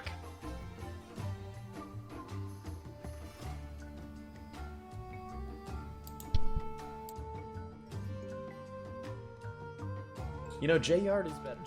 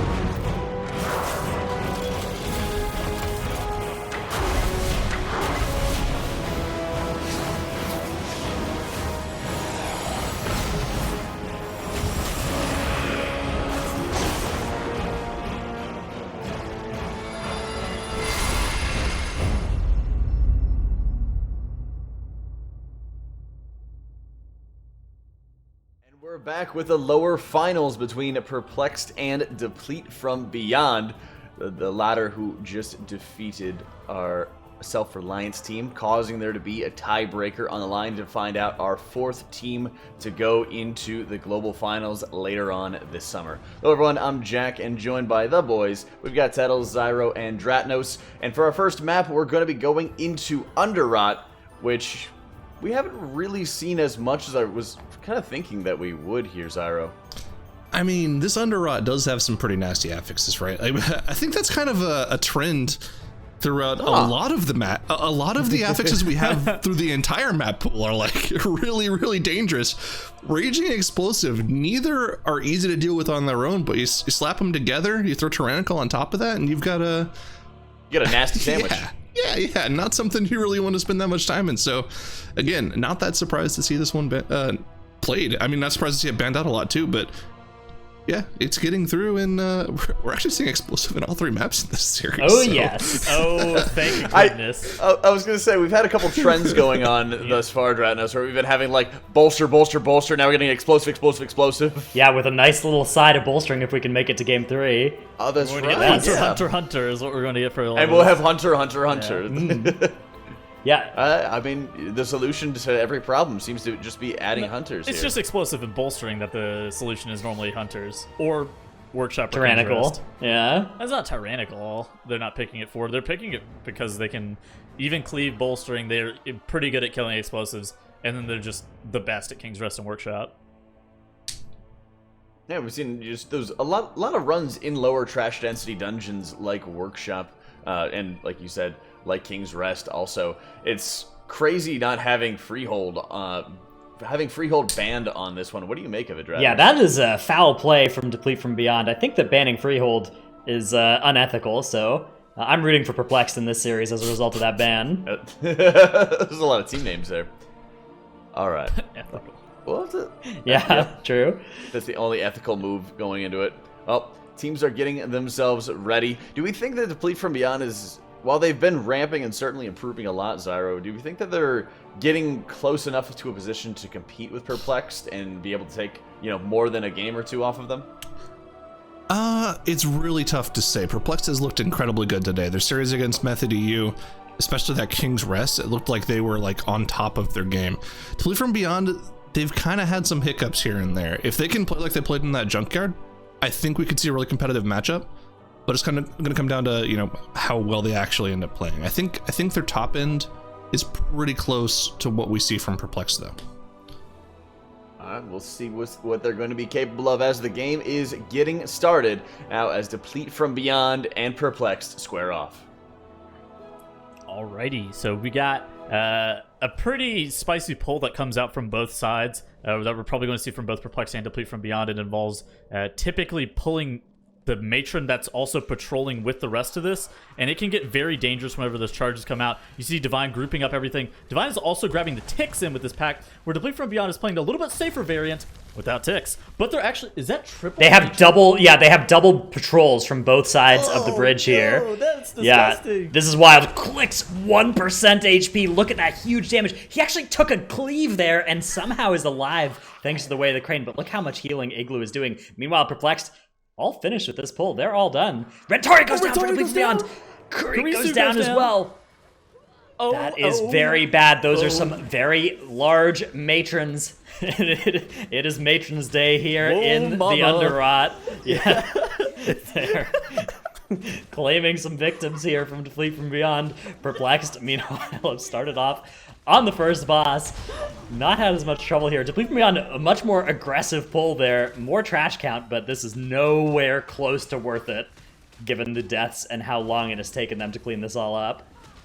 I think part of the problem that they had is that one of the priests was stuck off to the side, and Kurisu only has one grip, so he had to grab the other side's priest. And then you have one just bolting people. An explosive goes off. Rentari ends up dying, and from there it just kind of cascaded out of control. Rentari actually does a really good job here in that skip, and we've seen a lot of teams wipe to that mask skip because right there that Haro's cast goes off, and if somebody isn't fully topped, then that Haro's cast will end up killing somebody. But Rentari doing a good job shockwaving into fear on that whole entire pack before they melded. Yeah, they are now onto Elderly Axa, but dramatically behind here. 70% of the boss's health.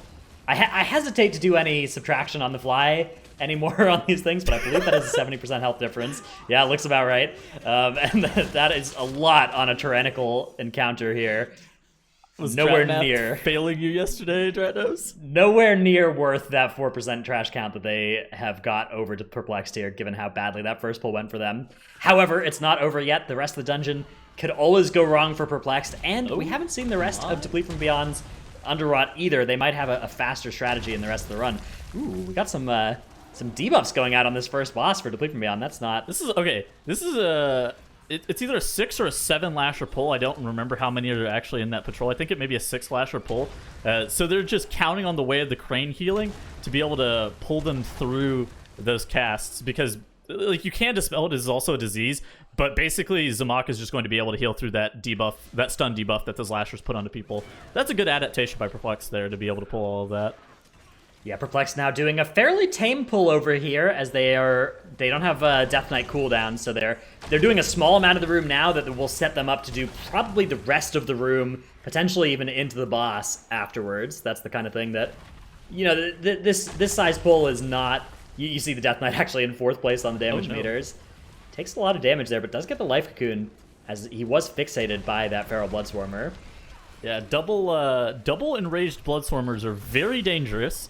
So that, while that may have seemed like a modest pull for Perplexed, it was fairly dangerous. Deplete from Beyond here is doing something similar. Even with those 4 deaths that they have at the start of the dungeon, they're still within striking distance of Perplexed. Yeah, they are a little bit behind on count, though, because they didn't do... Oh, no! That's bad. Igloo goes down. They do have a battle res available, but Dr. J also down immediately afterwards. That's going to require a res, and the time loss here is adding up for Deplete from Beyond. Meanwhile, Perplexed doing a massive pull here, not into boss, just a massive pull. The rest of the Kragmaw room all together. Look at Divine just spiking up there with that Strength of the Warden, Mareka's Fang combo. Now Wolf Disco is doing his Death Knight thing. Saving the combo a little bit for later in the pull, which is a smart adaptation to this Raging Affix. That avoids you having... You really want to avoid dealing the first 70% of the mob's health quickly and then having them slowly die when they're enraged. While they're enraged, yeah. Right, so much smarter strategy there, just delaying your combo a little bit longer, set up some more wounds, and then have them explode so that they don't spend too many globals within that raging window. I mean, that's absolutely ideal. I mean, we saw so many problems in Junkyard because of that. Just the mobs are sitting at 20% health and enraged, and you're... just going to perish. Of course, hunters do have the ability to be able to soothe off mobs with their Pet's Dispel ability that they do get from that Spirit Beast, but it's only 1 out of however many mobs, right? Yeah, there's no AoE Soothe yet in the game. That would be extremely potent, though, on these pulls. So Kragmaw, the Infested, hitting 67%. Out comes his first Tantrum. Where Deplete from Beyond has entered the Nyalotha realm, where Urgroth, the Breaker of Heroes, has recently fallen down. Rentari is now grouping up the rest of the room here inside of Kragmaw's area. Perplexed, on the other side, not to be outdone, has pulled all of these Reanimated Guardians and the Death Speaker. Yep, they are going into Kragmaw here after that first Tantrum, now that their Death Knight cooldowns have recovered from that previous pull, and they will be AoEing all of this stuff down right on top of that obelisk, right at the edge of the room. They get a nice charge into the wall there. Not moving too far is Kragmaw. And this is looking pretty good for Perplexed, pretty efficient. We'll see what their next order of business is. I suspect that they will be using that obelisk to skip that solo worm, which is otherwise a little bit annoying in their path. They're Nope Ropes. Or Hazard Spaghettis. Hazard Spaghetti. Yep. Deplete from Beyond, on the other side, has pulled this Fetid Maggot into Kragmaw the Infested. That's not that bad. Honestly, pulling this 1 maggot, as long as you're getting stops on it, it should be pretty easy. Yeah, it's weird, though. It's a little strange. Like, I'm not sure if this is part of the plan or if this is just accidental that it wasn't pulled earlier. Maybe it didn't get grabbed by Rentari on accident. It's not. It's definitely not the end of the world to have it in here, but it seems like it would be more efficient to have just done it as part of the AoE pull, because they're spending globals interrupting it and stuff during this boss fight, and it's not notably adding to their damage. It's just 1 extra target. But it is hard. Sometimes it would be hard to control in such a large AoE pull if you add in any more maggots. So maybe they just didn't have enough CC to be able to allocate. who's to really say, right? I'm sure that they have far more practice than you and we'd I. have to ask them whether or not whether it was mistake or planned. Yeah. My money's on mistake, though. My money's on mistake. Maybe. Perplexed here has down Kragma the Infested. They're leaving the obelisk. Dratnos' advice, they are completely skipping Urgroth, Breaker of Heroes. They are walking towards that Spore Caller Xantia area.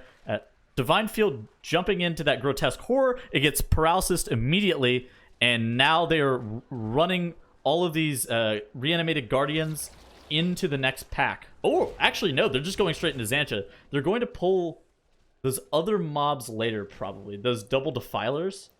Yeah, they're waiting until everything is now. nice and close. Yeah, so that it starts combat right as they pull the boss. They've also grabbed one of those Feral Bloodswarmers that flies off to the side. And yeah, huge trash pull now into Sporecaller Xantia for Perplexed. But it is just melting under the pressure from that DK. And actually the Warrior Burst as well. Divine does such a good job of just unleashing massive damage on pull with his Azurite Essence and his Trinket there. Okay, so one of the most underrated things is the tank's ability to be able to get threat this season.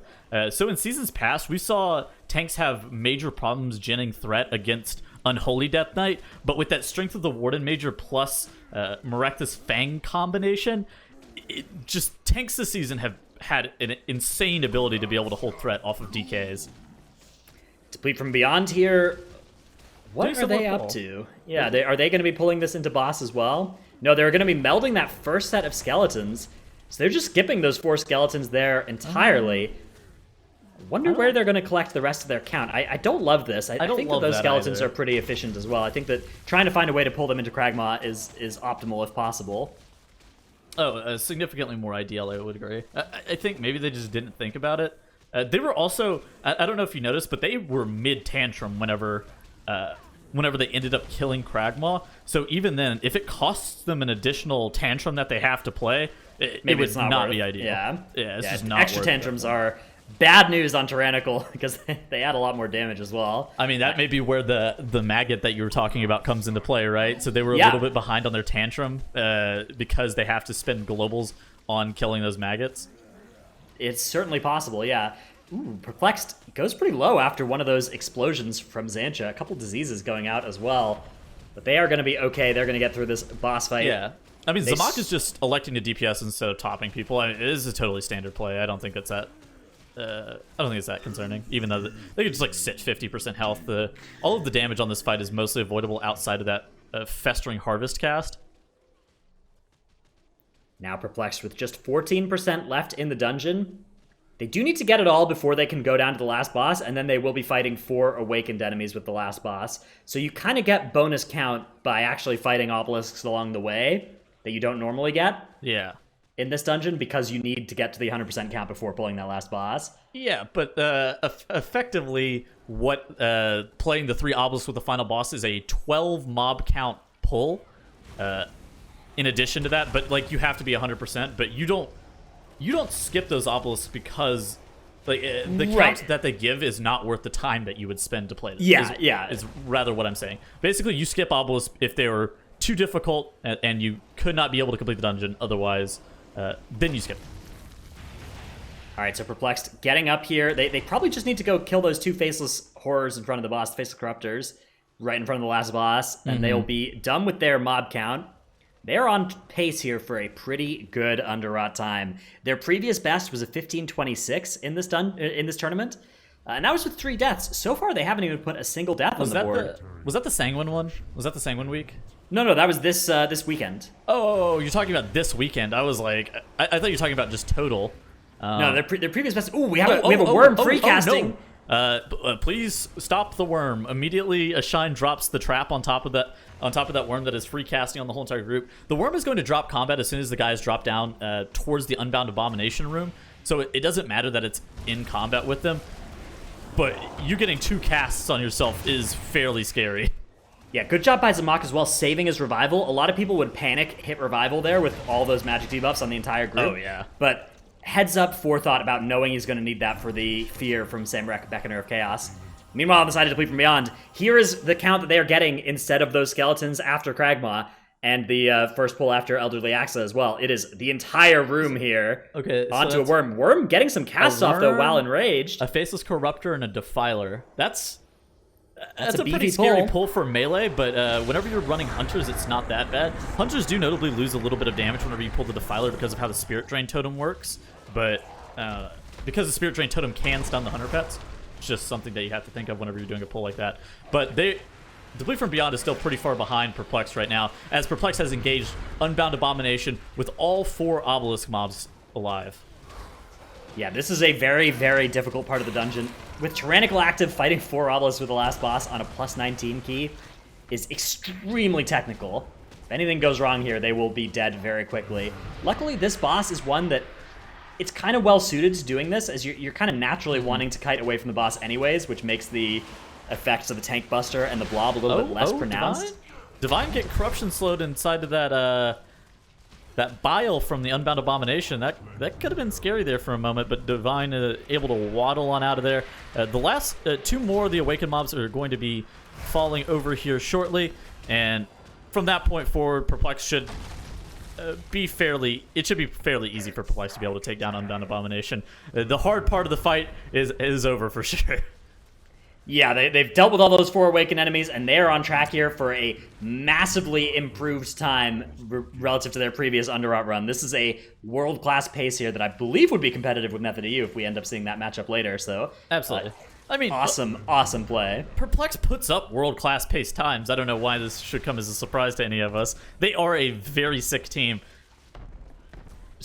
I don't know. It definitely is unsurprising to me that they are putting up this near 14-minute run of Underrot.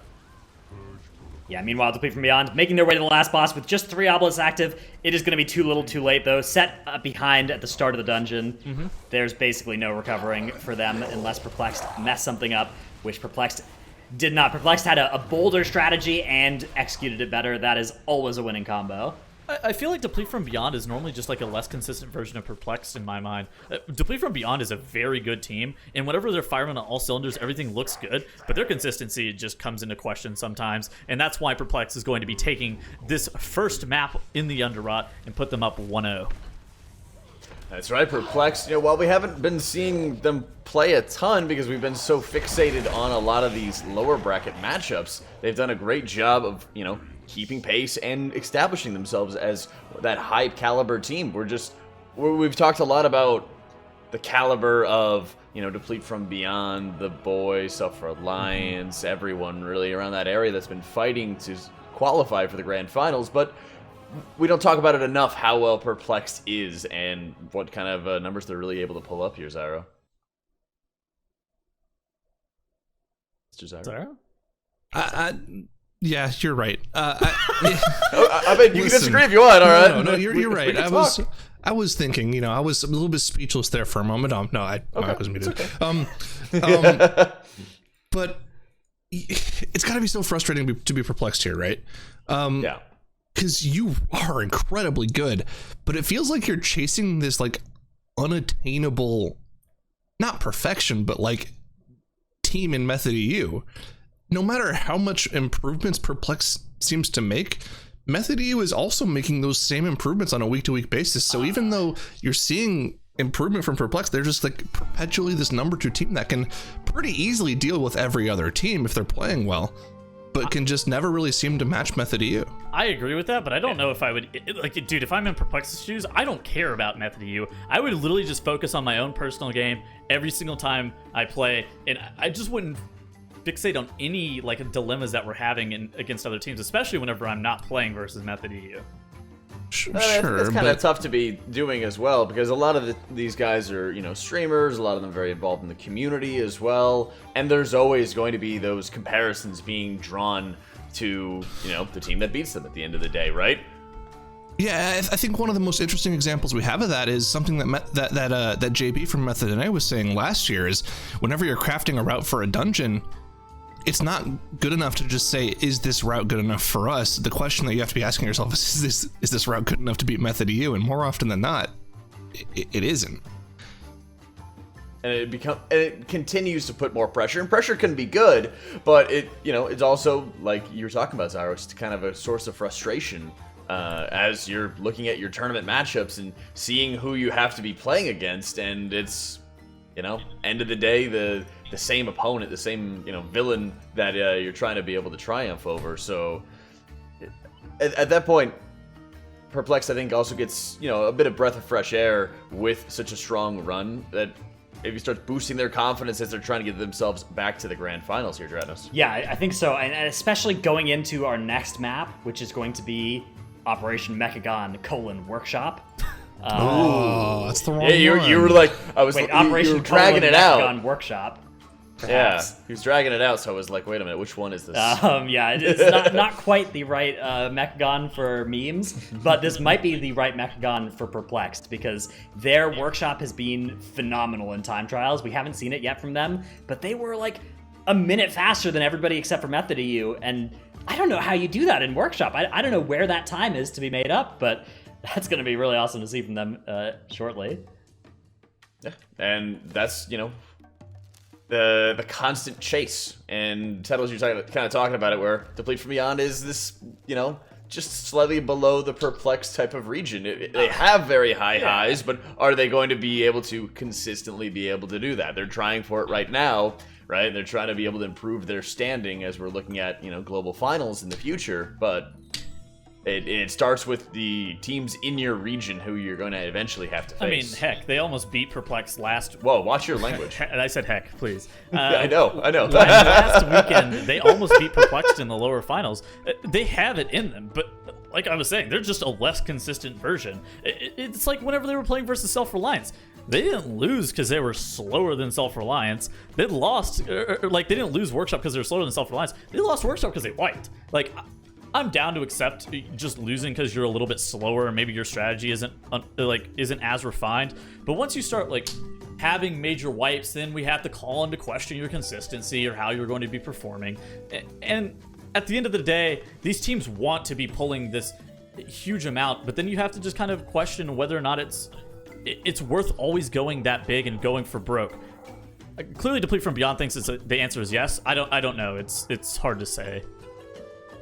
Yeah, and I think that's always one of the other things to point out is that it's a lot of, you know, nitpicky behavior that we're doing is, you know, comparing these guys to the best in the business, comparing them to, you know, the best possible other teams that are out there and seeing if they're able to match up on it. And, you know, we've been having some particularly challenging affixes this weekend with bolstering and explosive pretty much every other dungeon, Zyro.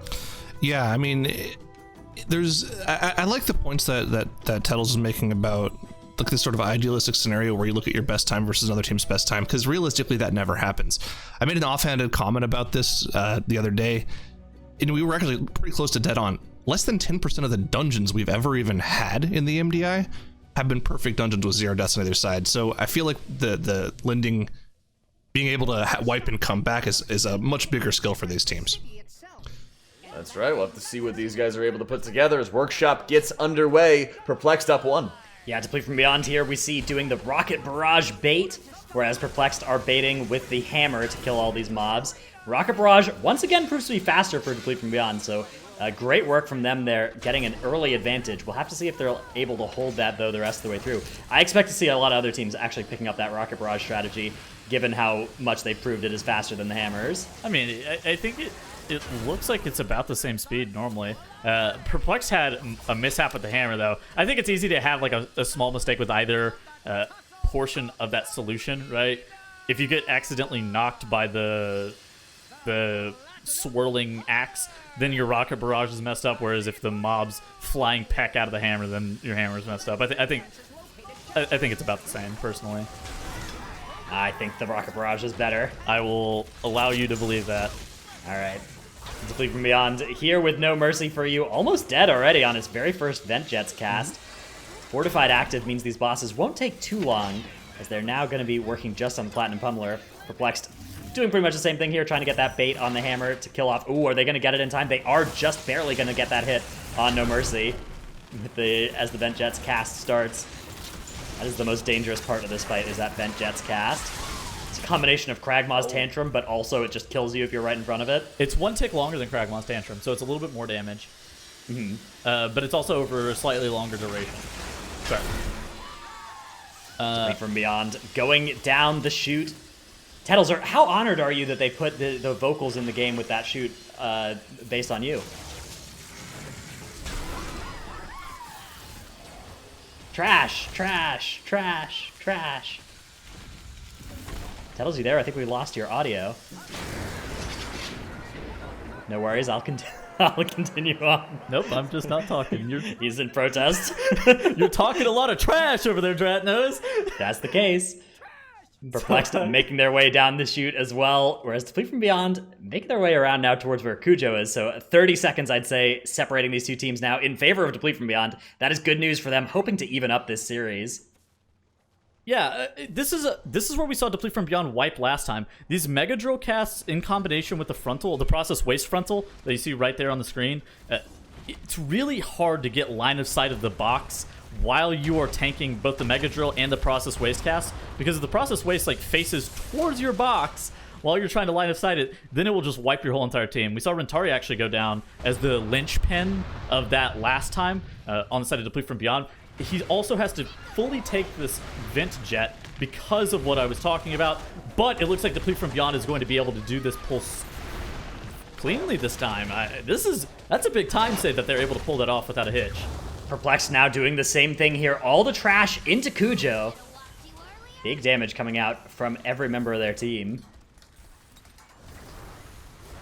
They've got that line of sight spot next to the box. Dude, they got Divine it perfectly. standing out. Yeah, this is beautiful. Oh, they have to be careful. Okay, yeah, they're doing a good job. Divine taking quite a bit of damage though, and Grievous getting a ticking on him. Yeah, they're doing a good job though of just melting Kujo. Look at this. They pulled Kujo like 30 seconds later than Deplete from Beyond, and yet health is almost equal now. So if you look at how Zamak was also positioned, Zamak was positioned next to the Hunters, and he had a full line of sight on Divine while Divine was actually standing in. That's just a sick heads-up play on the side of Perplexed to be able to pull off their play like that. Because whenever you're playing with tanks like Rentari and Divine, who are both standing out using their shield wall to be able to fully tank all of that trash, they can't just sit there with shield wall without healing. So the healers need to be able to position on the corner of that box as well, not just the Hunters. Yeah, both bosses now, just the boss fight left for each of them. Feign Death not quite working out there on the side of Perplexed on the first jump. Normally something we see teams do is using that Feign Death to stop the jumps. But yeah, Deplete from Beyond gonna kill this boss 10 seconds faster than where Perplexed is. So the gap was a 30-second gap on their first boss split, but that has shrunk down to just now a 10-second difference between these two teams as Perplexed was able to speed up there in the second portion of the dungeon. Yeah, they did the second portion of the dungeon apparently 2 minutes faster according to our splits down at the bottom of the screen. It looks like Swag... 20 seconds, right? Yeah. They cut down the time 20 seconds. Yeah. Yeah, that's what I was saying. So Swag did that jump where you're able to kind of parkour up onto the ledge to get to the conveyor belt just a little bit quicker. Deplete from Beyond, still maintaining the lead that they have, has engaged and almost killed off the first pack of trash that is in this council-style trash pull with these guard dogs that you have to deal with. Perplexed, hot on their heels, though. These dogs will be going down here momentarily for them. Yeah, once again, Deplete from Beyond still has the slightest of advantages as a result of the first pull and the first boss going down a little bit faster for them. But Perplexed, not very far behind at all. We're going to get to see very little differences in their strategy for the rest of this dungeon, and yet somehow Perplexed was a minute faster in their time trial time.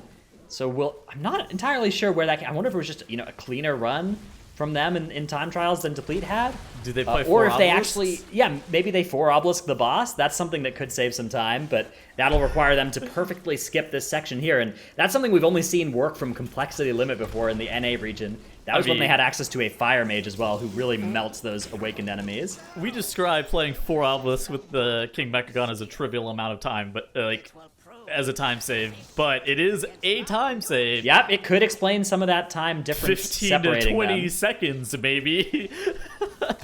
Definitely not.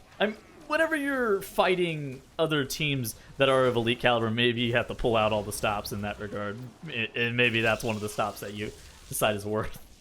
Yeah, in a time trial setting, it can be, you can put up the best possible time that your route gives, and then you may as well try something riskier for bonus time. Sure. That might not be something, though, that actually ever comes up in a tournament setting for these teams. All right, Deplete from Beyond making their way into that obelisk. They'll be fighting Voidweaver Mouth here, presumably going to be snapping it in a while. Where's Rentari going? Okay, yeah, he's just baiting those scarabs over to the side, and they will now be... Actually, looks like they're just going to fight it here for a while. Okay, so Perplexed not playing 4 obelisks with the final boss. They have also engaged Voidweaver Mouth here, neck and neck with Deplete from Beyond. I think Perplexed has actually started to catch up even further. Yeah, well, the gap, I think, was 10 seconds after Kujo died. I think it's still about that long, but it's definitely going to be close. We see a snap coming out now from Divine. No snap on the side of Deplete from Beyond. We can try and count from when Voidweaver Malthier dies to see how far these teams are separated. So there it was at 7:28 when it died for Perplexed. Let's see when it dies. Or sorry, 7:28 when it died for Deplete from Beyond. Yeah. Let's see when it dies for Perplexed. 7:39, so 11 seconds separating these two teams. It's going to be a pull into the boss now for both teams. Zamok staying in the Awakened Realm and will be pulled out once Divine tags the boss. There you go, you see the misdirects on him. And into boss combat they go, fighting all these trash, both teams. This is a part of the dungeon that we've seen wiped before a Shine, taking huge amounts of damage on the side of Perplexed. Most people from Deplete from Beyond looks like we're able to get inside a shield generator. Perplexed not able to get one of those shields inside the boss arena, so they're taking a lot more damage here. Luckily, Zamok is able to keep everybody up, but look at that huge damage going out onto everybody. Turtles being used. Now, all of those turtles used on the side of Perplexed, except for Wolf's, which just came up. The gap is the exact same as whenever this boss got pulled, by the way. There was about a 10% differential. Now the gap is starting to widen a little bit as Deplete from Beyond get their second burst of cooldowns. Perplex probably looking to get their second set of CDs here momentarily. Look at the difference in healing that was required on this pull. Zamok needed to do twice the healing of Igloo on this pull. As a result, I think of that shield generator showing up, like they weren't able to get the shield generator down into the boss room. But like Zamok is still doing could. more DPS. So the way of the Crane's efficiency allowing... Yeah, that's wild. Yeah, exactly. So the efficiency of Way of the Crane allowing you to... Oh, Igloo goes down. Oh my goodness. Oh, no, no, no. Oh, no, no, no. Oh, no. They should be able to kill this boss still. Yeah, they don't need a healer for the rest of this fight, but that is a 5-second penalty. That's going to slow down the boss fight. Not actually by all that much, though. The release point is going to be right here. But yeah, 5 seconds now separating these two teams. Or 5 seconds going to be penalized against Deplete from Beyond here. That is pretty much going to make this gap... that cuts the gap in half, down to 6 total seconds. I just counted out from the end of that boss fight. So yeah, 6 seconds now separating these two teams. Oh my goodness, what a close match we are watching here. Yeah, now Perplexed has engaged the Spider Tanks as well. You can see both teams. So for Perplexed, the orange Spider Tank is the one that they will be DPSing down first. For Deplete from Beyond, the Skull Marker is the Spider Tank that they will be DPSing down first. Once those Spider Tanks do die, then you begin to start the RP for that robot machine that will carry you up to that little landing area near where King Mechagon is, and that's why you end up killing that tank first to begin to start that RP moments sooner. So Perplexed and Deplete from Beyond are neck and neck to the point where that 5-second death, like Dretno said, may be the difference.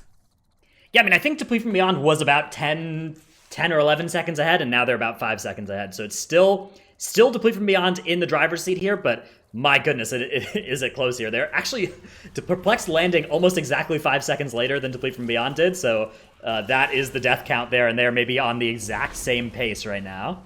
Yep, so you do see a mirrored pull coming out of both sides. They're not pulling those Mark III robots. Instead, they are just pulling the 3-pack that's at the very bottom of this landing area. And then once this 3-pack dies, they will run through those Mark III robots and that pack at the top of the landing, meld everything off, and then begin combat with King Mechagon. Yeah, both teams going to be doing that same strategy here. 92% count for both of them. They're both sky-stepping through everything right now. And yeah, here's going to be... Wow, look at that Fear. Pulls off to the side. Rentari pretty low on the side of Deplete from Beyond. Divine also taking pretty heavy damage. Both are going to be okay, though. Fish Feast go down, and they'll both be pulling this last boss here within seconds of each other. A near-perfect run from both teams so far. Pulled at the same time, so the 5-second death penalty is now in favor of Perplexed. Perplexed has the advantage here if they can kill this boss at the same speed as Deplete from Beyond. But more than 5 seconds can easily change as a result of how well they execute this boss fight. Consistency of cleave and being able to make sure that you are being super efficient with your hunter's damage here is is going to make or break Deplete from Beyond, I think. That 5-second death penalty is just hilariously close for how tight this match is. You see the hunters on both sides running that Core Hound pet, being able to taunt Urgroth, Baker of Heroes, Shadow Smash cast, allowing the tanks on both sides to be able to take significantly less damage. You're able to keep up Urgroth for a prolonged period of time because of the hunter's ability to taunt it. Perplexed is starting to open up a slight lead over Deplete from Beyond here, damage-wise on the boss. Yeah, they're doing a good job here of keeping that cleave up, and they've killed all their awakened enemies as well. They're just doing more damage. I'm not sure what explains it. I think it might be Divine just blasting off here compared to Rentari. Well, Dr. J is doing the same damage. Dr. J is doing more damage than Swag comparatively, right? Or Clicks, and both of those were in third place. Down again for Deplete from Beyond. They do have another battle res, or they have 2 battle reses actually, so they're going to be able to resurrect him.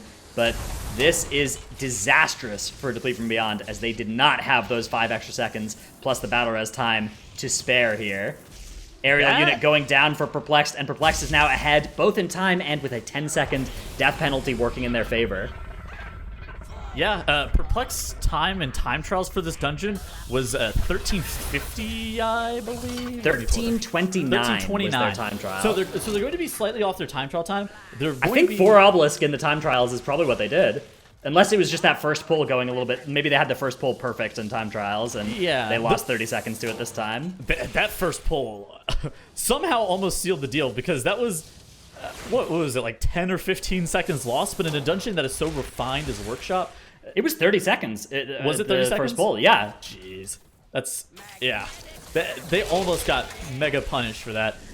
Now Perplexed has gotten the Magneto arm out from the Omega Buster, with Omega Buster dipping below 20% HP. It looks like Perplex here is going to be able to take down the Omega Buster. At that point, they only have to DPS down 1,000,000 health from King Mechagon, and they should be able to take this against Deplete from Beyond 2-0. Not respecting the 1v1 here. They're going to have all 5 members of their team fighting King Mechagon. That is unethical, but still taking a win for Perplexed. Man, bad manners. Unbelievable. Perplexed taking that 2-0 victory, and, you know, Deplete from Beyond had a couple deaths here and there, a couple Igloo deaths as well, but they did a good job making sure they're, you know, keeping pace. It just feels like each time they're kind of on the cusp of it, and Perplexed has done a great job of improving their team constantly, Zyro. Yeah, sorry, I was laughing there a little bit because I saw Rentari just hop off the edge of the platform when I'm assuming they got the message that the other team won. Just he's like, all right, gone. But yeah, no, Perplexed.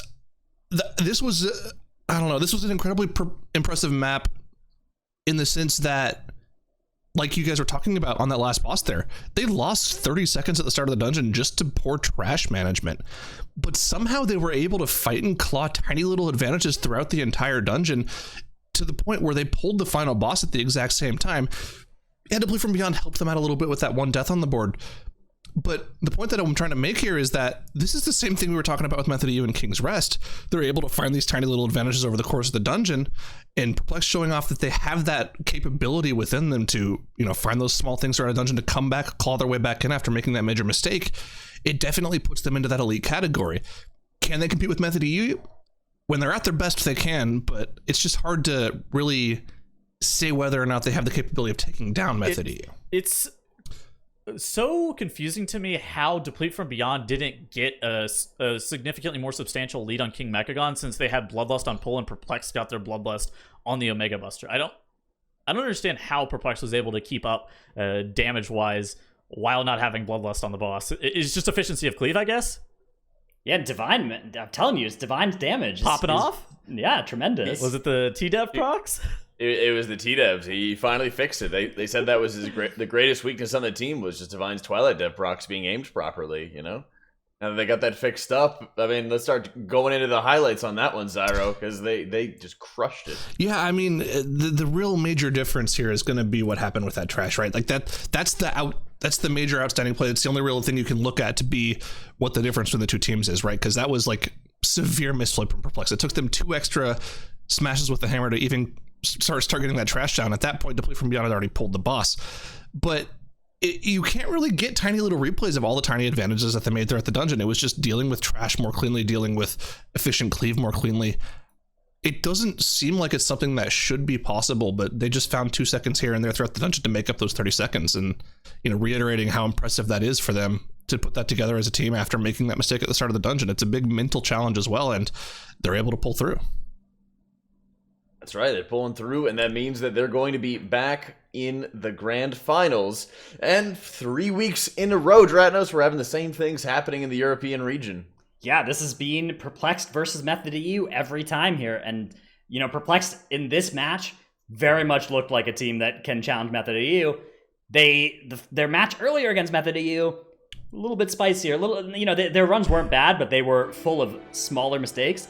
Here, there really was not as much of that. So if they can bring this performance up against Method EU, I think they can absolutely compete with them in the grand finals here and try and actually put up a win on the scoreboard against that team, which would be a huge increase to morale going into that global finals later. Yeah, that's right. I mean, they have a lot of time before global finals comes around. It's going to be this summer. So it's, they want to be able to have that point of pride, because it's one thing with time trials titles. It's another thing when you actually get into the cup play and start getting those wins. Oh, absolutely. I think the biggest differentiator there is the fact that you have to be able to keep powering through even through mistakes. You can't just be like, oh, we wiped, zone out and try again. You have to just keep going. So I think the cup play gives a lot more perspective as to how you're going to have to keep just chugging along even when your runs aren't perfect. It just gives a lot of good feedback for the teams on how they should be looking to practice moving forward. Yeah, that's true. And as we take a look at our bracket, we are seeing Method EU Perplexed sitting pretty here in the grand finals for our penultimate series of the day. We will have our tiebreaker going on immediately afterwards, so that we'll be looking at who our fourth and final team will be going into our global finals this coming summer. And is it really what we've been expecting to see? Is this, when we looked at the bracket coming up to this weekend, Rhinos, were you expecting us to be in this kind of situation where, obviously Method EU Perplexed to the grand finals, qualifying, clinching, everything like that, but tiebreaker and Deplete from Beyond clinching it as well? Well, let's take a look here. The first seed and the second seed are in the grand finals. The third seed is out in third place. The fourth seed is out in fourth place. Fifth and sixth are out in fifth and sixth. And seventh and eighth are out in seventh and eighth. Okay. It looks somewhat predictable to me, yeah. It hasn't always been the case, all right? It hasn't always been the case. The numbers don't lie. The seeding predicted it. They spelled disaster for huge sacrifice. The only difference is a man of numbers. Is that Perplexed was the first seed and Method the second seed, and that matchup went differently than the prophecy foretold. Well, according to that prophecy, though, that would mean that Perplexed would be taking the win, right? Yes. So you already made your prediction, all right? I'd like to end my association with the prophecy at this point. I'm reversing my stance here. I'm on the side of Method EU for this one in the grand finals. They just have looked unstoppable. 5 times they've done battle against Perplexed, and 5 times they've won. So I'm gonna give them the nod again here. Thank you, Method Dratnos. For that lovely analysis. We'll be taking a quick break as Dratnos, gets to field a couple phone calls. Don't go anywhere, guys. Grand final time coming up after this.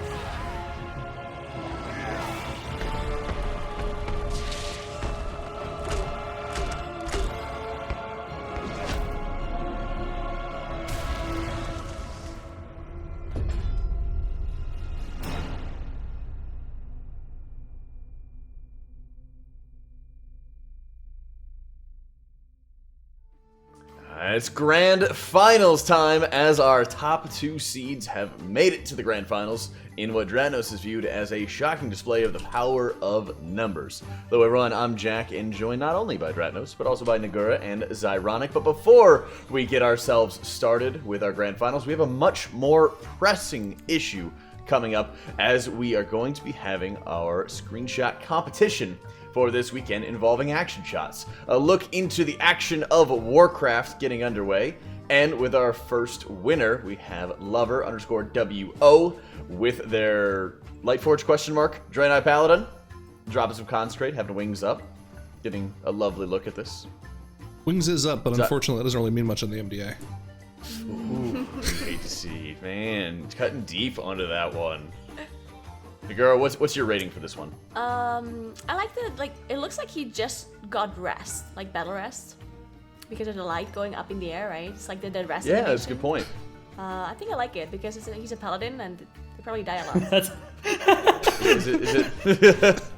I mean, while we're laughing, Warcraft Stats is laughing with his high mountain torrent. Something, it's a nice chuckle to always have, especially when it's, Tettle's POV whenever he's casting here, Dratnos. Yeah, this is actually a screenshot of somebody looking at a damage meter with Tettles on it. Oh no! What do you think about this one, Zyro? I can't tell if he's laughing or if he's like holding his stomach in pain. It's one of those two. I mean, I think he's got his eyes closed as well, so I think this is joyful laughter, At Tettle's expense, probably. Probably, yeah. Let's go with that. Mm-hmm. High Mountain Torrens. I mean, I don't think we've had any mismatching belts yet, Nagura. We got to keep an eye out for it. Thankfully. No mismatching belts allowed. Yeah, I mean, it's a very heinous crime. We always got to be watching out for it. Belts are very important, and they need to fit your shoes. That's right. Hey, yes, Bench boy. Tettles won on the bench. Boomy. Not only did he submit this for the Transmog competition and unfortunately didn't meet the finalists, but, we got the action of Warcraft. Sometimes there's action, Zyro, and sometimes there's inaction. Well, of course, when it comes to the MDI, the Boomkin is, right where he is in this picture. On the bench. on the casting desk. We've got 2 of them onto the table. Hey, you got a great action shot, Kitsuera, with the big bear drill. Here you've been tanking a little bit, Nagura. How does this capture your experience I appropriately? actually love this one. This looks like a guardian tank, just stepping on people. What are the mobs? I think this is in Drusvar, right? So it's some of like the mind-controlled mobs or anything like that. I think we all actually play Horde, so we ran in and out with our dailies on this one and we're gone. Drynos, do you have a favorite? I like the screenshot from my friend at Tettles1. That was a really nice submission from him. So what a guy, Tettles won. Zyro? I'm a big fan of the bench screenshots. I've got another guy on Twitter that I follow who does those as well. Guppin. Fantastic bench screenshots. So really like Tettles shot. Great execution there, Tettles. I like the torch in the background. That was a good little touch. And it's a crying shot too, I think. So it was just on point, honestly. Nagura, wrapping it up. Were you unanimous on this one? I'm gonna go with the Kitsuera. I really like that last one there. There we go. For Tettles, See, you're now fully a Boomkin main. All right, or a Guardian main, I should say. Excuse me. Oh my goodness. Well, thank you so much to everybody who participated in our event. We'll be sure to be having many more going forward. Love to be able to have our screenshot competitions. Last week we had our Transmog, and we're gonna see what's gonna happen next week. Any suggestions, Zyro? I don't know, man. I'm lost when it comes to these. How about damage meter screenshots? So again, probably the best way to shame your friends. Tettles can show the same screenshot for the 3rd week in a row. Turn it upside down. Not on the meters, benched. Smile. All right, let's take a look at our schedule for the day. As I mentioned, we do have our grand finals coming up, and it's going to be between Method EU and Perplexed. But we also are going to be having a tiebreaker situation, as Self-Reliance and the boys are tied on points currently in the standings. So to determine which one is going to be going to our global finals this summer, Self-Reliance and the boys are going to be squaring off right after Method EU and Perplexed. So at this point, they are going to be, practicing whatever dungeons that they can, Dratnos, and preparing for. I believe we have some double-blind picks coming up. Yeah, they're both gonna ban at the same time, since there's no seeding difference in this tiebreaker. And yeah, then we've got a nice map pool here full of some favorites for them in the tiebreaker. But first, our main event, the grand finals between Method EU and Perplexed. That's right, we're going to be starting ourselves off in Wayrest Manor. And we also have some very, very surprising bands coming along. The full pool, we have Wayrest, Motherlode, Atal, Freehold, and King's Rest. But, Nagara, we had a little bit more of surprises coming up in a weird way. Yeah, so it makes sense that Perplexed banned the Atal'Dazar, right? Since we've seen the 9-minute 57 play by Method, so under 10 minutes in Atal. Definitely makes sense to ban that one, even though Perplexed also has a really quick Atal, but just not as fast as the Method one. But Method, on the other hand, actually banned the Motherlode, which is very interesting, because we did see them play this map earlier, and Method won against Perplexed. And now they chose to ban it, which is interesting. Maybe they think their strategy is too risky and there's lots of things that can go wrong, or I'm not sure. Yeah, they do. It's weird. Good. Go ahead. Okay, they do have that slower time trial time in that dungeon, so that, you know, it may have been, there may have been a more pressing ban in the other match, but here with this map pool, I think they're feeling pretty confident in King's Rest, where they've also beaten Perplexed, and Wayrest and Freehold, which are kind of Method EU staple dungeons. Yeah, I think it's just assuming Perplexed would be at their best, at their 100% level in that Motherlode, and trying to make sure there's not even a remote chance that they could lose, picking those perfect win scenarios. But game is underway. Method EU and Perplexed starting off in our grand finals in Wayrest. There we go, we see the double triple hunter comp for Wayrest here because of that bolstering and tyrannical combination of affixes. Both of them immediately going to the boss, to the Triad, and using the Bloodlust.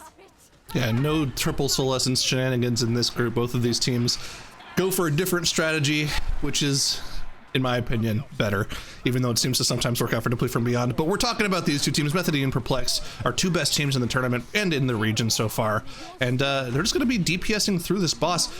One thing we do tend to see most teams do is pull a little bit of extra trash in when they get to the final sister here, just to get that free extra trash count. Usually only 3 or 4%.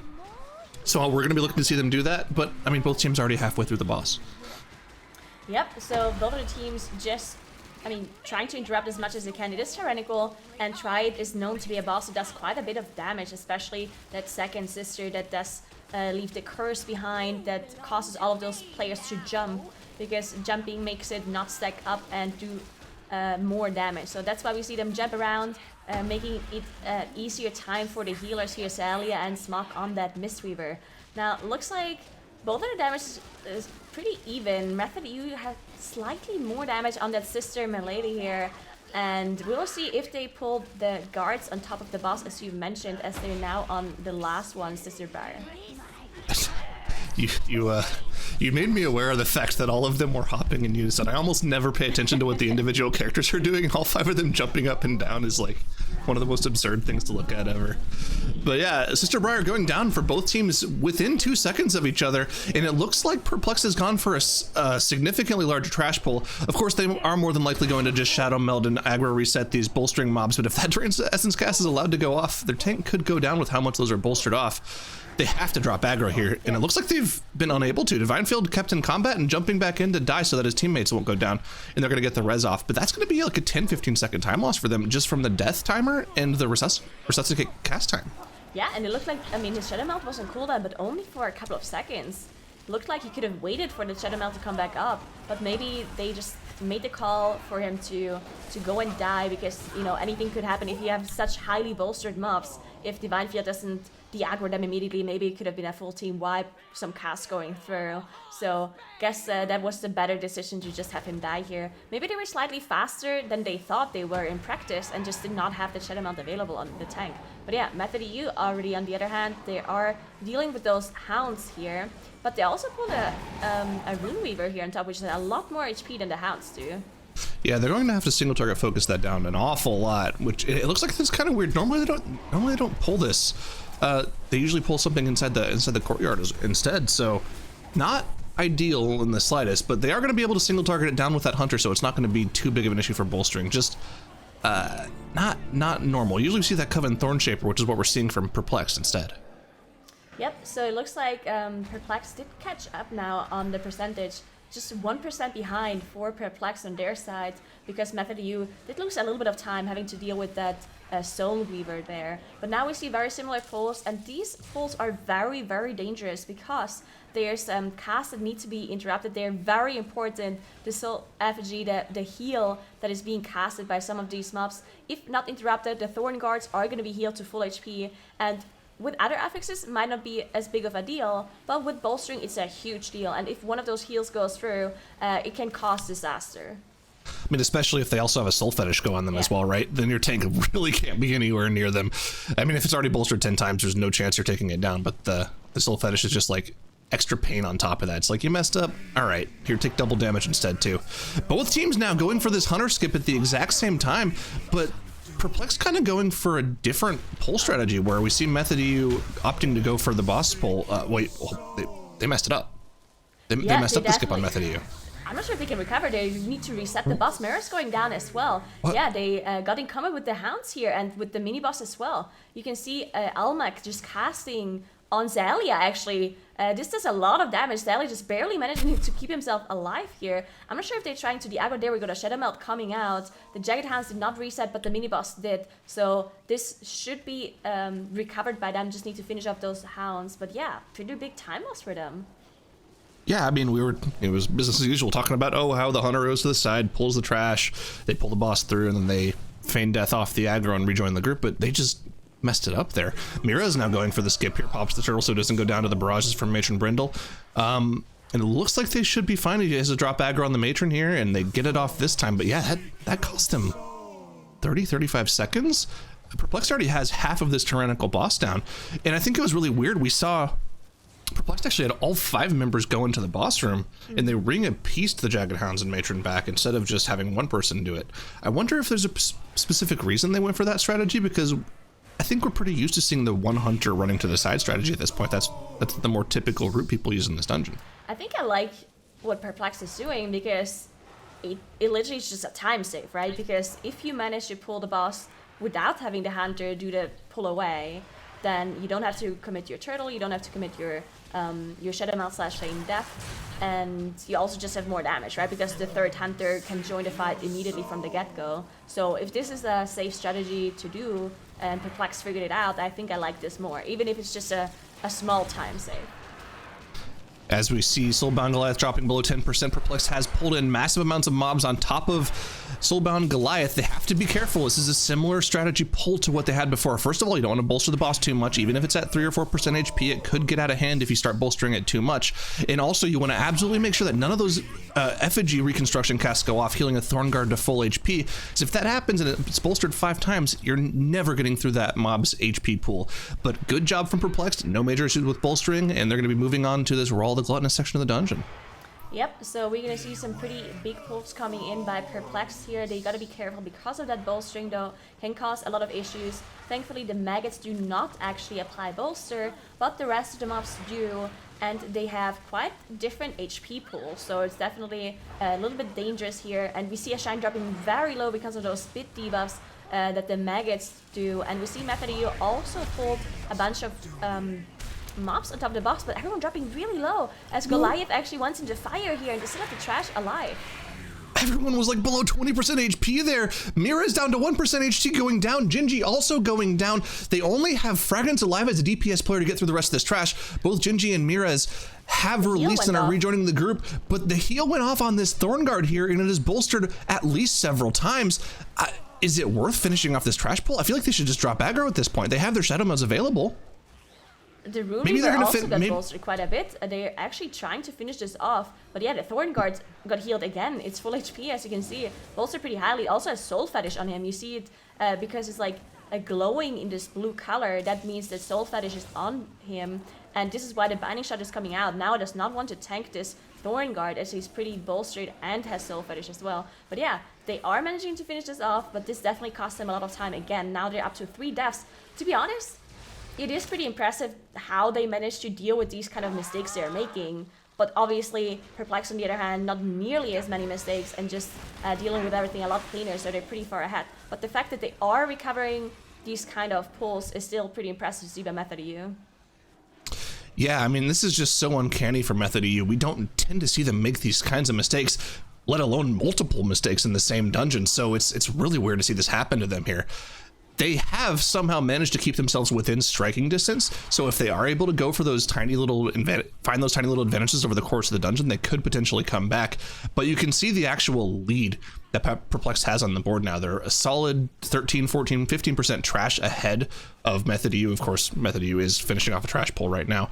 But they're already engaged on roll, and they're already going to be at 75% here very shortly. So there's a pretty big advantage for Perplexed here. Yeah, definitely. We also see a very nice little strategy coming in by Perplexed. So they actually threw some of the hunter traps here on top of the higher HP mobs, the stewards, because they didn't want to deal with it with the trash pack because of bolstering, right? Because these mobs have quite a bit more HP than the rest of the mobs in this room. So they just threw the hunter traps on them. They said, you know what, we're just gonna kill Ral now, and when Ral is low HP, they're probably gonna pull those stewards on top and just cleave them down with the boss, getting very efficient trash percent.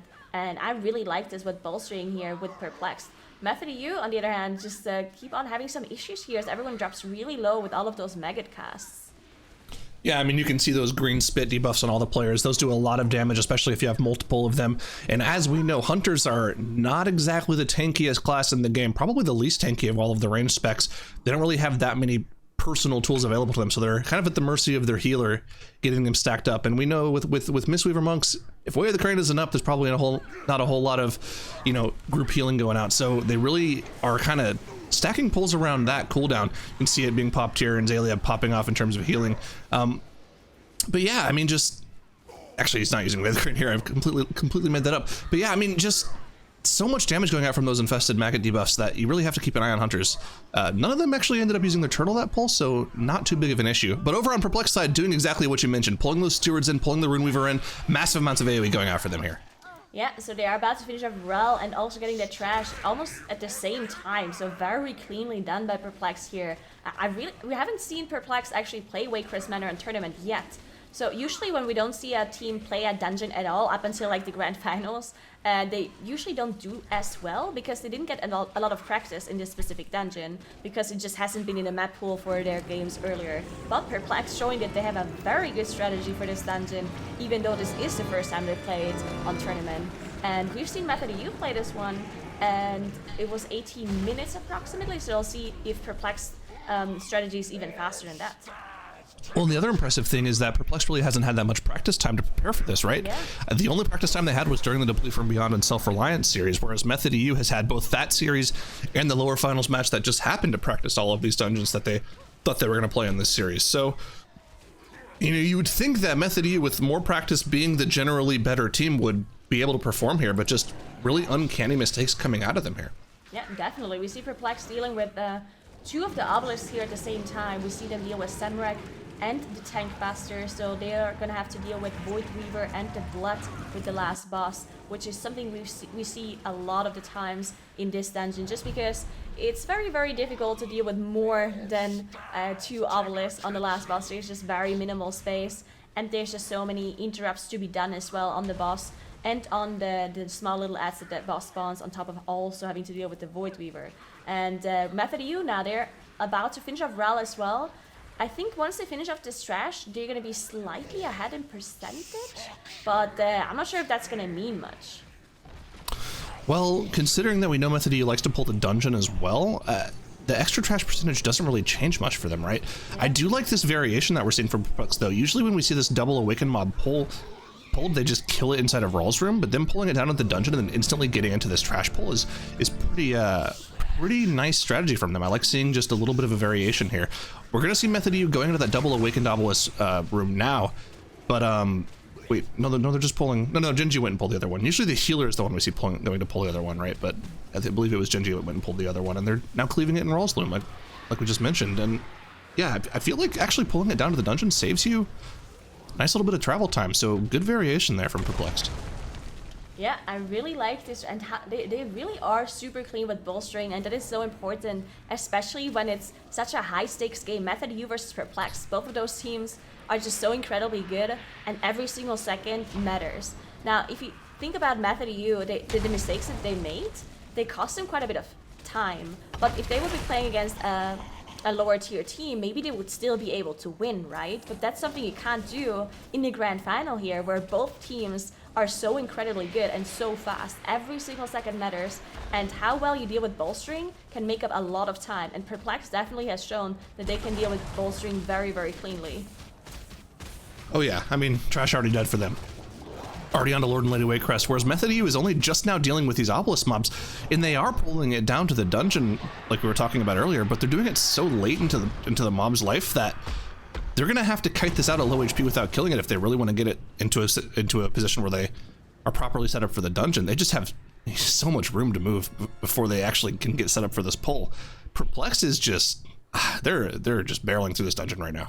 Yeah, they're incredibly fast. This definitely looks like a faster strategy than Method EU has shown us earlier, even without the mistakes. Perplexed now dealing with Lady and Lord Wayrest. Method EU has to deal with a little bit of trash in the upper area. Unfortunately, we don't see that right now, but they also have to deal with Alma. I believe you can see the debuffs on Now and Zalia, so they definitely are dealing with that mini boss on top of also dealing with some trash, the pull that Perplexed did earlier. And then afterwards they have to deal with this trash Lord and Lady Wayrest room, so they're 2 pulls behind at this point.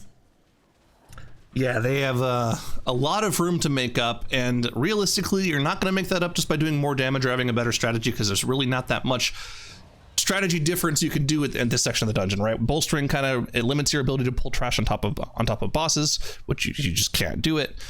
So really all they have left is to pull the trash in this room and then deal with the bosses. So I don't think you're going to do that 2 minutes faster than what we've seen out of Perplexed by any stretch of the imagination. Of course, their only real opportunity to come back is for Perplexed to somehow flub the final boss and somehow wipe there. No caster curse, just that's realistically the only thing that can get Method EU back in this dungeon. Actually, it looks like they dealt with more trash in this Alma area. You see they're up to 86% trash now before this trash is going down.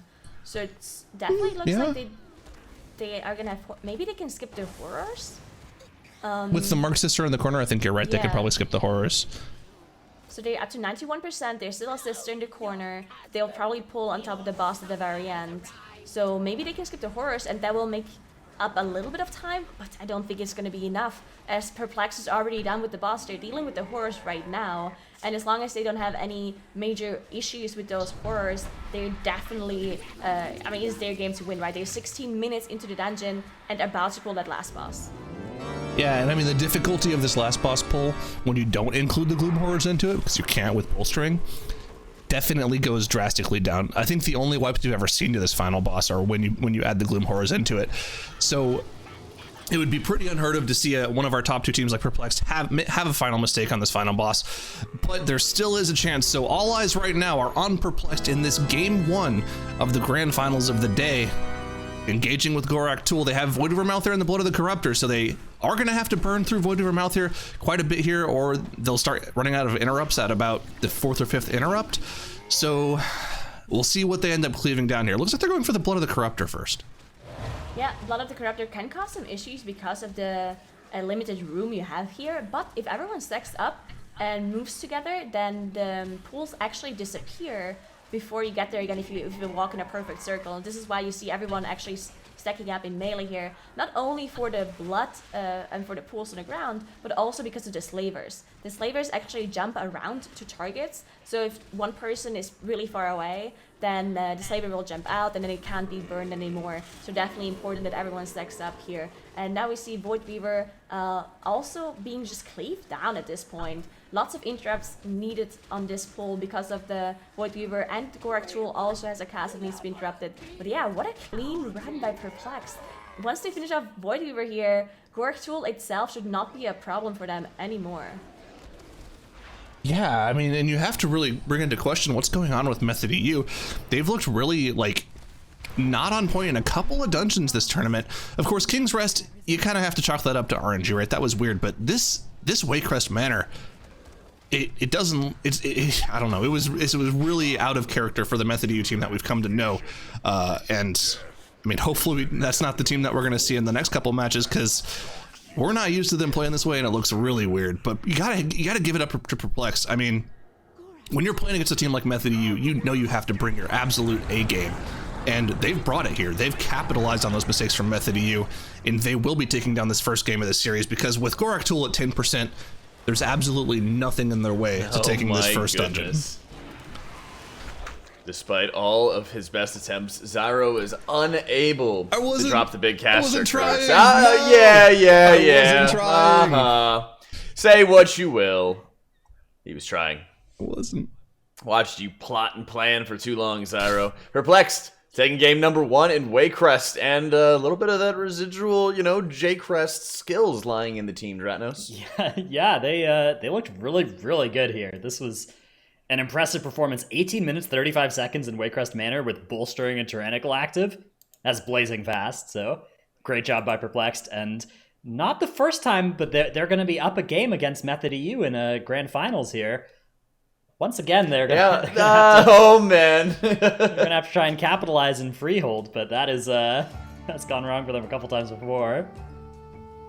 You're already bringing back the math skills and everything. All the things are coming back full circle. Yeah, it's quite a bit of a challenge that they're going to have towards it. And we also got to keep in mind that Nagura, we were talking about it quite a bit. Method decided to drop the ban onto Motherlode, a dungeon that they won against Perplexed because they think the other matchups are more favorable towards them. Yeah, I mean, next game is going to be Freehold, and Freehold is a dungeon where we've seen both of those teams once already.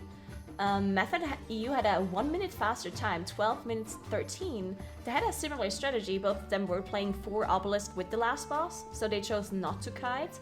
But yeah, Method EU slightly faster, 1 minute, which to be honest doesn't mean as much because Perplexed definitely had the time to practice this, and they saw Method EU's strategy on the tournament yesterday. So maybe they adapted their strategy, and maybe they can actually do a faster time there as well. So this is going to be a very close one, I think. Yeah, we'll see. Before we do that, let's jump into the highlights that you've got for us, Dratnos. What was causing Method EU just to be falling behind constantly? Yeah, so once again, we had the first mistake of the dungeon committed actually by Perplexed. We've seen this from them in a couple other series, but this was only a small mistake. This is something that cost 15 seconds. Method EU had multiple things go wrong that cost more than that. They had a snafu with the Matron before Soulbound Goliath, staying in combat with much of the group, claiming some lives, casting that Thorn Barrage on Zalia. Really not something you want to have happen there. It ended up causing them to have them adjust their route. They lost a death. They lost a lot of time there. And then at the end of the second boss, surprise fire moment on that boss led to many deaths, led to interrupts getting missed on the effigy reconstruction, led to a big bolstering problem that really gave Perplexed the window of opportunity that one of those 2 mistakes would have been enough for Perplexed, I think, to win that map, but with both of them, it just shut the door on Method EU. Yeah, and we're also going to be going into Freehold, like you mentioned. What are we looking at most here, Zyro, going into this matchup? Well, while we were going over the replays there, I went back to all of the other tournaments that we've played in BFA, and I have an interesting statistic here for you. All of them. Method EU, in all of the grand finals they've played in, which is pretty much, I think it's all but one of them that we've had for any of the regions they've played in, they've only ever lost game 1 time. And that was against 40K last year, and they ended up losing that series. It was the only grand finals they ever lost. So maybe a little bit of foreshadowing, precedence maybe, I'm not sure. But yeah, it's the only time they've ever lost a game. What are you saying? What am I saying? Well, the prophecy. It doesn't really matter what I say, because if I predict it to be right, then, I'm just right. But if it's wrong, I've caster cursed them, so I really can't win here. That's right. You've learned very well, Zyro. Good job. Hey, that's true. Okay, let me see. Heads, Method wins. Tails, Perplexed wins. Heads. All right, Method wins. We're good. All right. The match or the map? I was going to say, is it the match or is it... Wait a minute. Hold on a second. You need to go deeper. Was this the source of his power? Well, it was right in the workshop, right? It called Clean Dungeon. Deplete from Bad had a clean dungeon. That is very true. That is the case. Freehold very likely to be a clean dungeon as well, as none of these affixes are too brutal. We've just got Tyrannical, Teeming, and Volcanic, so nothing really going to interfere with the pulls all that much. It's just going to be a question of whether they're able to cleanly execute them or not, and just how big they're both able to go. Yeah, and I believe we're also going to have to deal with Eudora this week, if I'm not mistaken. But let's check it out. Game number 2 with Perplexed up 1, starting now in Freehold. There we go. So we see the difference in comp at the very start already. We see Fragnance on that DK, while Perplexed is running Triple Hunter, which is very interesting. We've seen them run Triple Hunter before already, but yeah, just not opting on having this DK with the huge AoE damage. They just feel like they'd rather have the single target damage from the Hunters. Yeah, and we've seen what differences in strategy this comes up with, right? Method EU can go for much bigger pulls with the DK, kill them more quickly just to play safer with that DK damage, and they end up actually doing this dungeon faster, whereas Perplexed is a more like measured out and planned route. Looks like it has a higher success chance. When you have these large AoE pulls, there's a little bit of volatility. Things can go wrong. So yes, Method has a much faster time, a theoretical high-end time, but I think Perplexed strategy is a lot more, what's the word I'm looking for, consistent. Yeah, definitely can be the case, as Method EU downed that trash pack now, engaging Sky Captain Crag. They actually pulled 6% more trash, so they're up to 28% without committing their Bloodlust, while Perplexed only up to 22%. So there's going to be some trash Perplexed has to make up on later on. Now we know both of those teams are not actually committing their Bloodlust at all here at the start of the dungeon, because they needed to play the 4 obelisks at the very end with the boss. So this is why we see them not actually using it here to start. Yeah, absolutely. I mean, that's how crazy is that to think about that neither of our teams are using Bloodlust just because they know they need it up for the start of the poll when they get to the last boss. That's pretty unheard of now that we have that happening in 2 dungeons where they only use 1 list, now Atal'Dazar and Freehold. Surprisingly, probably the 2 most interesting dungeons in terms of routing, right? They're the most open dungeons in terms of which bosses you can go to, and Junkyard. Well, Junkyard as well, but we never see that one played, right? That is true. But all they have to do is add Bowstring, and there we go, double Bloodlust for sure. For sure. Yeah, so Method EU and Perplexed are fighting the boss at this point. Method EU is slightly faster because they also engage the boss faster. So definitely a little bit of advantage here, not only in boss percentage, but also in trash, as I mentioned earlier.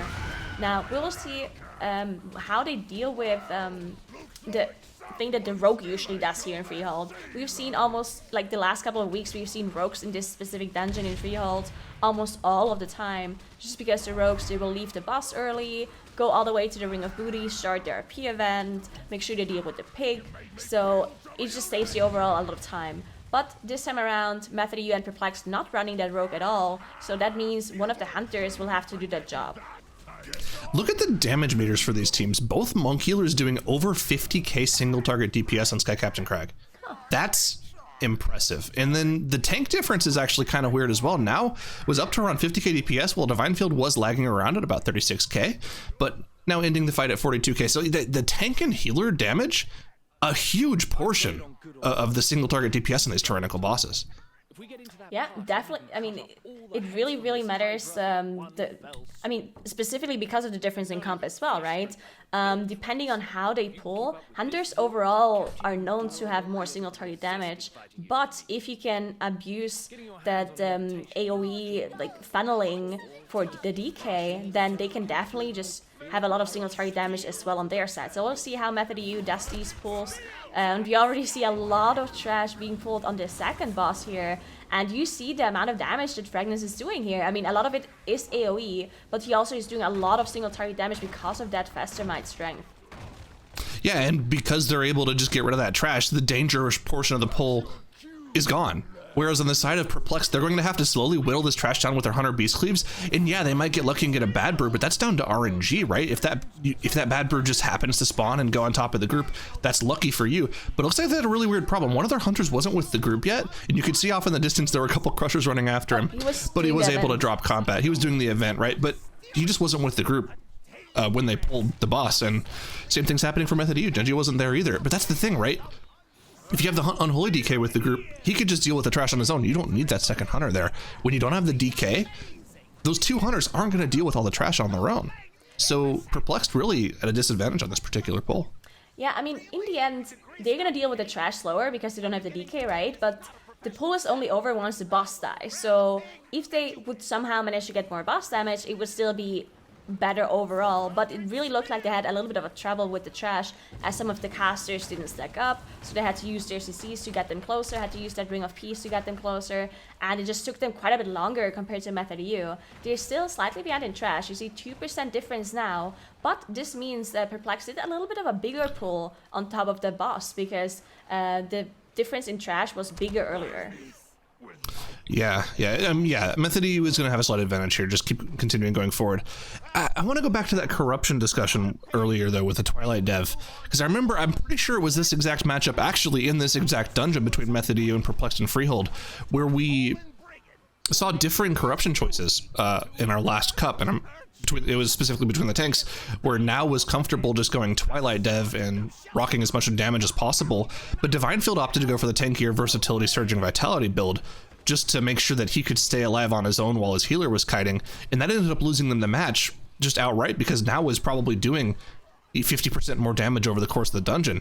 Divinefield now does have the Twilight Dev corruption, so he will be doing, he does have the same potential damage output that Now has as well, so that's no longer, a major differing factor between the teams. Of course, there is, like we saw in the first boss, a little bit of RNG taken into account, but the small little changes that they're making throughout the tournaments, saying, okay, yeah, we should run Twilight Death for the extra damage. I'd like to see those adaptations coming out. Yeah, and they're just adding more and more risk to all of these pools to gain a little bit of an advantage, right? So they're just really, they're going to their limits, right? The pulls that they're doing, the thing that we just saw Method EU do, they pulled half the dungeon on top of Ludwig here. The amount of percentage they got just doing this pull right there, it's crazy difficult. You have so many things that you need to watch out for, and Now is taking so much damage, and it's just impressive that they can pull this off, even with running offensive corruption on their tanks as well. And now we see Perplexed gathering a pretty substantial pull on their own, as you see Divinefield Lightfoot potioning around, while the misdirect from the Hunters is on him, making sure that he keeps the aggro and everything. Now Trothak is being engaged by Method EU on top of a lot of trash again on their side. Yeah, both teams opted to go for this massive triple pack pull on top of Trothak. Remember that, the major differences here is just that DK. He gets to pump the extra single target damage, whereas Perplex has to slowly whittle it down. It's more dangerous for them. People are going to get yoinked all over the place by those chains, by those chain hooks. Look at the difference here. Method EU has no more trash to worry about, whereas Perplexed, this is going to be alive for another 10-15 seconds for them. One thing to note, though, on Trothak, definitely, unless they heal through all of the whirlwinds that Trothak does. We saw Fragments actually standing in it on the first one, but I'm not sure if he can stand in it on the second one here in the Shark Tornado. Fragments, okay, he's actually just standing in it, so Zelia is out healing it, also using that bubble on Fragments. And yeah, these slight little things that they do to get a little bit of an extra point of damage onto the boss, this is what they need to do in such a matchup here. And I thought it would be a little bit of a damage loss for Method EU because of the Shark Tornado and the melee, but it's not if you just stand in it. That's the true alpha DPS play, right? Yeah. Heal me. Heal me. Well, he's standing out now, Jimmy! No. Come on! All right, he didn't commit. Alright, so they probably ran out of defensive cooldowns, and he couldn't take the third Shark Tornado in a row. But still doing a lot of damage here on that DK. Of course, again, a lot of it will be AoE damage. And usually when you have a DK, you want to try to give the DK as much funnel DPS as possible. The Hunter's trying to just give the damage to the DK because of that faster might and because of the single target funneling. But yeah, Perplexed caught up a little bit. It is a tyrannical environment, so 19% boss HP is still quite a lot. But the Hunter's definitely catching up on damage there.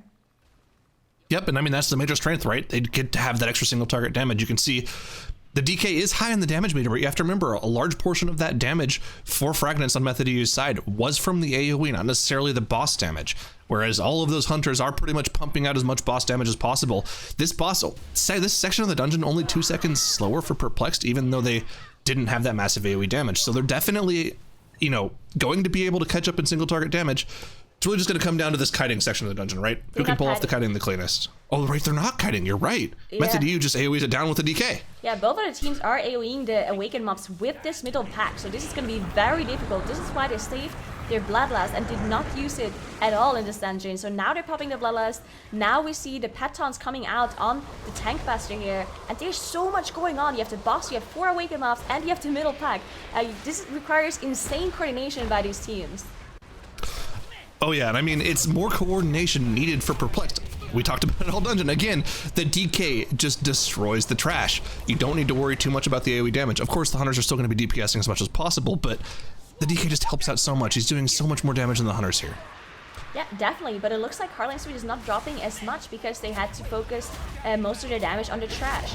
Perplexed doing a little bit of a different strategy. They only pull the Awakened Mobs at the start without the middle pack. They wait for the boss to be lower to get the AoE artillery. Oh no, a Shine and Wolf Disc are actually going down. They do have 2 Battle Rests available, but it needs to be an Engineering Rest, which takes quite a while. And the 10 seconds on the board is going to matter so much. It looked like they were catching up on damage on Heartland Suite, but with these 2 deaths, this might just be it. Method U already is about to finish off those Awakened Mobs. I mean, the Cannon Barrage win on Smok. Swag needs to go and res right now, but he also needs to keep taunting the Spirit Breakers all with his pet. Just now going for the res on Wolf Disco, and once Wolf Disco goes up, they'll be able to get the second res on a Shine, and it looks like they're just barely going to be able to get through this, but at this point, Divine Field is out of cooldowns, and they just have to pump as much heals into Divine Field as possible. You can see how low he's dropping in this situation. This is costing them so much time. Yeah, I mean, they have no more interrupts here for the Void Griever with the dead DPS. You see the curse being on Smok, reducing his, increasing his cast speed. So this is super dangerous for them now. They need to get a Shine back up if they want to finish this off. And there we go, Shine is back up. They should be able to recover. This was actually an insane recovery by those 3 players that were not down. That was really well done by them. They might actually be able to finish this off now. But Method U, on the other hand, they had a 0 death clean run so far. They dealt with all of their Awakened Mobs at this point, pulling more trash here with the Cannon Barrage, using that friendly fire damage.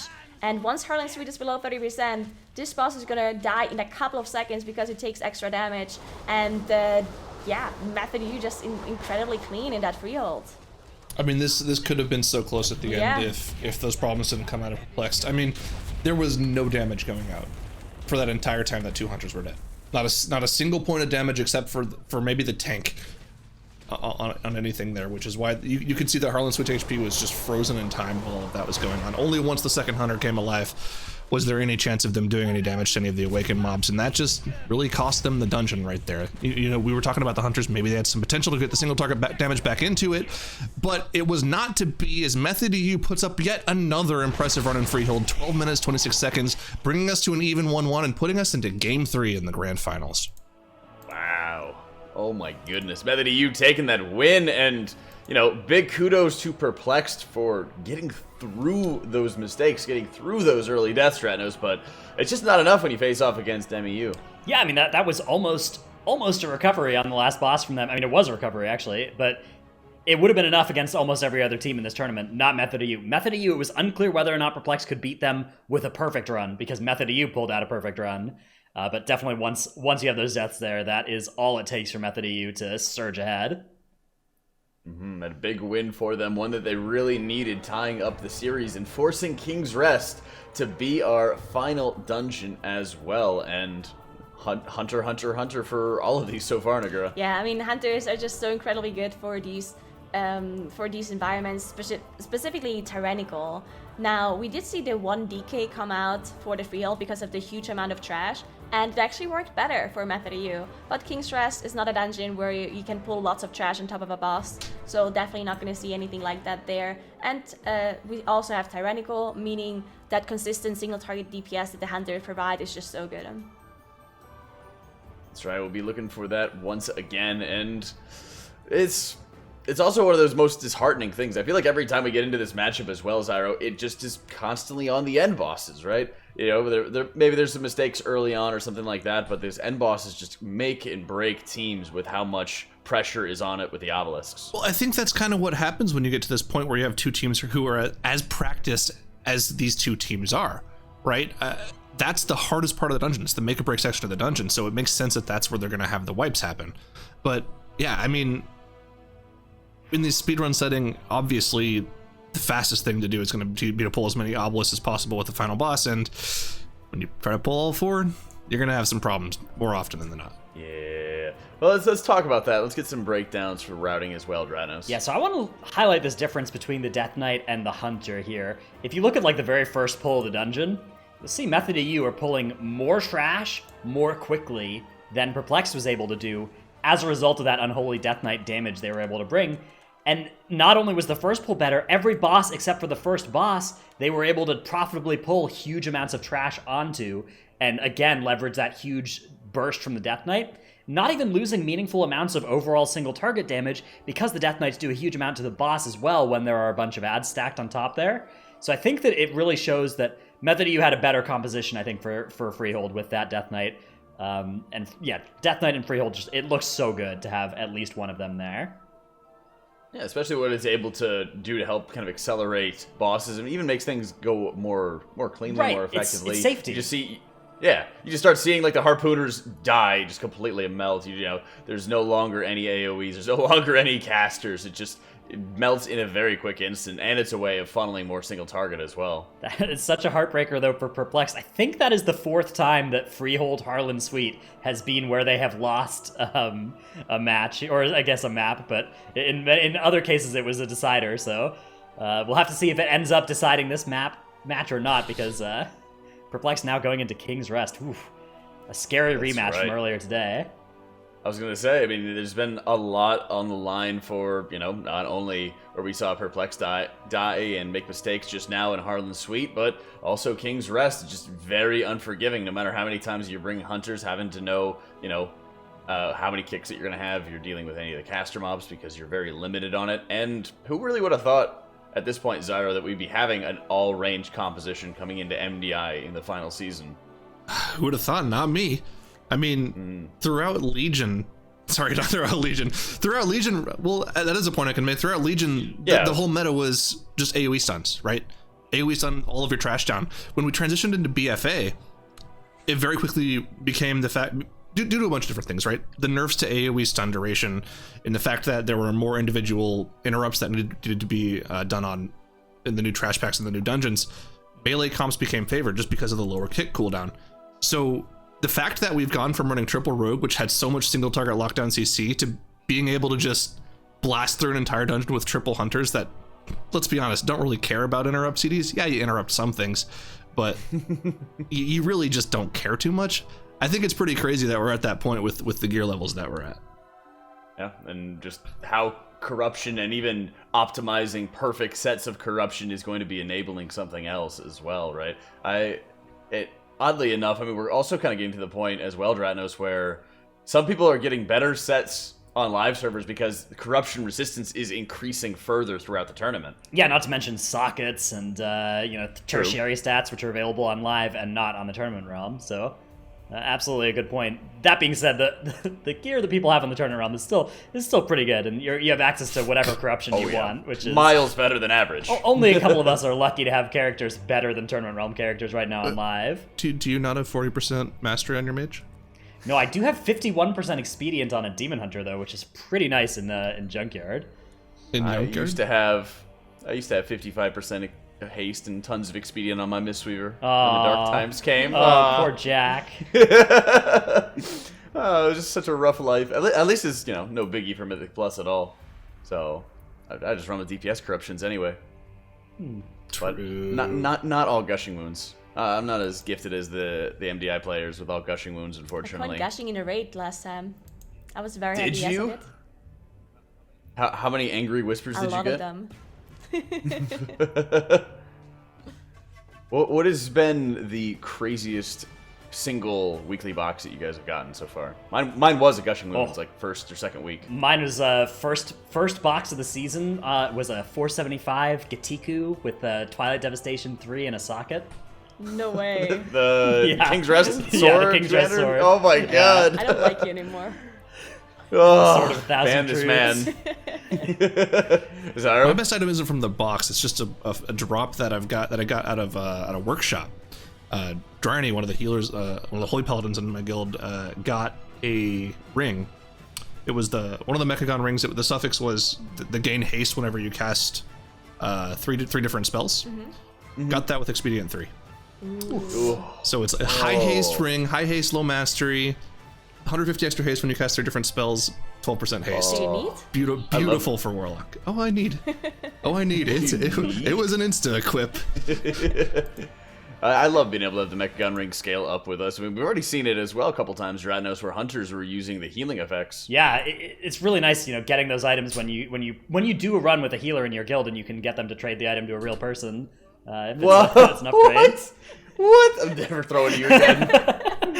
Boo. Unbelievable. Anyone could equip these rings. You're just taking a shot. You're just looking to take a shot. That is correct.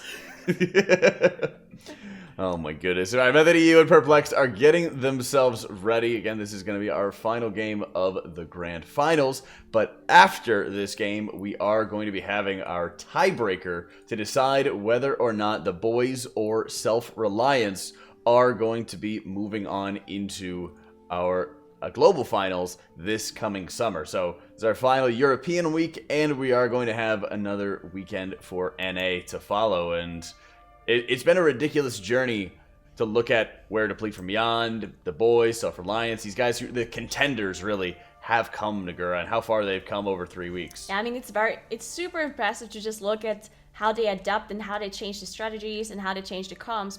I mean, if you think about it, now we really have this refined comms. We see the Triple Hunter, we see Double DK Hunter, and we see Demon Hunter Double DK in some of the dungeons. But at the start, in the first cup, this was not the meta at all. We didn't see Triple Hunter in any of the dungeons. We even saw certain comps with mages, and we saw people run Resto Druid in some dungeons, and just running comfort picks. So I think all of these teams really evolved over those 3 weeks and really figured out how to play these dungeons the fastest. And that we see dungeons that last less than 10 minutes. It's just very, very impressive. Yeah. Yeah. It's bringing me back to Moss Souls. Yeah. The collaboration as well. Well, not intentional, but the yoinking of strats and the iterating on the strats the other teams come up with. You see these really cool things coming out from Paint for Fem one week, and they take a match off of Method EU, or take a game off of Method EU in the Motherload with like a really cool first pull, and then next time we get to the Motherload, Method EU is doing the same thing in a future week, and it's this constant progress and arms race between the teams that leads to such a high level of competition. Yeah, and having those things open, having the VODs available, brackets on the site with Raider.io with all the timestamps and everything has been an absolute joy to have alongside of it, so that we are able to study this, and the teams are able to study from each other. I mean, Zyra, we talked about it a lot last week with the NA week, how a lot of teams were continuing to grow and sort of feed off of each other with strategies.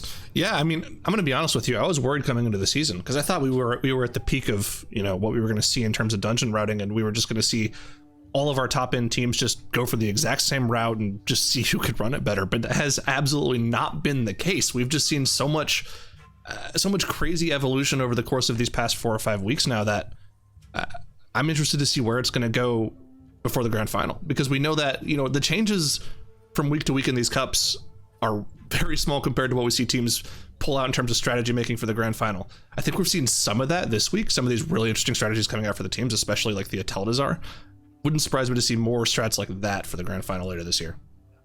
Yeah, and that's always one of the most interesting things too, is we saw it in Legion as well, that dungeons look like they're about as optimized as possible, but then sometimes there's just a couple of little tweaks, little differences as well, Nagura, and then they start bringing out some crazy things into the lands or the global finals. Yeah, I mean, one thing that I just remember from the top of my head is this Court of Stars pull where they had where they pulled the boss with the mini bosses still active, and they just kited them around and managed to kill the boss without having the buff on them. Just these little things, the fact that they figured those out in the tournament, it's just so nice to see. And even the teams, like, think about Method EU and Perplexed. Both of those teams, they already qualified for that global, for the globals later this year, right? So theoretically, they would maybe not have to put so much practice into this cup. But that doesn't matter to them, right? They still practice as much as they can. They come up with new strategies. They don't just sit on their old struts. They really try to improvise and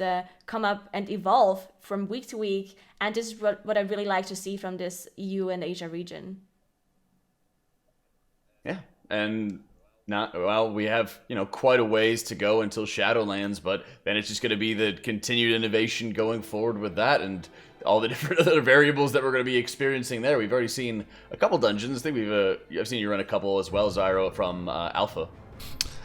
Yeah, I'm interested to see how it comes out. Of course, there's only 2 available on the alpha, so we don't really have a good idea of what the overall design is, right? Like, I remember for BFA, the first dungeon we got was Atal'Dazar. We saw that first dungeon and we're like, wow, if every dungeon's like this, it's all open, but then the only other open dungeons ended up being Freehold. So it's really hard to actually get a good idea of what all of the dungeons are going to be like in the new expansion.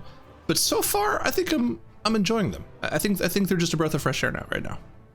That's right, and it's always kind of reminds me, if you played Atal'Dazar when it first came out, there was only like one mob and it had like a ton of HP that was running to Yasma, Yeah. And just everybody had to switch and nuke it and just run around in circles forever.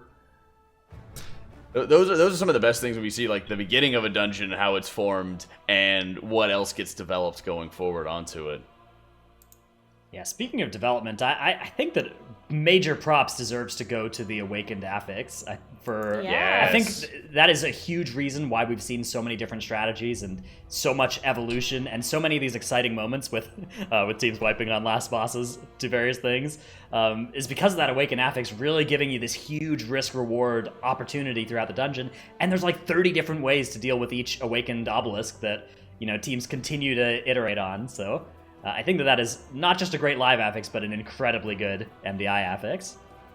Yeah, and I think that's always been the big thing of like this expansion has been like how you're looking at affixes develop, the seasonal affixes developing, and I mean if we're having a Bonsamdi dungeon, can't we, Lord justify getting Reaping back or something like that? Yes, I'm please. on board. Yes, please. That'd be great.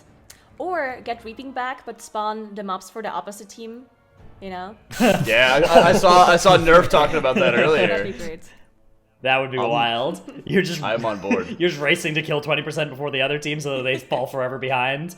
Yeah. I love it.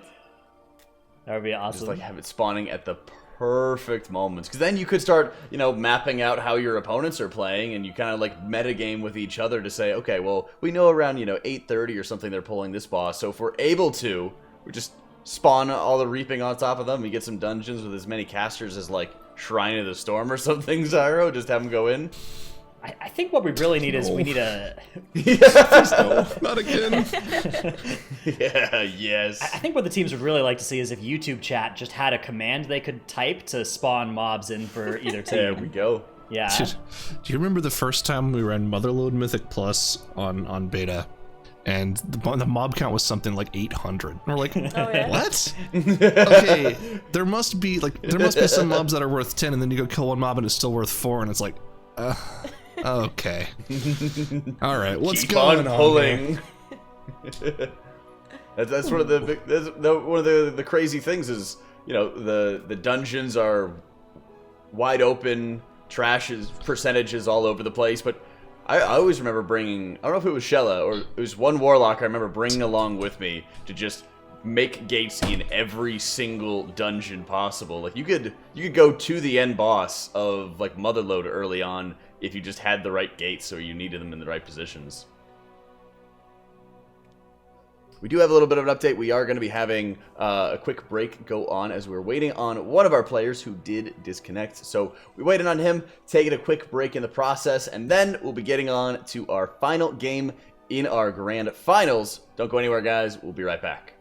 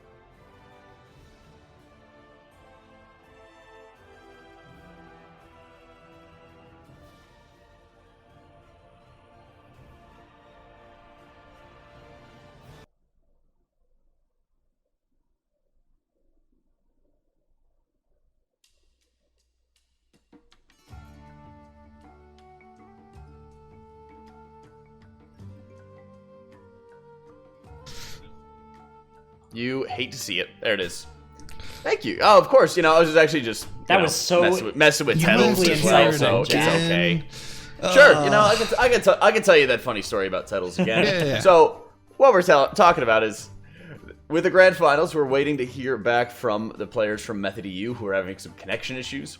Players are responsible for their own internet throughout the tournament, so we gave them a bit of extra time to figure things out and see if they're going to be able to connect. If they are unable to, the admins will be forced to call a forfeit. So we're going to see in the next couple minutes whether or not they will be able to, and hopefully they will be back, because this King's Rest, which we are planning on playing, is going to be deciding who's going to win this one. Thankfully, both Method EU and Perplexed have qualified for this one.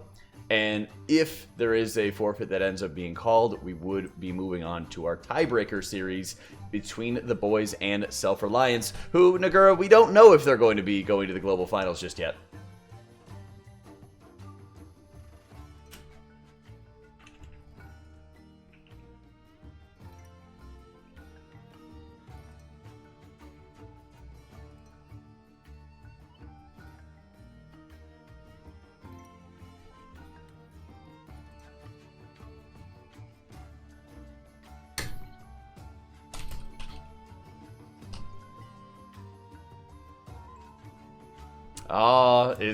Did Nagura fall into the trap card as well? Did you? No. Okay, hold on. It's my turn now. I'm gonna start talking. All right.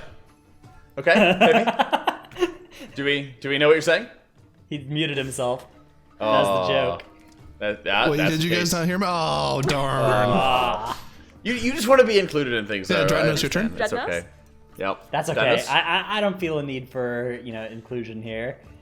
Aw. So I want you're a to join hipster, my huh? friend Tettles in not being included and stuff. You want to be on the He doesn't bench? feel too excluded. You just change your name at the bottom or something like that really quickly.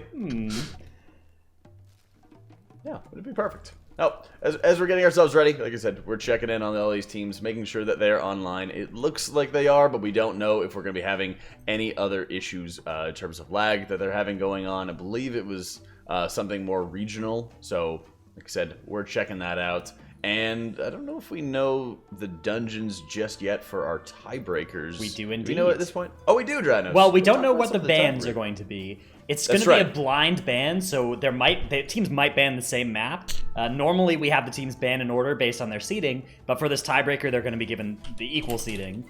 So the maps in that tiebreaker pool include some favorites such as Atal'Dazar, Shrine, and Siege of Reliance. Lots of potential ban targets here, and it's possible that only one of them will get hit.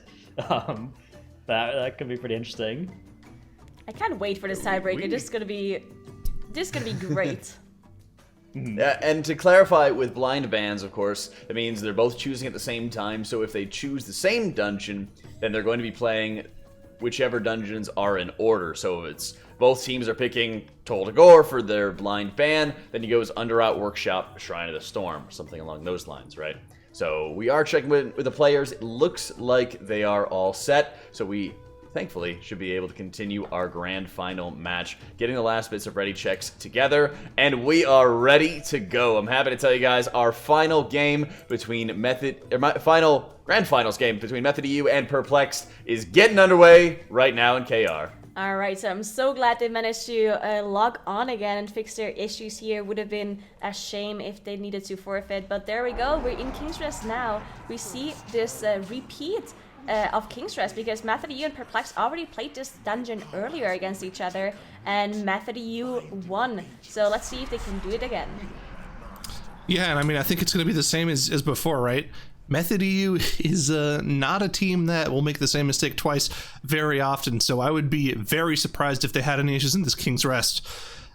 That being said, the Wayrest Manor earlier on was kind of questionable, so we'll see if they're able to pull it off here. We know Method EU has a faster theoretical time, and they have every little tiny little nuance of this dungeon down to a T, so Perplexed is really going to have to step it up here and have the best King's Rest of their life in order to take it off.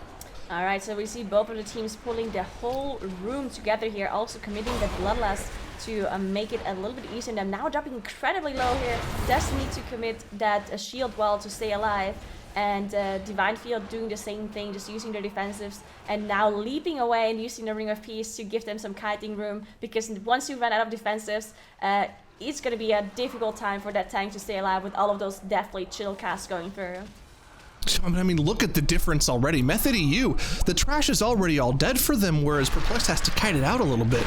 It all goes down pretty quickly even after the kiting, but the time loss there from just having to kite things around, your tank isn't able to run and deal with the trash like we saw from now. Method EU just tiny little advantage once again at the start of the dungeon like we just saw just now. Yeah, and now they pulled the minions actually on top. They want to make sure they don't get feared in a bad spot. We see the binding shot come out by the hunters, making sure those minions don't reach anybody. So well done by them dealing with those minions. Perplexed doing the same thing. And also, of course, having those guardians on top of the boss. Not only is it efficient to deal with these guardians while fighting the golden serpent, of course, but it also just gives the hunters a little bit more damage. So very good for both of those teams to deal with the guardians and the boss at the same time. Oh yeah, I mean, it's really going to come down to sort of the RNG here. Can the hunters get Dance to Death procs? If yes, damn do. If not, well, you might deal less damage in the tank sometimes. Check out Divine Field's damage, getting so many procs right now. Beating one of the hunters in terms of damage right now. And it's not like he's doing bad damage either. He's just getting unlucky with procs. There he is, now pulling ahead of the tank. Yeah, looks like Divine Field has his lucky dungeon here. I mean, we've talked to the team and they said they usually only lose when Divine Field doesn't proc Twilight Devastation. Looks like he got his Twilight Devastation luck for this King's Rest here, so they're off to a good start. But if you look at boss DPS, Method EU slightly ahead. 2% boss damage ahead, which on Tyrannical is a couple of seconds for sure. So maybe a little bit of an advantage here for Method EU, but this is a very close dungeon so far. Oh yeah, I mean, can it get any closer? The teams are 1% apart on the boss. These guys are neck and neck, and it reminds me a lot of the King's Rest we saw earlier today. These teams were essentially neck and neck up into Machimba's room, and that's where we saw Method EU pull ahead. So we have to wonder if there's any tiny little, improvements that Perplexed may have had time to make going into this series. They really didn't have that much practice time before this series, right? We already talked about this. They only had that one series in between their match against Method EU and their lower bracket finals. I'm not really sure, in that situation, what you would want to spend your practice time on. And maybe they didn't even want to spend time on practice at all. Maybe they just took it off and let their heads clear for a bit. But they have to pull something out here if Method EU isn't going to make any mistakes. Yeah, and I mean, I feel like they had to practice that Wayrest because they haven't played it before. And the Wayrest looked very, very good by Perplexed. That's the game they won against Method EU. So not sure how much time they really had to adapt this strategy of theirs here in King's Rest. And the last time they did the King's Rest, they actually had a few mistakes. And maybe they think if they don't have the mistakes, they're actually faster than Method EU. Or maybe they just hope that Method EU is going to make a mistake on their own. So Perplexed, with a clean run, is going to make it. But yeah, I mean, lots of things can go wrong on that King's Rest. We see both of the teams now dealing with those two Guardians on top of the Gauntlet. This Gauntlet can't really be sped up. But the more damage you actually do to the trash packs from the Gauntlet, the faster the next trash pack is going to spawn. So you want to make sure the Guardians are just being passively cleaved instead of focused. Why is one team copying the other team's strat? This is so boring, man. I know, right? Yeah. I mean, it's actually such a crazy aspect of the competition right now. These teams are so good that they're essentially doing the exact same thing at the exact same time. And actually, Perplexed now pulling ahead of Method EU. They actually in terms of trash. Faster, yeah. They focus the trash faster, which is more important here, right? This is a gauntlet. The next trash pack only spawns when you've killed the previous one. So yeah, Method EU finished off the animated Guardians, but Perplexed is in the lead because of that now. Yeah, so they engaged the Gauntlet a little bit later on Perplexed side, but now they managed to catch up. Now you see how important it is. These tiny little things matter so much when it's a game between Method EU and Perplexed where both teams are so incredibly fast. Maybe if there's a lower tier team that has a much slower strategy compared to yours, then a mistake like this or a slightly less optimization might not matter as much. But here it really matters. And now we see Perplexed getting the last trash group here a couple of seconds faster. I would say almost 5-6 seconds faster at this point. So Perplexed definitely ahead again. Oh yeah, I mean for sure. They have a pretty sizable lead, right? Half the trash's HP has gone by the time Method EU is pulled. The question is, are they going to be able to maintain this lead throughout the rest of the dungeon? In that King's Rest we saw between these two same teams earlier today, Method EU and Perplexed were dead even, neck and neck by the time that they pulled Machimba, and Method EU was able to establish a 30 or 40 second advantage by the time the dungeon was over. So the question is, like we mentioned, has Perplexed figured out a way to minimize those tiny little mistakes for the rest of the dungeon? And all eyes are them as they rush down to Machimba's room with a sizable, just distance lead over Method EU. Yeah, there we go. Perplexed gathering the trash here in Machimba's room, gathering the constructs here on top of the purification construct that is here because of teaming. So teaming means there's an extra one that does the same abilities as the bridge construct. So you have the frontal cast in the tank that leaves a lava pool behind, and then you also have that beam, which does quite a bit of damage if you get hit by it. It is tyrannical, so it's not being buffed, but it applies grievous, and then it applies a dot that ticks, so definitely want to make sure you avoid it if you can, but sometimes it's going to be impossible to avoid because you get entombed by the other two constructs. Yep, and of course they're going to wait for those Entomb casts to come out before they engage the boss, and once the first two set of Entombs have come out, they're going to be engaging the boss and finishing off the Interment constructs before they cast that Entomb a second time. The Purification construct will, however, still be alive, so they need to make sure they're dodging that Purification beam, and now both bosses are on Machimba the Embalmer at the exact same time. Now, Method EU has actually opted to keep one of those Interment constructs alive. They aren't just now cleaving it down, but that's interesting to see that they focused a lot of their single target damage onto one of those Interment constructs. Definitely a different strategy than what we saw from Perplexed. Yeah, I mean, do you think it was on purpose to have the 3 targets here? But it seems very risky to do, because if you get an extra Entomb, that is definitely gonna cost you quite a bit of time, if not wipe you, because you get another Entomb from the boss at the same time. Sally actually dropping really low, but did manage to recover now. They gotta be careful as they now basically abuse the mechanic of Machimba, that if you get the person that is entombed out almost immediately, then the boss stops casting any abilities and is only melee hitting the tank. But looks like Method EU didn't manage, as it's casting a Drain Fluid here. This is a pretty big time loss for them. Yeah, not only did they not manage to, effectively bug out the boss, but they also have Boy Touch Mummies on top of the boss too, casting these discharges, doing a lot of damage to everyone in the group, and you can see everyone is now in that Grievous. It's stacking up on every player. I think now's been in a 4-stack of Grievous for like the past 30 seconds because Zalia is just and unless they have Feign Death or Turtle available for any one of those Drain Fluids, they're going to be in trouble. But Zalia now has that Drain Fluids debuff on him. This is just a terrible scenario for Method EU. Yeah, I mean, they managed to revival off. Sally just barely had enough mana for revival once the disease AoE cast went through from the skeleton, but now he's completely drained on mana, and we still have Machimba cast Drain Fluid on everybody because they didn't manage to get the person out immediately. You see Sally going down here, actually. They do have a Battle Rust available, but not sure how much the Battle Rust is going to do for them because Sally is still There's going to be a full team wipe for Method EU.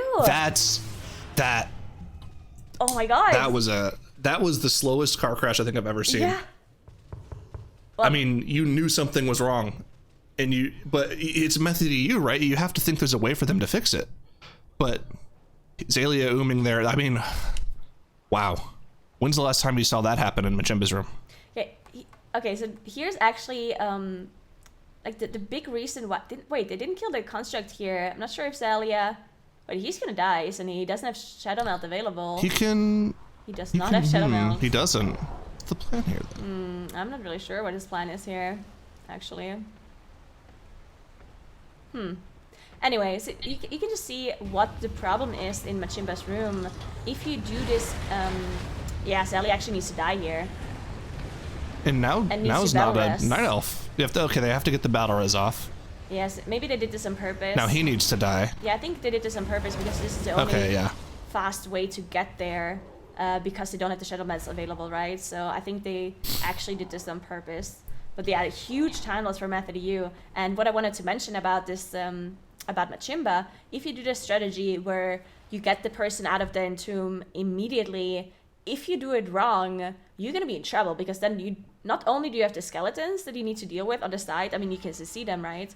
But on top of that, you also have the boss just keeps casting abilities, and the healers are because you pulled the trash on top of the boss, which required the healer to do a lot of healing, and all of a sudden you still have Drain Fluid, and you have the fire spawning, and yeah, just huge time loss for Method EU. All eyes on Perplexed at this point, as they're already on the 3rd boss.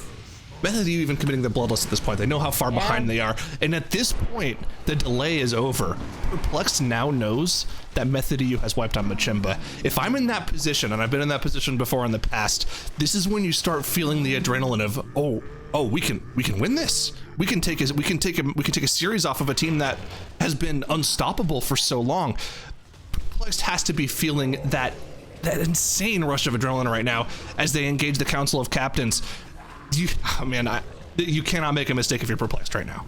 Definitely not. I mean, it is a huge amount of time that Method You lost here, but we know how good they are. So if Perplexed makes a mistake on their own, maybe wipes in the last boss with the awakened mobs that they still have to deal with, definitely going to be a window for Method You to come back. So Perplexed definitely needs to keep the head in the game and just finish this dungeon off cleanly, because then it's them winning the grand finals against Method You. Going to be the first grand final that Method You is not winning this year. So very interesting to see the outcome of this King's Rest here, as Perplexed is already done with Kula here. They still have to deal with Xenazal and Akali afterwards, though. Yep, and Xenazal the Wise. I'm curious to see if we're going to see that strategy that Perplexed always brings out, and it almost feels just kind of like a more flaunting, like in-your-face strategy of, we're not going to deal with the explosive totem. We know it won't kill us. We're just going to let it go off. Or knowing that they're ahead at this point, will they opt to just kill it right away? I'm curious to see what they do here. Yep, and I mean, at this point they could even afford... Actually, I don't think they can, now that I think about it. They can't afford to deal with an obelisk, because they would have to go all the way back, and there's still trash everywhere. And they don't actually have a... Yeah, okay, so they actually have the explosive totem go off here with the shout by Divine Field. So still min-maxing that DPS just to get a little bit of extra damage here for that boss, and even with Grievous, right? So Grievous being applied to everybody, they still think it's worth it. So now Xenazal going down, they have to deal with Akali now, and yeah, they can't make the last boss easier, right? They can't backtrack and deal with the obelisks. So they still have to deal with the 4 obelisks on the last boss for Perplexed side. It would cost them way too much time to go back and deal with them now. Yeah, I mean, for sure, they're not gonna go for that kind of thing, right? That wouldn't make any sense. You want to go for your full-on strategy at this point, because they'd have to somehow find a way to skip past the trash that they already skipped. If there was a way, like an easy way, I would say. If there was an easy way of doing it, and there just isn't, right? Well, yeah, no, because everyone's a dwarf, they don't really have an easy way of doing it at all. I suppose they could do it if they just let their tank die. Okay, interesting. I don't think they're going to. I think they're going to go for the 4 obelisk strat, because we've seen so many teams be able to pull it off. The only major issue is the Quaking Leap timing with the Fear Circle, right? We saw that happen to Method You earlier yesterday. That's kind of the main problem. There's plenty of room to kite around in King Dazar's room. There's not really too many major mechanics you have to deal with in the first phase of the fight, so I wouldn't be surprised to see them not change their strategy at all. Yeah, Method You did manage to come back now to the same boss here as well. Now, of course, this is a tyrannical boss, so still a pretty big difference between them, and then we also have the 35 seconds on top because of those 7 deaths.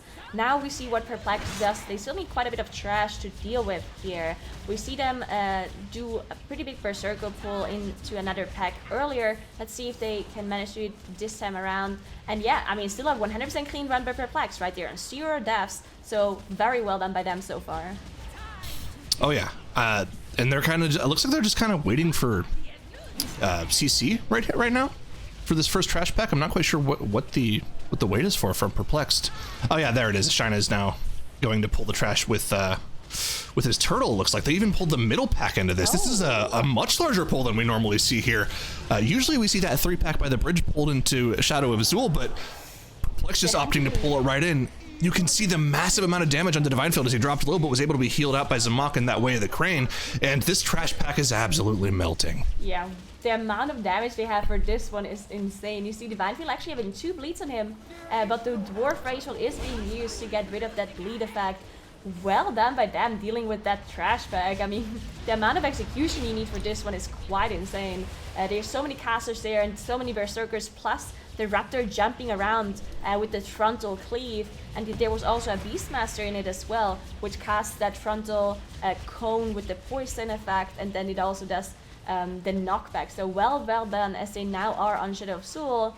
Once they're done with this one, they will have enough trash from the 4 awakened mobs with the last boss, and they also have that Bloodlust available. Yeah, and I mean, we're probably going to see them burn down Void Over Mouth here because they do have the Hunter interrupts, right? They only have those range level interrupts. And then probably, well, I don't know. Do you think it'd be more important for them to burn down the Beckoner of Chaos first just to get rid of those fear circles?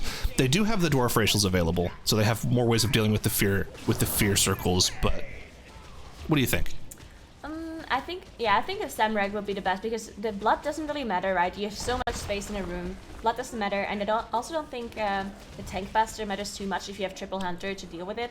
I think it costs you a little bit of damage because at some point the Hunters are going to run out of defensive cooldowns for the pets, and then the pets are actually dying, and then you need to rest them, which costs you a little bit of damage. So, but at that point, they probably already cleaved down, right? So I definitely think Samrag would be the best target to focus after the first one. But yeah, let's see what Perplexed is doing now. They're preparing for the pull, and this is so difficult. 4 obelisks with a tyrannical boss here in King's Rest. And the important thing to mention here, you can notice not a single one of the Hunters has their Aspect of the Wild available at the start of this pull.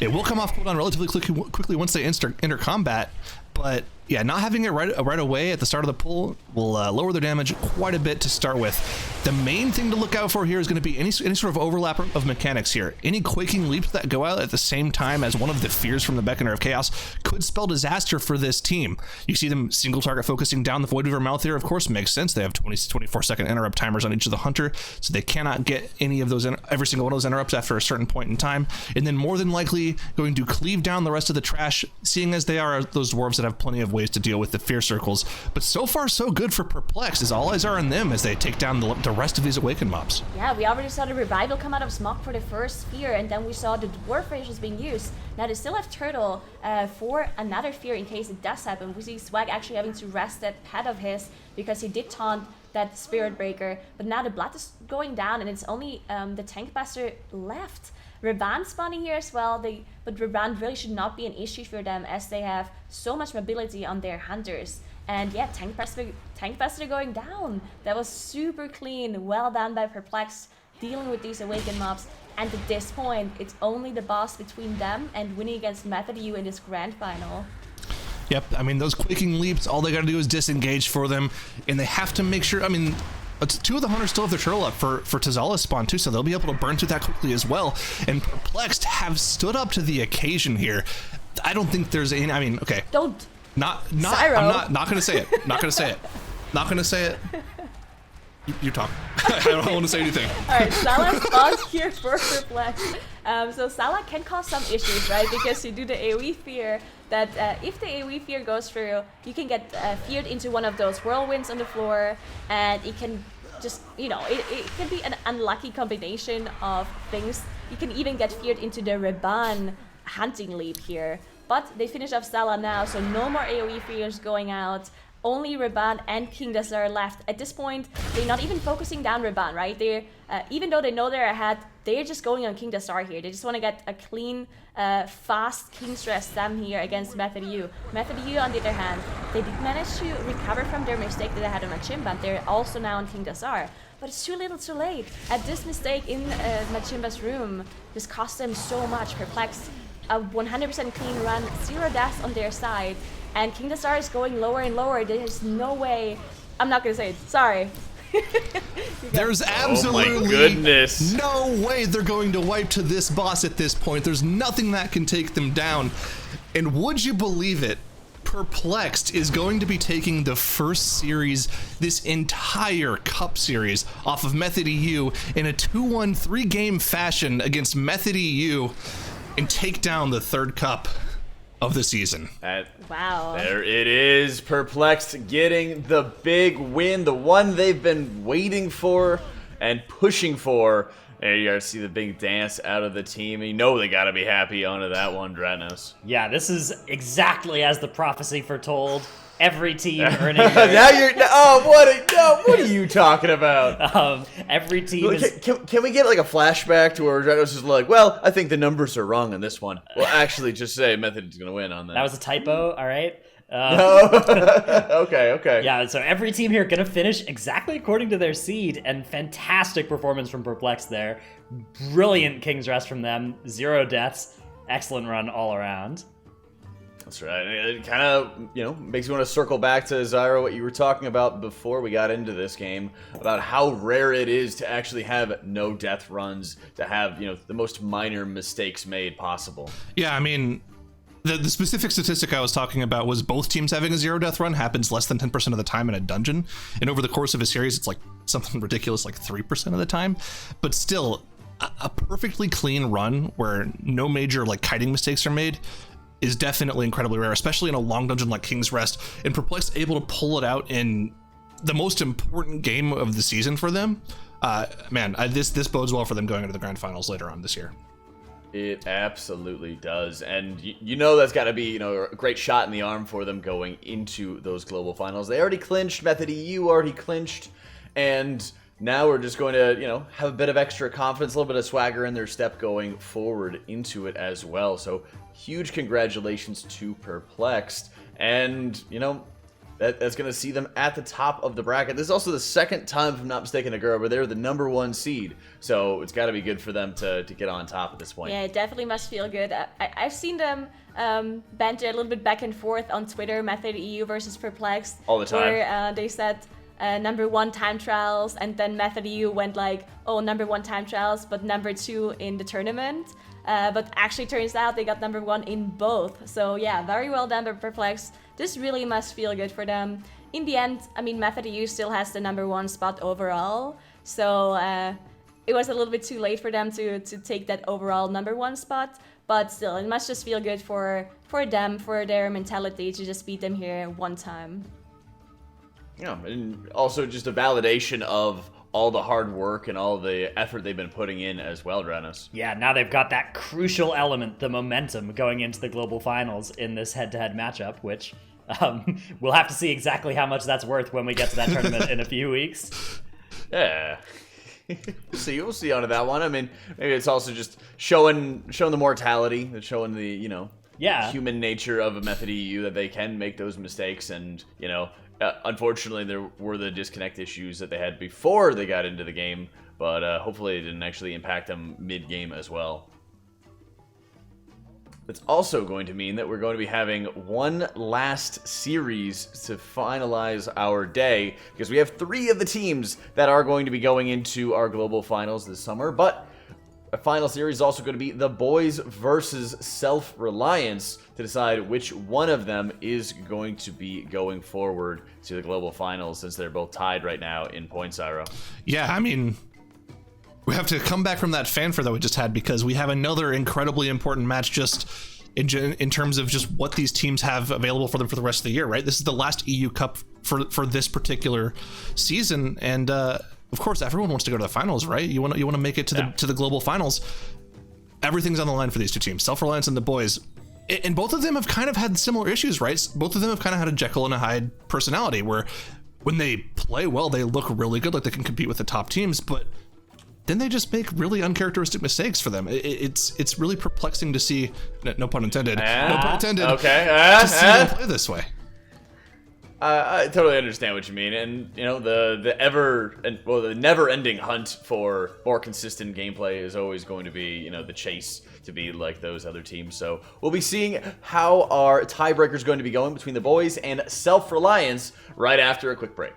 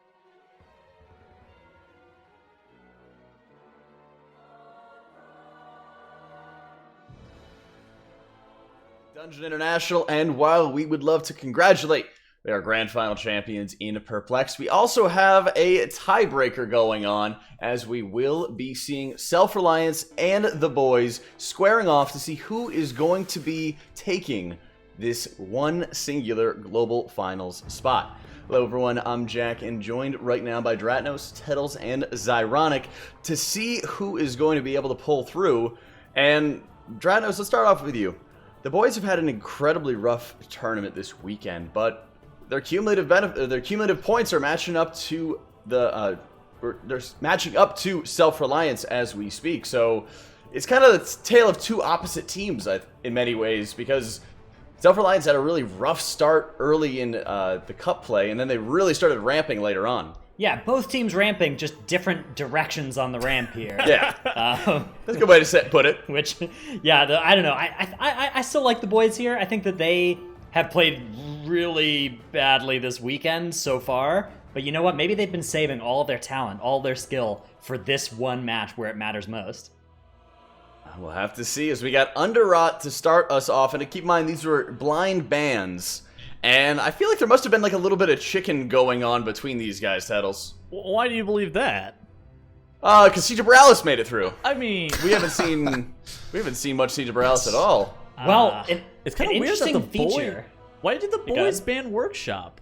I mean, the boys versus Self-Reliance was a match that we saw in the first time that this team played against one another earlier yesterday. But I find it so strange that they banned it. Well, the other thing to keep in mind is because it's a blind ban, whichever maps get picked, you're always going to play those three in order, right, at the end of it. So maybe they're saying, okay, Siege of Borealis is the last one. I'm assuming something else gets banned, so it's not going to get picked, I guess. But that's about as far as my conspiracy theory goes. If the two teams banned the same map, Siege would effectively be the other ban, is the way that the blind ban system works. Yeah. I think the Workshop ban makes a lot of sense, though, coming out from the boys. You know, they have a 15:27 zero death run and a 15:10 time trial run.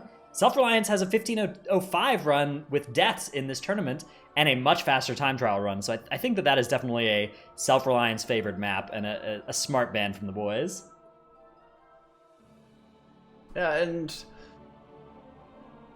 I'm still a little terrified of seeing the Shrine of the Storm.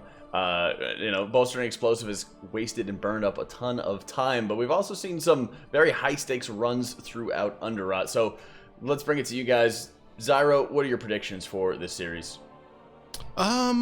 So I took a peek over at the MDI Discord, and I saw someone from Self-Reliance saying, it's time for a fiesta. Oh, no. So I'm going to go with the boys. Or? Really? Okay. Or? Tettles? I'll take Self-Reliance 2-0. Or? Dranos? I'll take the boys 2-0. All right. Let's see what we've got as our final series of the day. Our tiebreaker begins between Self-Reliance and the boys. Or. Immediately, we see some major compositions coming through between both teams. We see Self-Reliance running a double DK comp, where the boys are running double Hunter Demon Hunter. Self-Reliance have a death right at the start there, but it is their Hunter, the least important person on this poll, except for the fact that he is in charge of managing those explosives more than anybody else. Meanwhile... Okay. Yeah, they're... Oh, this is sketchy. Ruja goes down! Oh, no. This is going to be a full team wipe on the side of Self-Reliance. That is catastrophic for them. Meanwhile, the boys have already made short work of that first pull. They are now doing 3 enemies at the same time. They have gone with a massive pull here of 3 enemies at once. So this is they have truly... Self-Reliance has spoken and delivered on the Fiesta call-out. 11 deaths within a minute now, for Self-Reliance. We've all been in these Underrots before, right? Where you accumulate those 11 deaths on the first pull. Oh, yes. I've been in them within the past couple weeks, even. Oh, Mother's Day is a very long event whenever those matrons are involved. Yeah. Oh, no. The boys, though, are into the first boss. They are not playing that double Death Knight composition, which really indicates to me that they are not planning to do big pulls. They're planning to go slow and steady, wins the race, pulling medium-sized, and focusing on that single target damage to melt these tyrannical bosses a little bit faster, make up some of the time that they've lost. It probably means they have a theoretically slower time than Self-Reliance, but when one team has 11 deaths and the other team has 0 deaths, that is good news for the team with 0 deaths. Self-Reliance is still sitting here fighting this first trash pack. Yeah, this is, that's the thing with Death Knights, is that they're looking there at 3 targets, and you don't do damage to that number of people. You see Harudra there beating Mikkel on damage, and they don't have cooldowns either. They are just going to have to get through very, very slowly as that Raging Matron nearly takes Mikkel's head off.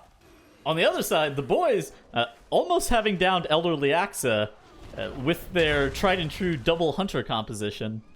The Swiss Army knife of comps.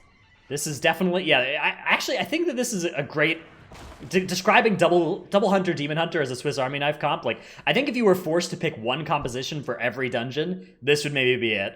I would take the DK in the demon hunter's place, but yes, absolutely. Yeah, I think that's something you could consider. But like, the DH does good single target damage, and it can do a little bit of that big AoE burst. It's not quadratically scaling like the DH, but when they do their full combo, if they have that Merekth's Fang, Blood of the Enemy, Fell Barrage, that is big damage. A big damage. So you do see the boys here pulling 5 lashers in triple rot. This is definitely a live key pull if I've ever seen one. Yeah, 5 lashers, it can be intimidating, but this is actually absolutely something you can do on the live servers, especially if you have something like a Mistweaver Monk who has a poison dispel, if you have players that have immunities if they are targeted, then this is not too dangerous at all. So whenever the DPS players are alive, the Mistweaver Monk and the tank will not be targeted with that stun from those disease lashers. So like Dratnus was saying, it's a fairly easy pull to be able to pull off on live servers. It kind of looks a little bit scary, but if you do have a dispel on one of those 2 classes, either through a paladin, maybe even a brewmaster monk, if you have a dispel for diseases, you should be maybe looking to pull a little bit more aggressive on those lashers. All right, we see the boys now moving into another small pull. This one a little bit larger than we would do on the live servers generally, as it does contain 2 Feral Bloodswarmers. Those enemies are pretty scary to pull multiple of at once. And now, so they're going to be doing this room in 3 total pulls, it looks like, maybe even 4. Don't hate that. Yeah, whereas if you look on the side of Self-Reliance, they have actually, they're kind of catching up here. But this is, so look at this, they're going to be doing like 3 times the size of the pull that the boys did, but they have 2 Death Knights. But they also have explosives. Far, going off, Ashvale getting hunted down by one of these Feral Bloodswarmers. Way the Crane coming out, Furrow doing 200,000 healing every single second here. But there's the double Death Knight. Damage coming out here. Actually, just Anda. Mikkel completely AFK. All right, does decide to start pushing some buttons. Anda goes down, though. Luckily, it was at the end of his combo, whereas Mikkel is still ramping here. Can we get an Enraged Feral Bloodswarmer? Yeah, they need to keep kiting here. Luckily, it is currently targeting Ashvale, who has a pretty easy time kiting Feral Bloodswarmers relative to some of the other players. And that pull saved them time. They had a wipe here, or they had a death here, but they didn't full wipe to it, and they were able to do one pull that was larger than, I think, both of the boys' first 2 pulls in this room combined, and they are clawing their way back into this game here. But they are now forced to do a fairly small pull of their own. What's 11 deaths whenever you could have 12? Yes. So that's true, actually. That full minute at the end here means that they are behind by much more than it actually looks if you compare where they are in the dungeon. Yeah, exactly. The boys doing what Dratnus... goodbye, Chaya? Uh-oh. Chaya ran over by Bloodswarmer.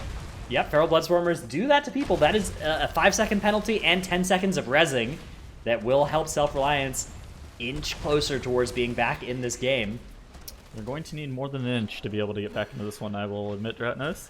That's true. The boys now have pulled these Reanimated Guardians and this Death Speaker and are gearing up to pull Kragmaw the Infested. This should be a fairly substantial amount of tank damage, but as long as Bob is able to heal Rads all the way through this, and Rads is able to layer his cooldowns effectively, they should be good to go. Rads there did get that dot on him from that Death Speaker's Wicked Frenzy cast, but he leaps away from the indigestion on Kragmaw, then gets that cast dispelled. Then one of the hunters from the boys is able to dispel off that Wicked Frenzy and Rage. Yeah, excellent. The composition here really does cover pretty much everything that they might need in this area. Meanwhile, Self-Reliance also pulling Kragmaw the Infested with dramatically more enemies. Ashvale hunted down again. Oh my god, Furrow goes down! That is the end here for Self-Reliance on this pull, I'm afraid. Herudra is the next person down. The entire team goes down. Furrow took the res as well, which means he won't be able to use it for wipe recovery. And they will be going back to the start of this dungeon for the second time, Tuttles. That may be what I would describe as the nail in the coffin on this map. That might be the second, slab of wood on top of the coffin that had already been nailed in with that first pull. Do you hear the dirt being trickled onto the coffin? They're now 12 feet under here, Self-Reliance. But only in the first map. That's true, yes. That's the thing. No matter how badly you lose the first map, there's always at least one more. Exactly. Now the boys here have Kragmaw the Infested down to 35%. No more real trash in this room that they are able to pull with him, so nothing of super high efficiency there. Do you suspect that they're going to pull Urgroth Breaker of Heroes after this boss?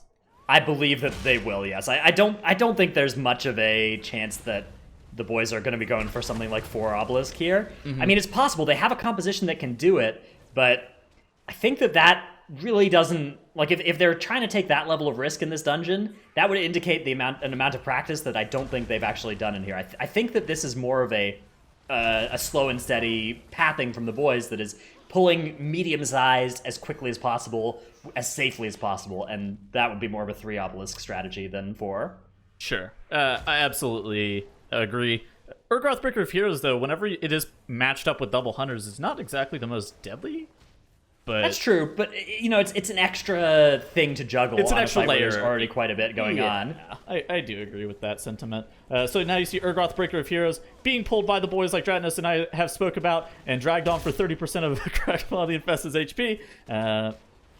Now he's going to be going down after this, and I suspect that they're going to probably just trap the grotesque horror nope rope style worm, and then they might incapacitate it or para it. And then run the skeletons into Sporecaller Xantia. Right, that's kind of a standard strategy that we see a lot of teams deciding to do, because it's pretty inefficient to fight that thing where it is by itself rooted. Self-Reliance, though, is kind of the next question mark for me, is whether they will do Urgroth Breaker of Heroes at the Spire or with the last boss. Because if they're planning to do it with the last boss, they're going to be much closer in range here to overtaking the boys if the boys have something go wrong. Yes. So here we have the Defilers being pulled with the Death Speaker and all of the skeletons. Not onto the boss, notably, here. You see the full damage combos coming out from the boys. Because they don't have that double Death Knight, they don't really need trash onto bosses as a huge time save. Like, it is more efficient to do so, but it's less of a big deal than if you have those Death Knights involved. So they're deciding for safety here to just play the trash by itself and then play the boss by itself. This is the kind of strategy that we often see out of like 7th and 8th seed teams, right? Where it looks a lot slower and you're thinking to yourself, how is this ever competitive? But the answer right here is clearly it's competitive because your opponent might bite off more than they can chew. And if you think that that's something that's likely to happen, you might instead want to just play, rather than trying to win the map for yourself, you want to allow the opponents to lose the map. Would you say that should be an active strategy that teams would be playing in the tiebreaker match here? Or would you say that is... It's surprising to me. I'm surprised to see this come out. It's going to be a fiesta, right? So right, but I don't think the boys are making a decision based off that. I'm not sure exactly what has caused them to... so maybe what happened is the Underrot was not in either of their tournament brackets the rest of the tournament, so it was not a map that either had practiced, but like they've had a couple hours knowing that the Underrot was going to be in the map pool. So I am surprised to see this out of the boys. I think that maybe in maybe more than half the time here, if you ran this map over and over again, this would look pretty bad from them. But it looks very, very smart given what has happened to Self-Reliance, and maybe they know something we don't that has caused them to use the strategy here so effectively. Hey, I mean, they're definitely playing it slow and steady, but they have yet to have any major blunder. The only death that has even occurred is Chaya got ran over by a bat at some point, but... Yeah, it happens to everybody. Dude. You're telling me. And those in bats... this comp, by the way, the only slow that they have that they can reliably put on top of those Feral Bloodstormers is a concussive shot from the Hunters. Yeah, they've got Tar Trap, Vengeful Retreat, They've got those other tools, but they're a lot less reliable than the concussion shot is the only like button that can just be pushed for a slow right off the You just read off two slows that are significantly less effective than concussive shot somehow. What do you mean? Vengeful Retreat is so much more % slow. But it's taking the Demon Hunter away from the mob that you want to That kill. also helps. The Demon Hunter died because he was too close to the mob. Maybe it's a win-win. Maybe Dreadnoughts have some words for Demon Chaya after this match, teaching him how to kite. Now the boys have pulled the Defiler into more of these Reanimated Guardians. The Reanimated Guardians notably giving a fairly high efficiency of count relative to how much HP they have and how deadly they are, because you can pull them into so many unique things. The boys pick that Spirit Drain Totem right there. Yep, that's when you have enough extra interrupts, it's smart to be able to kick that. That increases your hunter's efficiency on the pull because the Spirit Drain Totem does stun the hunter pets too. It's something that is it's the first interrupts that you let go through if you are pulling a lot of interrupts at once. So when you're fighting 2 Defilers at once, generally you'll allow the Spirit Drain Totem cast to go through. But if there are no other active interrupts, it makes a lot of sense to try and kick that too, because you may as well. Yep, so now the boys have downed what is looking like enough trash to where they can make their way to the Faceless Corruptors at the end of this. But first, they will be fighting one Faceless Corruptor all by itself, Tunnels. Okay. This has to be an audible. There's no way this is in the expert route. This is the first time in the MDI we're seeing a pull slower than an expert route pull. Okay. But there it was, one Corruptor by itself, defeated by the boys. I suspect that in a normal run of this dungeon, they're pulling that Corruptor into these 2 Corruptors. Now that they have practiced up against one Corruptor, they are ready to double the challenge here and fight 2 of them at the same time. Okay. Good synchronization there on their cast. That's what you're always looking for when you're fighting these. Is you want them to be casting the same ability at the same time. That makes it a lot easier to deal with. Gosh. Dude, okay, that single Corruptor actually just had me rolling. Yeah. It's just so random that they play one. Like they were going to play 3 Corruptors together is obviously their strategy, but instead they see that they're so far ahead, they just make an audible. They're like, let's not die to this random thing, because these Faceless Corruptors are melee killers and their tentacles will you to death. Now they'll be traveling down to the final boss, and all that stands between them and a 1-0 lead in this tiebreaker match, which is very important. This is a qualification for the global finals of BFA. It's just this last boss here with 3 obelisks. There is still a chance. Basically, if they wiped Unbound Abomination, there's no checkpoint in Underrot. They only get a skip. The skip is not exactly the most useful thing, I will admit. So it allows them to save some time running back, but if they wiped here, I think that would almost lose them the match because of how far. So there would still be a 60-second death differential. If they wipe right now, I think they might have enough time to to get back first. But yes, dude, look at it. They're fine though. They're chilling. Yeah, they're in good. Oh, the Voidweaver Mouth there. Okay, does manage to get interrupted. That is something that they're not choosing to focus down because they are not playing triple hunter. Usually when you're playing 3 hunters, Voidweaver Malthair is the most dangerous enemy. When you have a melee kick instead, then you have a lot more coverage of its cast and you can leave it alive for a little bit longer. This is a little bit annoying, This is the problem with playing Voidweaver Malthair on Unbound Abomination, just generally. So there's already pollution, natural pollution in the room, and then you add on top of it the blood of the Corruptor. And now Voidweaver Malthair is getting caught out in the middle of the room with that pollution. Sure, they have triple ranged kick in the form of, like, the Demon Hunter has a 15-yard range on his Disrupt, but even still, it's going to be hard to get that Voidweaver Malthair out of that pollution and back on top of the boss sometimes. So getting stuck out in the middle of the vial is not ideal, but the boys are able to down all of the Awakened Obelisks that they had to deal with, and at this point, they're just kind of in cruise control, right? Yep, that is what they're doing here. They just need to get through 1.5 more phases of Unbound Abomination, and I don't see any way for Self-Reliance to come back from here. Well, there is an undisclosed healer on NA who has a spore that's named after him that, there is a chance. That There's is true. There's a chance. And the boys, notably, without access to that Death Knight, they don't have an instant cast Battle Res. they would need to have somebody go and do an engineering res. However, at this point, I believe that they can make it through here without a healer if that were to happen. They're probably still vibing. Like, straight up, Unbound Abomination is going to hit. Oh, dude, look at that! Look at the group damage here. I think yes. that was a unnamed healer spore appearing in the middle of their group. So here's something that we can talk about that's actually interesting. You see the Unbound Abominations at 29% of health? Yep. Most notably, the Unbound Abomination will normally drop to 33% health, but if you have Chaos Brand, for some reason Titan Keeper Hairzel will DPS the Unbound Abomination more because of the 5% damage modifier from Chaos Brand. Yeah, it takes a magic hit when you kill those little ads that it spawns, and that can be really relevant if you're playing a Demon Hunter and a Mage, because notably it gets it into Scorch range. Exactly, because they're running Searing Tempest. Searing Touch. Or Searing Touch. Searing Tempest is something completely different. That is going to be a win, though, for the boys here as they take down the Unbound Abomination in map 1 of our best of 3. Proud of you. You almost had it there, Tettles. You know, you had the good other class mentality, other class knowledge and everything, but whenever you play a class that's not good, you have to learn about how other classes perform, because there's a reason I'm on the caster desk and not playing in the MDI. I didn't even have to go in for the roast in this. Several reasons, actually, but yes. The boys taking the win, though, as Self-Reliance's prophecy was self-fulfilled there, Mr. Zyro. Well, they kind of did it to themselves, right? I feel like this dungeon is like the tortoise and the hare.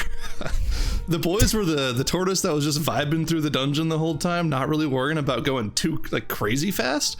Whereas Self-Reliance is like, oh, we gotta go for the big pulls, we gotta go for it, and then they just wipe 3 times, and there was no chance of them coming back. Obviously, the double DK Hunter strat lends itself to doing better pulls, and you can see that even though they wiped 3 times, they were able to at least engage the final boss by the time the boys took it down. But in this section, in this 3 through 6 section, or fighting for the force here, we're seeing these teams do, I'd take the consistently good runs over the volatile, potentially really good runs, or just terrible runs. And the boys are playing to that strength right now.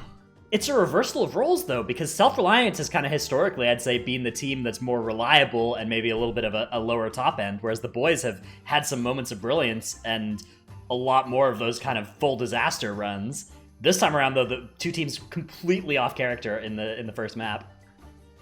Yeah, and I guess the thing that really gets me is that Self-Reliance knew this was coming, Tettles. Were they really thinking that the other dungeons that they'd be going into would be so much worse, such a wider disparity in terms of their competition or something? I just don't understand it. Well, I know for a matter of fact that they have practiced Borealis intensely. So if it does in fact go to a match 3, they should be okay.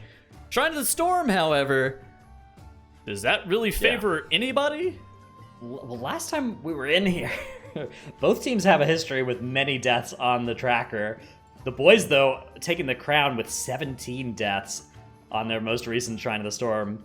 That is definitely a scary place for them to be in. But yeah, I don't know. I don't know what to predict here. It's just so much volatility in this dungeon with these affixes as well. Okay. So basically, Shrine of the Storm with bolstering is also very hard to recover from, and there's so many points in which it can go wrong. So first off, it's hard to recover because the primary checkpoint is at the very beginning of the dungeon, and a lot of the hard pulls that you have to deal with bolstering are towards the middle and the very beginning of the dungeon.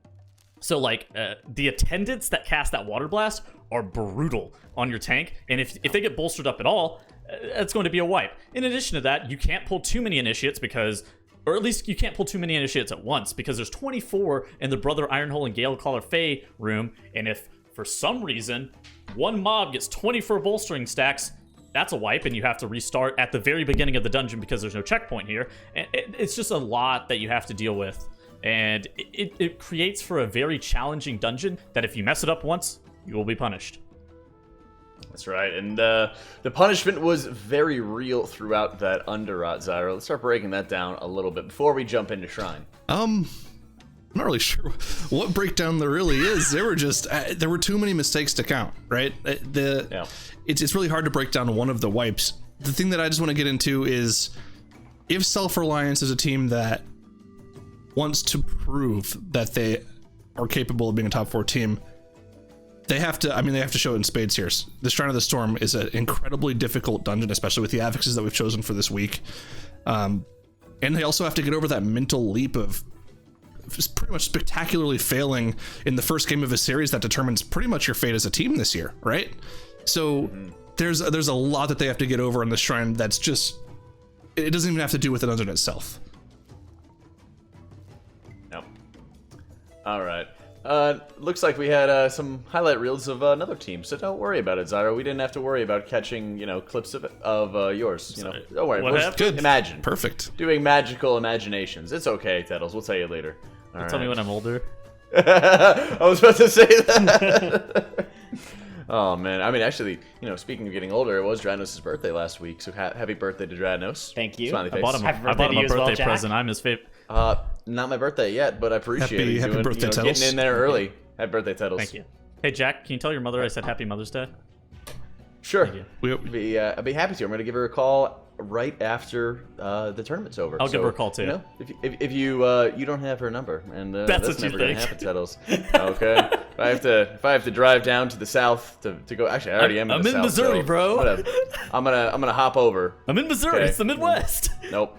Don't call my mom. I'm gonna call my mom. Okay, and you guys should call your mom too because it's Mother's Day. I've already Call your families. called my mom. Reconnect with them. Called Tettles' mom. We're good. Checklist complete. Yeah. It's been a productive day so far, but yeah. I can't.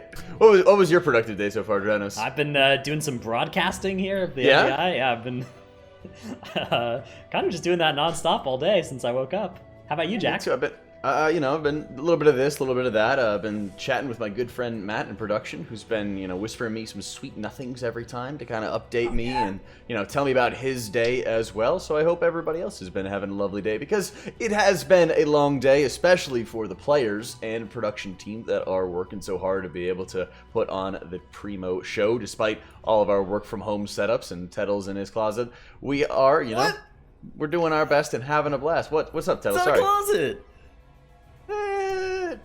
Listen, you kind of like moved your camera around It's every an now office and then. area. and- Okay, I got DM to move my camera. Man, who puts office areas under their staircases? That's so not weird. I Tettles. know. It's okay, bro. I guess it was just the Dursley family. I mean, huge shout out to all of them. All the what? Sorry. Yep. We Big lost shout out to him. what? You won't get it. No. He'll get it eventually, Jack. He'll get it eventually. Yeah, but we're not gonna touch that one at all. Oh, look, the game is ready to go. Self-Reliance and the boys giving us a great way to get out of this desk segment on to Shrine of the Storm. Thank goodness I'm out of that desk segment, and now I'm watching Self-Reliance and the boys walking up against the wall. The barrier has now dropped, and you do see both teams popping Lightfoot potions, running past the first little pack of initiates, making sure that they meld those off because those are really annoying on bolstering. Yeah, it's really inefficient to be like you could either fight them all by themselves or you can skip them because there's no way that you're just going to give something 8 bolstering stacks and have it be okay. Both teams here, though, again, on different strategies here composition-wise. The boys playing the exact same composition as they played in that Underrot with that Demon Hunter and 2 Hunters. I think this might be comfort picks from them for this, kind of series that they didn't know exactly was going to be happening until a couple hours ago. Yes. Whereas Self-Reliance playing a little bit more of a standard, they do have 1 Death Knight here. Some teams play 1, some teams play 2 earlier in Shrine this week, but that is much more of a common thing. As you can see on the meters, that Death Knight really just blasts this first pull, but Self-Reliance have pulled a Water Elemental. Okay, so Living Currents can be efficient if pulled intentionally. I have a suspicion that this may not be that, but okay, so they're actually playing the Living Current exactly how it needs to be played. So, this is a great thing to talk about. For those who don't know, the Living Currents cast occurs every 15 seconds, and it does the Rising Tide ability. The Rising Tide is you can line of sight the ability, but if you get picked up by it and slammed back down, the odds of you wiping are fairly high, especially if your tank gets picked up and slammed back down, because if that occurs, then the likelihood of the Living Current snapping up into the air and not being able to come back down is really high. So Self-Reliance is doing a good job of tanking this Living Current in the position that it needs to be, and then dropping off of that ledge to be able to line of sight that Rising Tides cast. The mob is only 18 count, which is half of a mini boss in this dungeon, so I suspect that maybe that's not intentional that they pulled that, but it was pulled nevertheless, and they dealt with it okay. So Yep, now they're going to be fighting 1 Shrine Templar by itself here. Here's what happened with this one. It was crowd controlled on the right-hand side of the stairs, and then when it exited its crowd control, it actually snapped to the spot in its patrol where it would be, which was over here. So they got a surprise Templar appearing in the middle, in their midst there. That is very slow for Self-Reliance. Meanwhile, on the side of the boys, they're actually not that far ahead given how much has went wrong for Self-Reliance. Okay. They're 4% count ahead and like 20% of Voidweaver Malthier's health. So, But yeah. with that Templar and Living Current that they pulled, they can now forego 1 3-pack of trash somewhere in the dungeon that they would otherwise pull. Okay, I wonder if Self-Reliance was planning to pull any 3-packs by itself. We saw the boys do it back in Underrot, but I don't think that Self-Reliance has that as part of their strategy here, generally. You can't just put them on blast like that. But you'll find I can. Well, you just did, and it was not incorrect.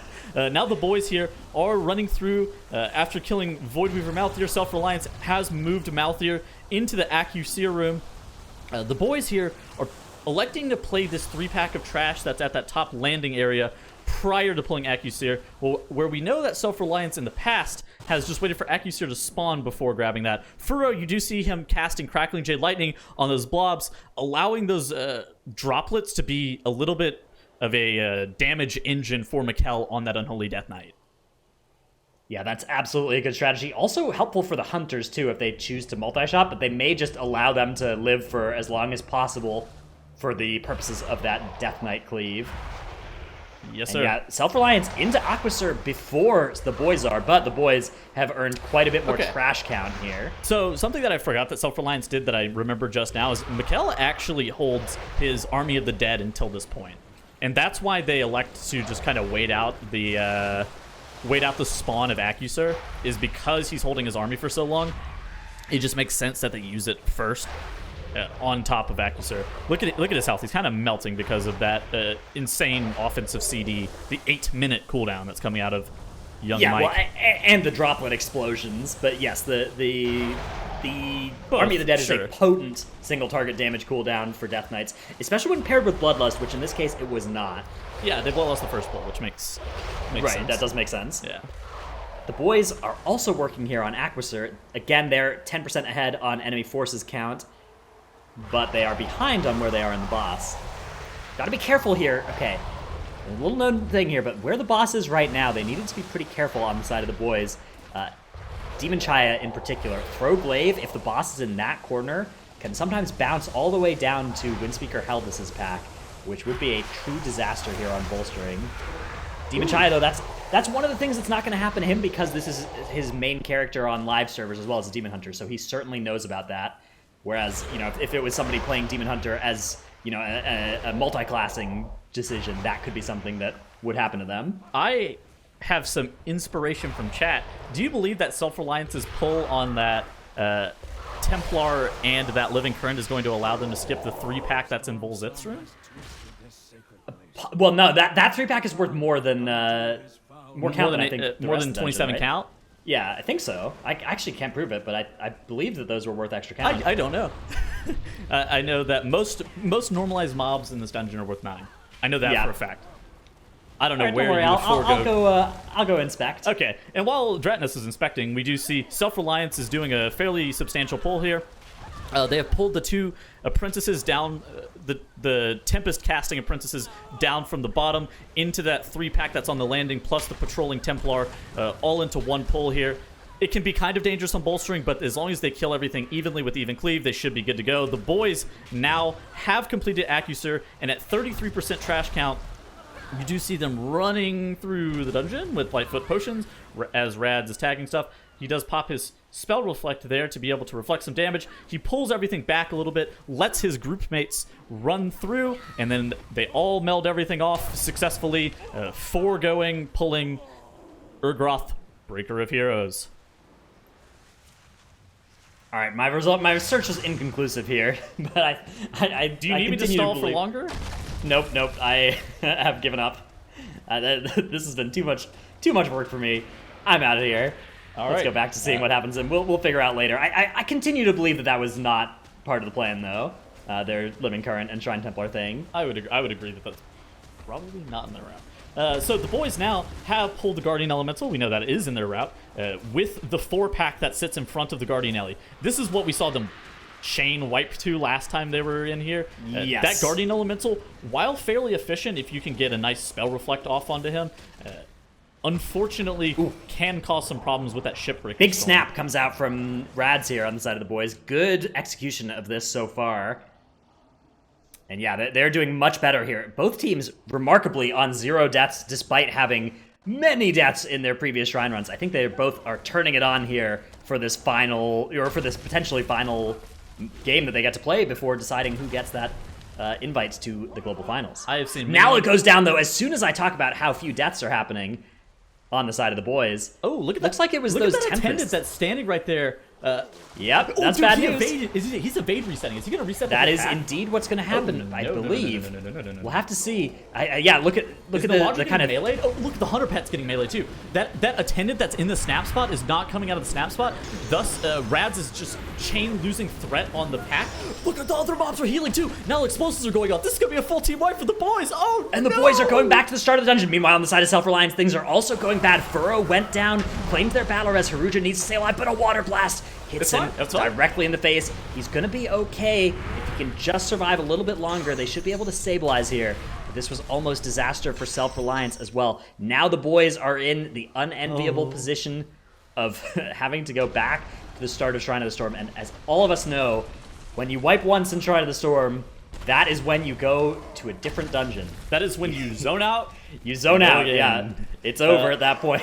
The boys also didn't play Urgroth, so if they want to use a pillar skip, they can only walk. Actually, no, they can't even walk down to Acusir because they killed Malthier like super close. Where are they?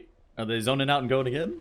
No, they paralyzed. The Templar? Yeah, the Templar, and they were stuck in combat with it. They decided to just go back and kill it so that they could drop combat, because they could have melded off combat with this thing, but they've now decided they're going to need the meld later to get back to where they were in the dungeon.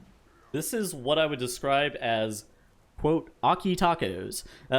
Now Self-Reliance Could you define that term for me, please? I'm not familiar with it. awkward tacos, but, heard something. abbreviated Aki tacos. I see. So Self-Reliance, they did have an explosive go off, but that was it wasn't intentional for the explosive to go off. It was intentional for Haruja, 3%, 5%, 1%, dead. No, This is a full team wipe on the side of Self-Reliance, and they are in the same position that the boys were. Could you imagine just 2 short minutes ago me talking about how these runs were so clean, and now both teams have gone back to the start of the dungeon? Oh. Good job, though, by the boys getting back here without losing too much time. Self-Reliance, now we'll get to see what their strategy is here, and it really matters how well these teams recover from their respective Ashvale. mishaps. Oh no. Okay, looks like it's just going to be a mass res there for Self-Reliance. That is now 5 extra seconds that the boys have in their favor. They're going to try the snap again. Hopefully they don't get the same issue. When you live by the snap, sometimes you do die by the snap, as mobs behave a little bit unpredictably sometimes and can get a little bit confused when you snap them. That is a risk you take when you employ that strategy. I am at a loss at this point, because that just went so poorly, so quickly for Self-Reliance. So if you guys didn't see what happened, Haruja was standing there. He was going to Spell Reflect the Guardian Elemental, the shock, as you do. He gets the Spell Reflect off. An explosive goes off right at the moment in which all parties dip into line of sight to be able to DPS down the pack and the Guardian Elemental simultaneously. And During the Shipbreaker Storm, during the Shipbreaker Storm, and then Furrow, not able to catch everybody up for obvious reasons, then they incur a team wipe. It was extremely awkward tacos, Tuttles. Circling it back, I would describe that as Aki tacos as well, yes. The boys are now working on another snap here to the same spot. A bunch of just little initiates this time. They are taking this room in more pulls than many teams have done before.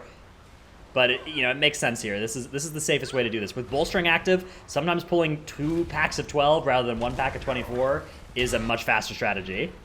Correct. And whenever you have in this snap spot that the boys are using, there is no ability to flee from the Tide Sage Initiates, so use that in your own strategies, guys. There's also a different snap spot for Sanguine that if you In the pool, yeah. Yep, that's in the pool, because Sanguine has a tendency to drop to the bottom of pools. So in dungeons such as Toldagor or in Shrine of the Storm's case, you can actually kill Sanguine mobs in the pools and not heal them. But we're not watching Sanguine. So. Cool tip. Thank you, Tettles. Yep. Self-Reliance now going to be attempting the Guardian Elemental once again. They're fighting the same trash pack as well. This thing is going a little bit better for them than it did last time, at least. Explosive does go off as soon as I say that, and they are now taking the damage from the Shipbreaker Storm once again. Looks like they're mostly going to be line of sighting here, except for Furrow, who is standing inside that cast. Does have to use Light Cocoon on himself. Yeah, so on the side of the boys, they have 60% enemy forces count for Self-Reliance, it's 40%, and the boys are also starting to DPS through Brother Ironhole and Galecaller Fae, with the significantly less costly wipe that they have incurred. Yeah, they're looking very... They're in good shape here, as long as they can avoid any further wipes. Oh, Ashvale goes down! Harudra taking huge damage as well. Furrow also taking huge damage. Furrow goes down on the side of Self-Reliance. Harudra at 9%. Can he keep kiting out this pull? If he can just live, even if the rest of the team dies... Oh, he's gonna die. If he'd been able to live, though, the rest of the team could have died and he could have reflected to kill the Guardian Elemental. But unfortunately, that's not what was going to happen here. And the Electrifying Shock are going to have to line of sight this. They're going to have to dance in and out of line of sight of the Guardian Elemental here to make sure that it doesn't get the Electrifying Shock cast off. Don't worry, dude. The 100 pets are on it. Yep, they are going to be okay here. They are going to actually get down this. It was a good reaction from Anda and Mikkel there to finish off that Shipbreaker, or that Guardian Elemental. Okay. So, I know this is going poorly, but there's always a chance that the enemy team can, like, multiple teams can wipe on Volzith. We're not out of the woods yet. Yes, this is by no means over. It's not like you've wiped this much against Method EU, right? When you're just like, you know that you're dead. Like, you're up against the boys on Shrine of the Storm with Bolstering Explosive active. Even Method EU in this spot could wipe to the last boss, but you know this is a team that has a little bit less reliability than Method EU historically. Or Perplexed, our champions, by the way, of this weekend. Big congrats once again to them. For those of you who missed the grand finals, you can, of course, easily rewind and check that out, but I recommend waiting until the tiebreaker is over, and then go take a look at that video at your leisure. You could hear the pain in Method Ratnus' voice whenever you said that. I'm totally joking, by the way. In the meantime, what are you oohing? Oh, I had the pain right here in my heart. What happened?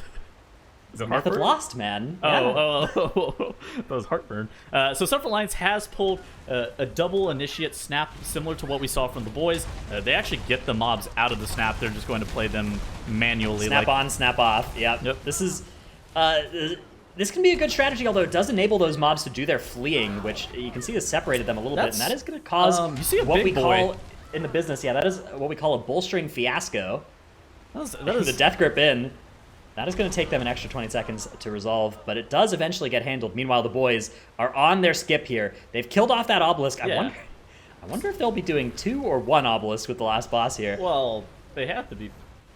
They're playing Blood of the Corruptor. Okay, so Blood of the Corruptor is the Blood of obelisk the Corruptor right here, right? is the obelisk that's right in front of them. Yes, Yeah. they could still... Nala. They've skipped Urgroth already. Yeah, they have skipped Urgroth. Why would they they could play end Blood up- of the Corruptor here? Because it is easier to fight 1 obelisk with the last boss than 2 times. That is All of this series, the boys' strategy has been about making things slower but safer. And that would be taking that strategy to its logical conclusion. That's fair. Alrighty. So now the boys here have pulled these double tentacles. Rads is doing a really good job of making sure that he's staying directly in between both of the tentacles. If he did move out of melee range of one of them, they cast a... I want to call it a hole cracker. I don't know if that's the exact name of it. Oh! Dratnos. Oh, are they going to go and kill the Blood of the Corruptor like Tettles believed was impossible mere 30 seconds ago? This is one of the first Blood of the Corruptors that we've ever seen killed in the MDI. Is this the world's most brilliant prediction ever made? I believe it might be. You're going to hurt your arm by patting yourself on the back too much. Impossible. I have years of practice. Okay. Anyhow, Self-Reliance here has pulled Tight Sage Council while the boys are killing those eyeballs on a stick, the mind-ridden tentacles, while fighting the Blood of the Corruptor. They are moving now the Blood of the Corruptor down the walkway. one of the big reasons we see teams usually not fight the Blood of the Corruptor and its Obelisk is that it actually is a lot. You add those Mind Rend Tentacles, and those are pretty challenging and slow mobs for which you don't get any count. So that's one of the reasons that it's one of the better ones to fight with the end bosses. Not only is the blood itself fairly easy to deal with, but the ads you're skipping are pretty nasty ads. The boys, though, are all about just making that last boss fight more reliable for themselves. They now just have one obelisk remaining. It is Urgroth, Breaker of Heroes, and they have Hunter pets available for that pet taunt. They're basically just going to be fighting vanilla Volzith. No extra affixes or anything on that fight, besides the explosive that every team does have to deal with during the ad phases. So that is by no means a done deal. Yes. The only reason that we've ever seen the Blood of the Corruptor actually be fought is because Overseer Korgus is the end boss of the dungeon. Otherwise, almost always, it is one of the obelisks that just gets left to be kited or fought with the last boss. One All right, pack the boys, at a time. once again, just taking this one pack at a time. Yeah, they will be doing this bridge and this obelisk in 4 total pulls, which is certainly a record for us here in the MDI. I think this team does these pulls in half as many pulls on live, actually. Yeah, this is such a. I mean, like it's confusing to me that this ends up being the best strategy, but it's definitely whatever they've done here. It's really working out for them of deciding to just slow down the entire pull of both the Underrot and Shrine of the Storm, and it's putting them in a huge advantage right now up against Self-Reliance, who've had these issues almost always when fighting more than one pack at once, and it's hard to wipe if you're just fighting one pack at a time. You're absolutely right. Those Abyssal Dwellers are going down for the side of the boys. While they've started the RP on Lord Stormsong here, you do see Bob did have his Way of the Crane up. He was glowing that orangish color. So they immediately, once they dropped combat with one set of Abyssal Dwellers, they immediately jumped into combat with the other one because they knew that Bob had his healing cooldowns up and was going to be able to spend a win to keep them alive through that. Yeah, now they are on to Lord Stormsong, the penultimate boss here. 85% trash count, so they'll need a little bit more from the eels and the enemies in Volzith's room, but they look like they're okay on that front. Meanwhile, Self-Reliance fighting Samrak, Beckoner of Chaos. They're going to be using this as a Awakened Skip as well to get to where they need to go. Let's see how they choose to do the bridge. They are certainly under a lot more pressure than the boys. They need to be pulling a little bit bigger than the boys did to try and close the gap that was opened by the more common and more serious mistakes that they made. Yeah, I think at this...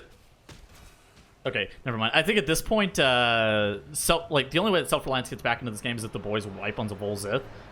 We have seen wipes on Volzith occur a many of times in the Mythic Dungeon International here, so I don't think anything at this point would surprise us, but for Self-Reliance's sake, they must be hoping for a fatal encounter with Volzith Whisperer.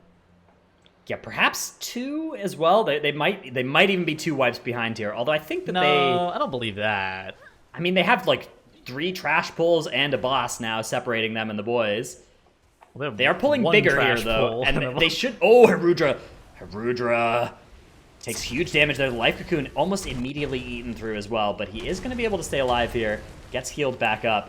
But that was very, very sketchy. Now we have this rough overlap as well of all of these frontals causing them to dodge the tentacles. That Drowned Death... Yeah. Okay, now the Drowned Deathbringer is starting to get focused down. Furrow drops to 9% HP, able to heal himself back up. Bolstering is active, and that's a pretty fat cultist, but everything is... the Void Bolt is one-shotting. There it goes. Claims a victim in Mikkel. Adios. All those bolstering stacks. That's going to be a battle res, or not a battle res, but a out-of-combat res required from Self-Reliance. And the gap between these two teams actually widens here. That's unfortunate. Well, on the side of the boys, if you take a look onto the right-hand side of your screen, you will see them taking a nice swim through the water, approaching Volzith at T-minus 45 seconds. This is a lovely swim here. They don't have their diving suits on because those are not on the tournament realm, but those are banned. That would be something you could do on the live servers to speed up that swim a little bit if you are going into Shrine of the Storm and the timer is going to be tight. Mm-hmm. Now the boys are gearing up to engage Volzith the Whisperer. Of course, as we know, Self-Reliance has had a death here. Anta going down while they're fighting these tendies. Again, it shouldn't be a wipe, but that can be very dangerous. If you lose a damage dealer near the start of that pull, you might not have enough damage to kill the Dwellers before they overwhelm you. What's the 12th death if you already have 11? That's true. I think I said that in the last dungeon as well.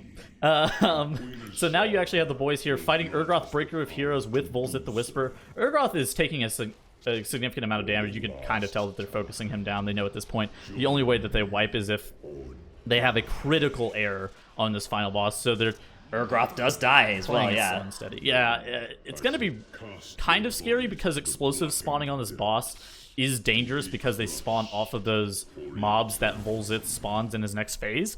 But it should all be okay. 79% health. The boys bloodlusted Urgroth. I just noticed that.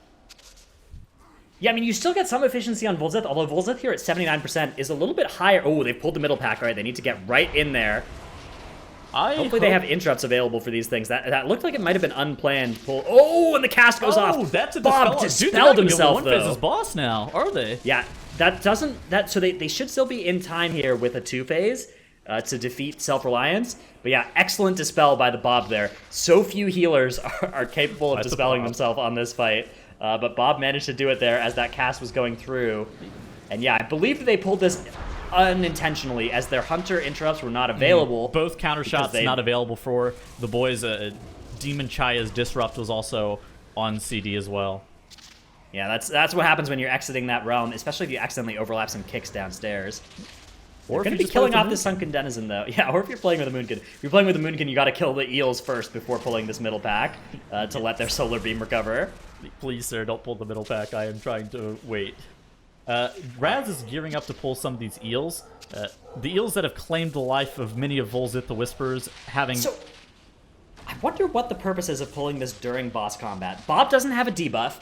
This seems to me like it is just inviting some extra disaster as they're in the middle of boss combat here. If they have a wipe, they won't get to, release. Whereas if they kill the boss first, they could then kill these with a checkpoint right here. I hope that they don't wipe to just eels. Well, but they could just do it after the boss, and they should have their cooldown. They should have offensive CDs. Yeah, so this could allow cooldowns to recover. That could be a benefit of doing this. But on the other hand, we saw them using cooldown. Meta, strength of the warden, and meta's not up, but are you actually pulling these? Are you going to wait for Metamorphosis to come up? I don't even think they one. Maybe they can still one phase. Maybe they can. Maybe it's fortified, not tyrannical. Fortified at 79%, I think it could be doable. With explosives, it's explosive though. They're going to lose a lot of damage to explosive. I mean, maybe. You don't have to kill every explosive if you have a healer who can keep everybody up. It does do % health damage as well, which means that the healer, even with stacks of the debuff ramping up on them, is not in too much danger from the explosives. They're actually in less danger than usual. Sure. Because they can heal it up faster. I mean, that's absolutely true. But at the same time, the reason that I say that is because it is fairly deadly. And with, 6 mobs, I believe it's 6, the frequency at which explosive spawns is fairly high. They could just hard switch to the ads as soon as they spawn. Try and kill them real fast before Bob has too many stacks of the debuff. At that point, they would definitely get 2 phases. I don't know, man. The boss is at 79%. It's a fortified boss here. Look, this thing is melting. Look. Okay, whatever. We're going to watch. The boys here popping all of the offensive cooldowns that they have available to them. They do not have Metamorphosis up, but for a little bit more time before that comes right up. They are kiting out Volzith out of that puddle that he was previously in. You do see those Men of the Deep, Manifestations of the Deep, getting killed off by on the side of the boys. The hunters doing the Lord's work and being able to kill some of those off. You do see a binding shot coming out. Volzith the Whisperer is dropping to 22%. It looks like it's going to be close for a 1 phase. Don't forget the cast time. The cast bar. Yeah, there is a cast time as well at the end of this fight that does need to be taken into account here. Oh, it's going to be it? I think they're in good shape. I think this is it. That's it. The boys have made their qualification to the grand final, or the global finals. Yep. Wow.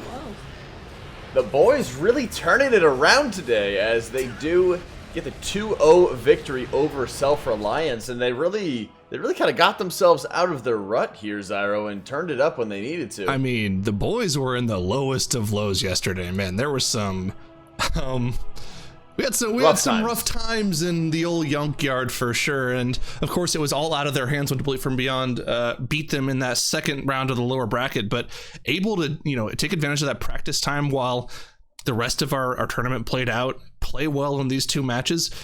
I like the strategy that they went for. It looked like they weren't going for any crazy strategies, not running any DKs, just playing safe with the Demon Hunter and Hunter picks, and it pays off for them. They secure that 4th seed, which lands them a spot in our global finals later this year. That's right, and that's at the end of the day, all they really needed to do is not have any sort of catastrophic issues, catastrophic failures. Is self-reliance. I don't know. I just feel like we turned a weird corner on them, Dranos, because we had almost like you mentioned it before, opposite appearances before the tiebreaker. It's just so wild to me that the boys would choose this strategy of trying to let self-reliance defeat themselves. And it's even wilder to me that it worked. Yeah. Self-Reliance is not a team that I would have expected to just play 2 dungeons with double-digit death counts back-to-back, but they did, and that is going to stamp the boys' ticket to the global finals. So, a good strategy from them. Yep, without a doubt, and that is, of course, the summation of our tournament, as we will be able to see our standings as we speak with Method EU. Even though they did not win the cup today, they still are holding the highest overall points in the European region with 570 points.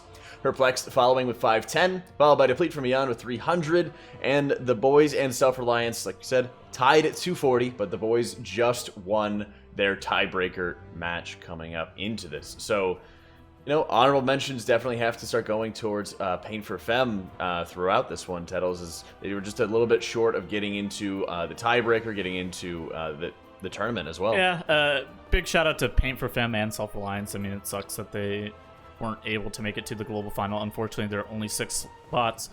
There were a lot of good teams and a lot of stiff competition this European MDI, and everybody showed up and played really hard, and I'm super happy with how everybody has performed coming through this MDI. They made this season of the European and Asian Cups a delight to watch.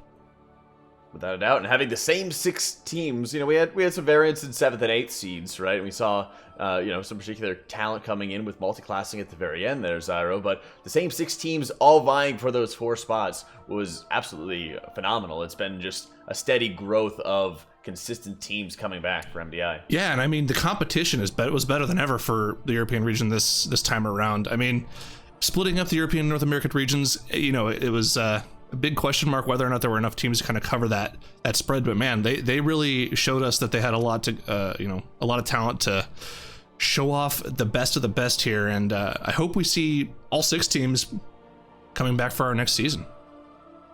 No question. And all of these top 6 teams, for example, here, Dranos, have a lot of MDI veterans already. So it's just the pool of players getting exposed to MDI, practicing MDI, going from a high key pushing team into competition. It's just been so significant. Yeah, I'm sure that we will see players from all 6 of those teams when we get to our Shadowlands MDI. Yeah.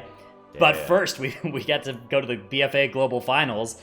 And we'll have to tune in next weekend to see which teams from America make it. That's what I was about to say. Right. We gotta wait and see what happens with the NA. Although actually there are 4 locked-in slots. Spoiler are they all locked in? There are 4 pretty much locked-in slots, assuming those teams qualify and show up for the tournament. I think that there are 4 teams locked for that showing. Let's say spoilers, but we also don't know where they're going to be matching up 2nd, 3rd, 4th seeds coming into it.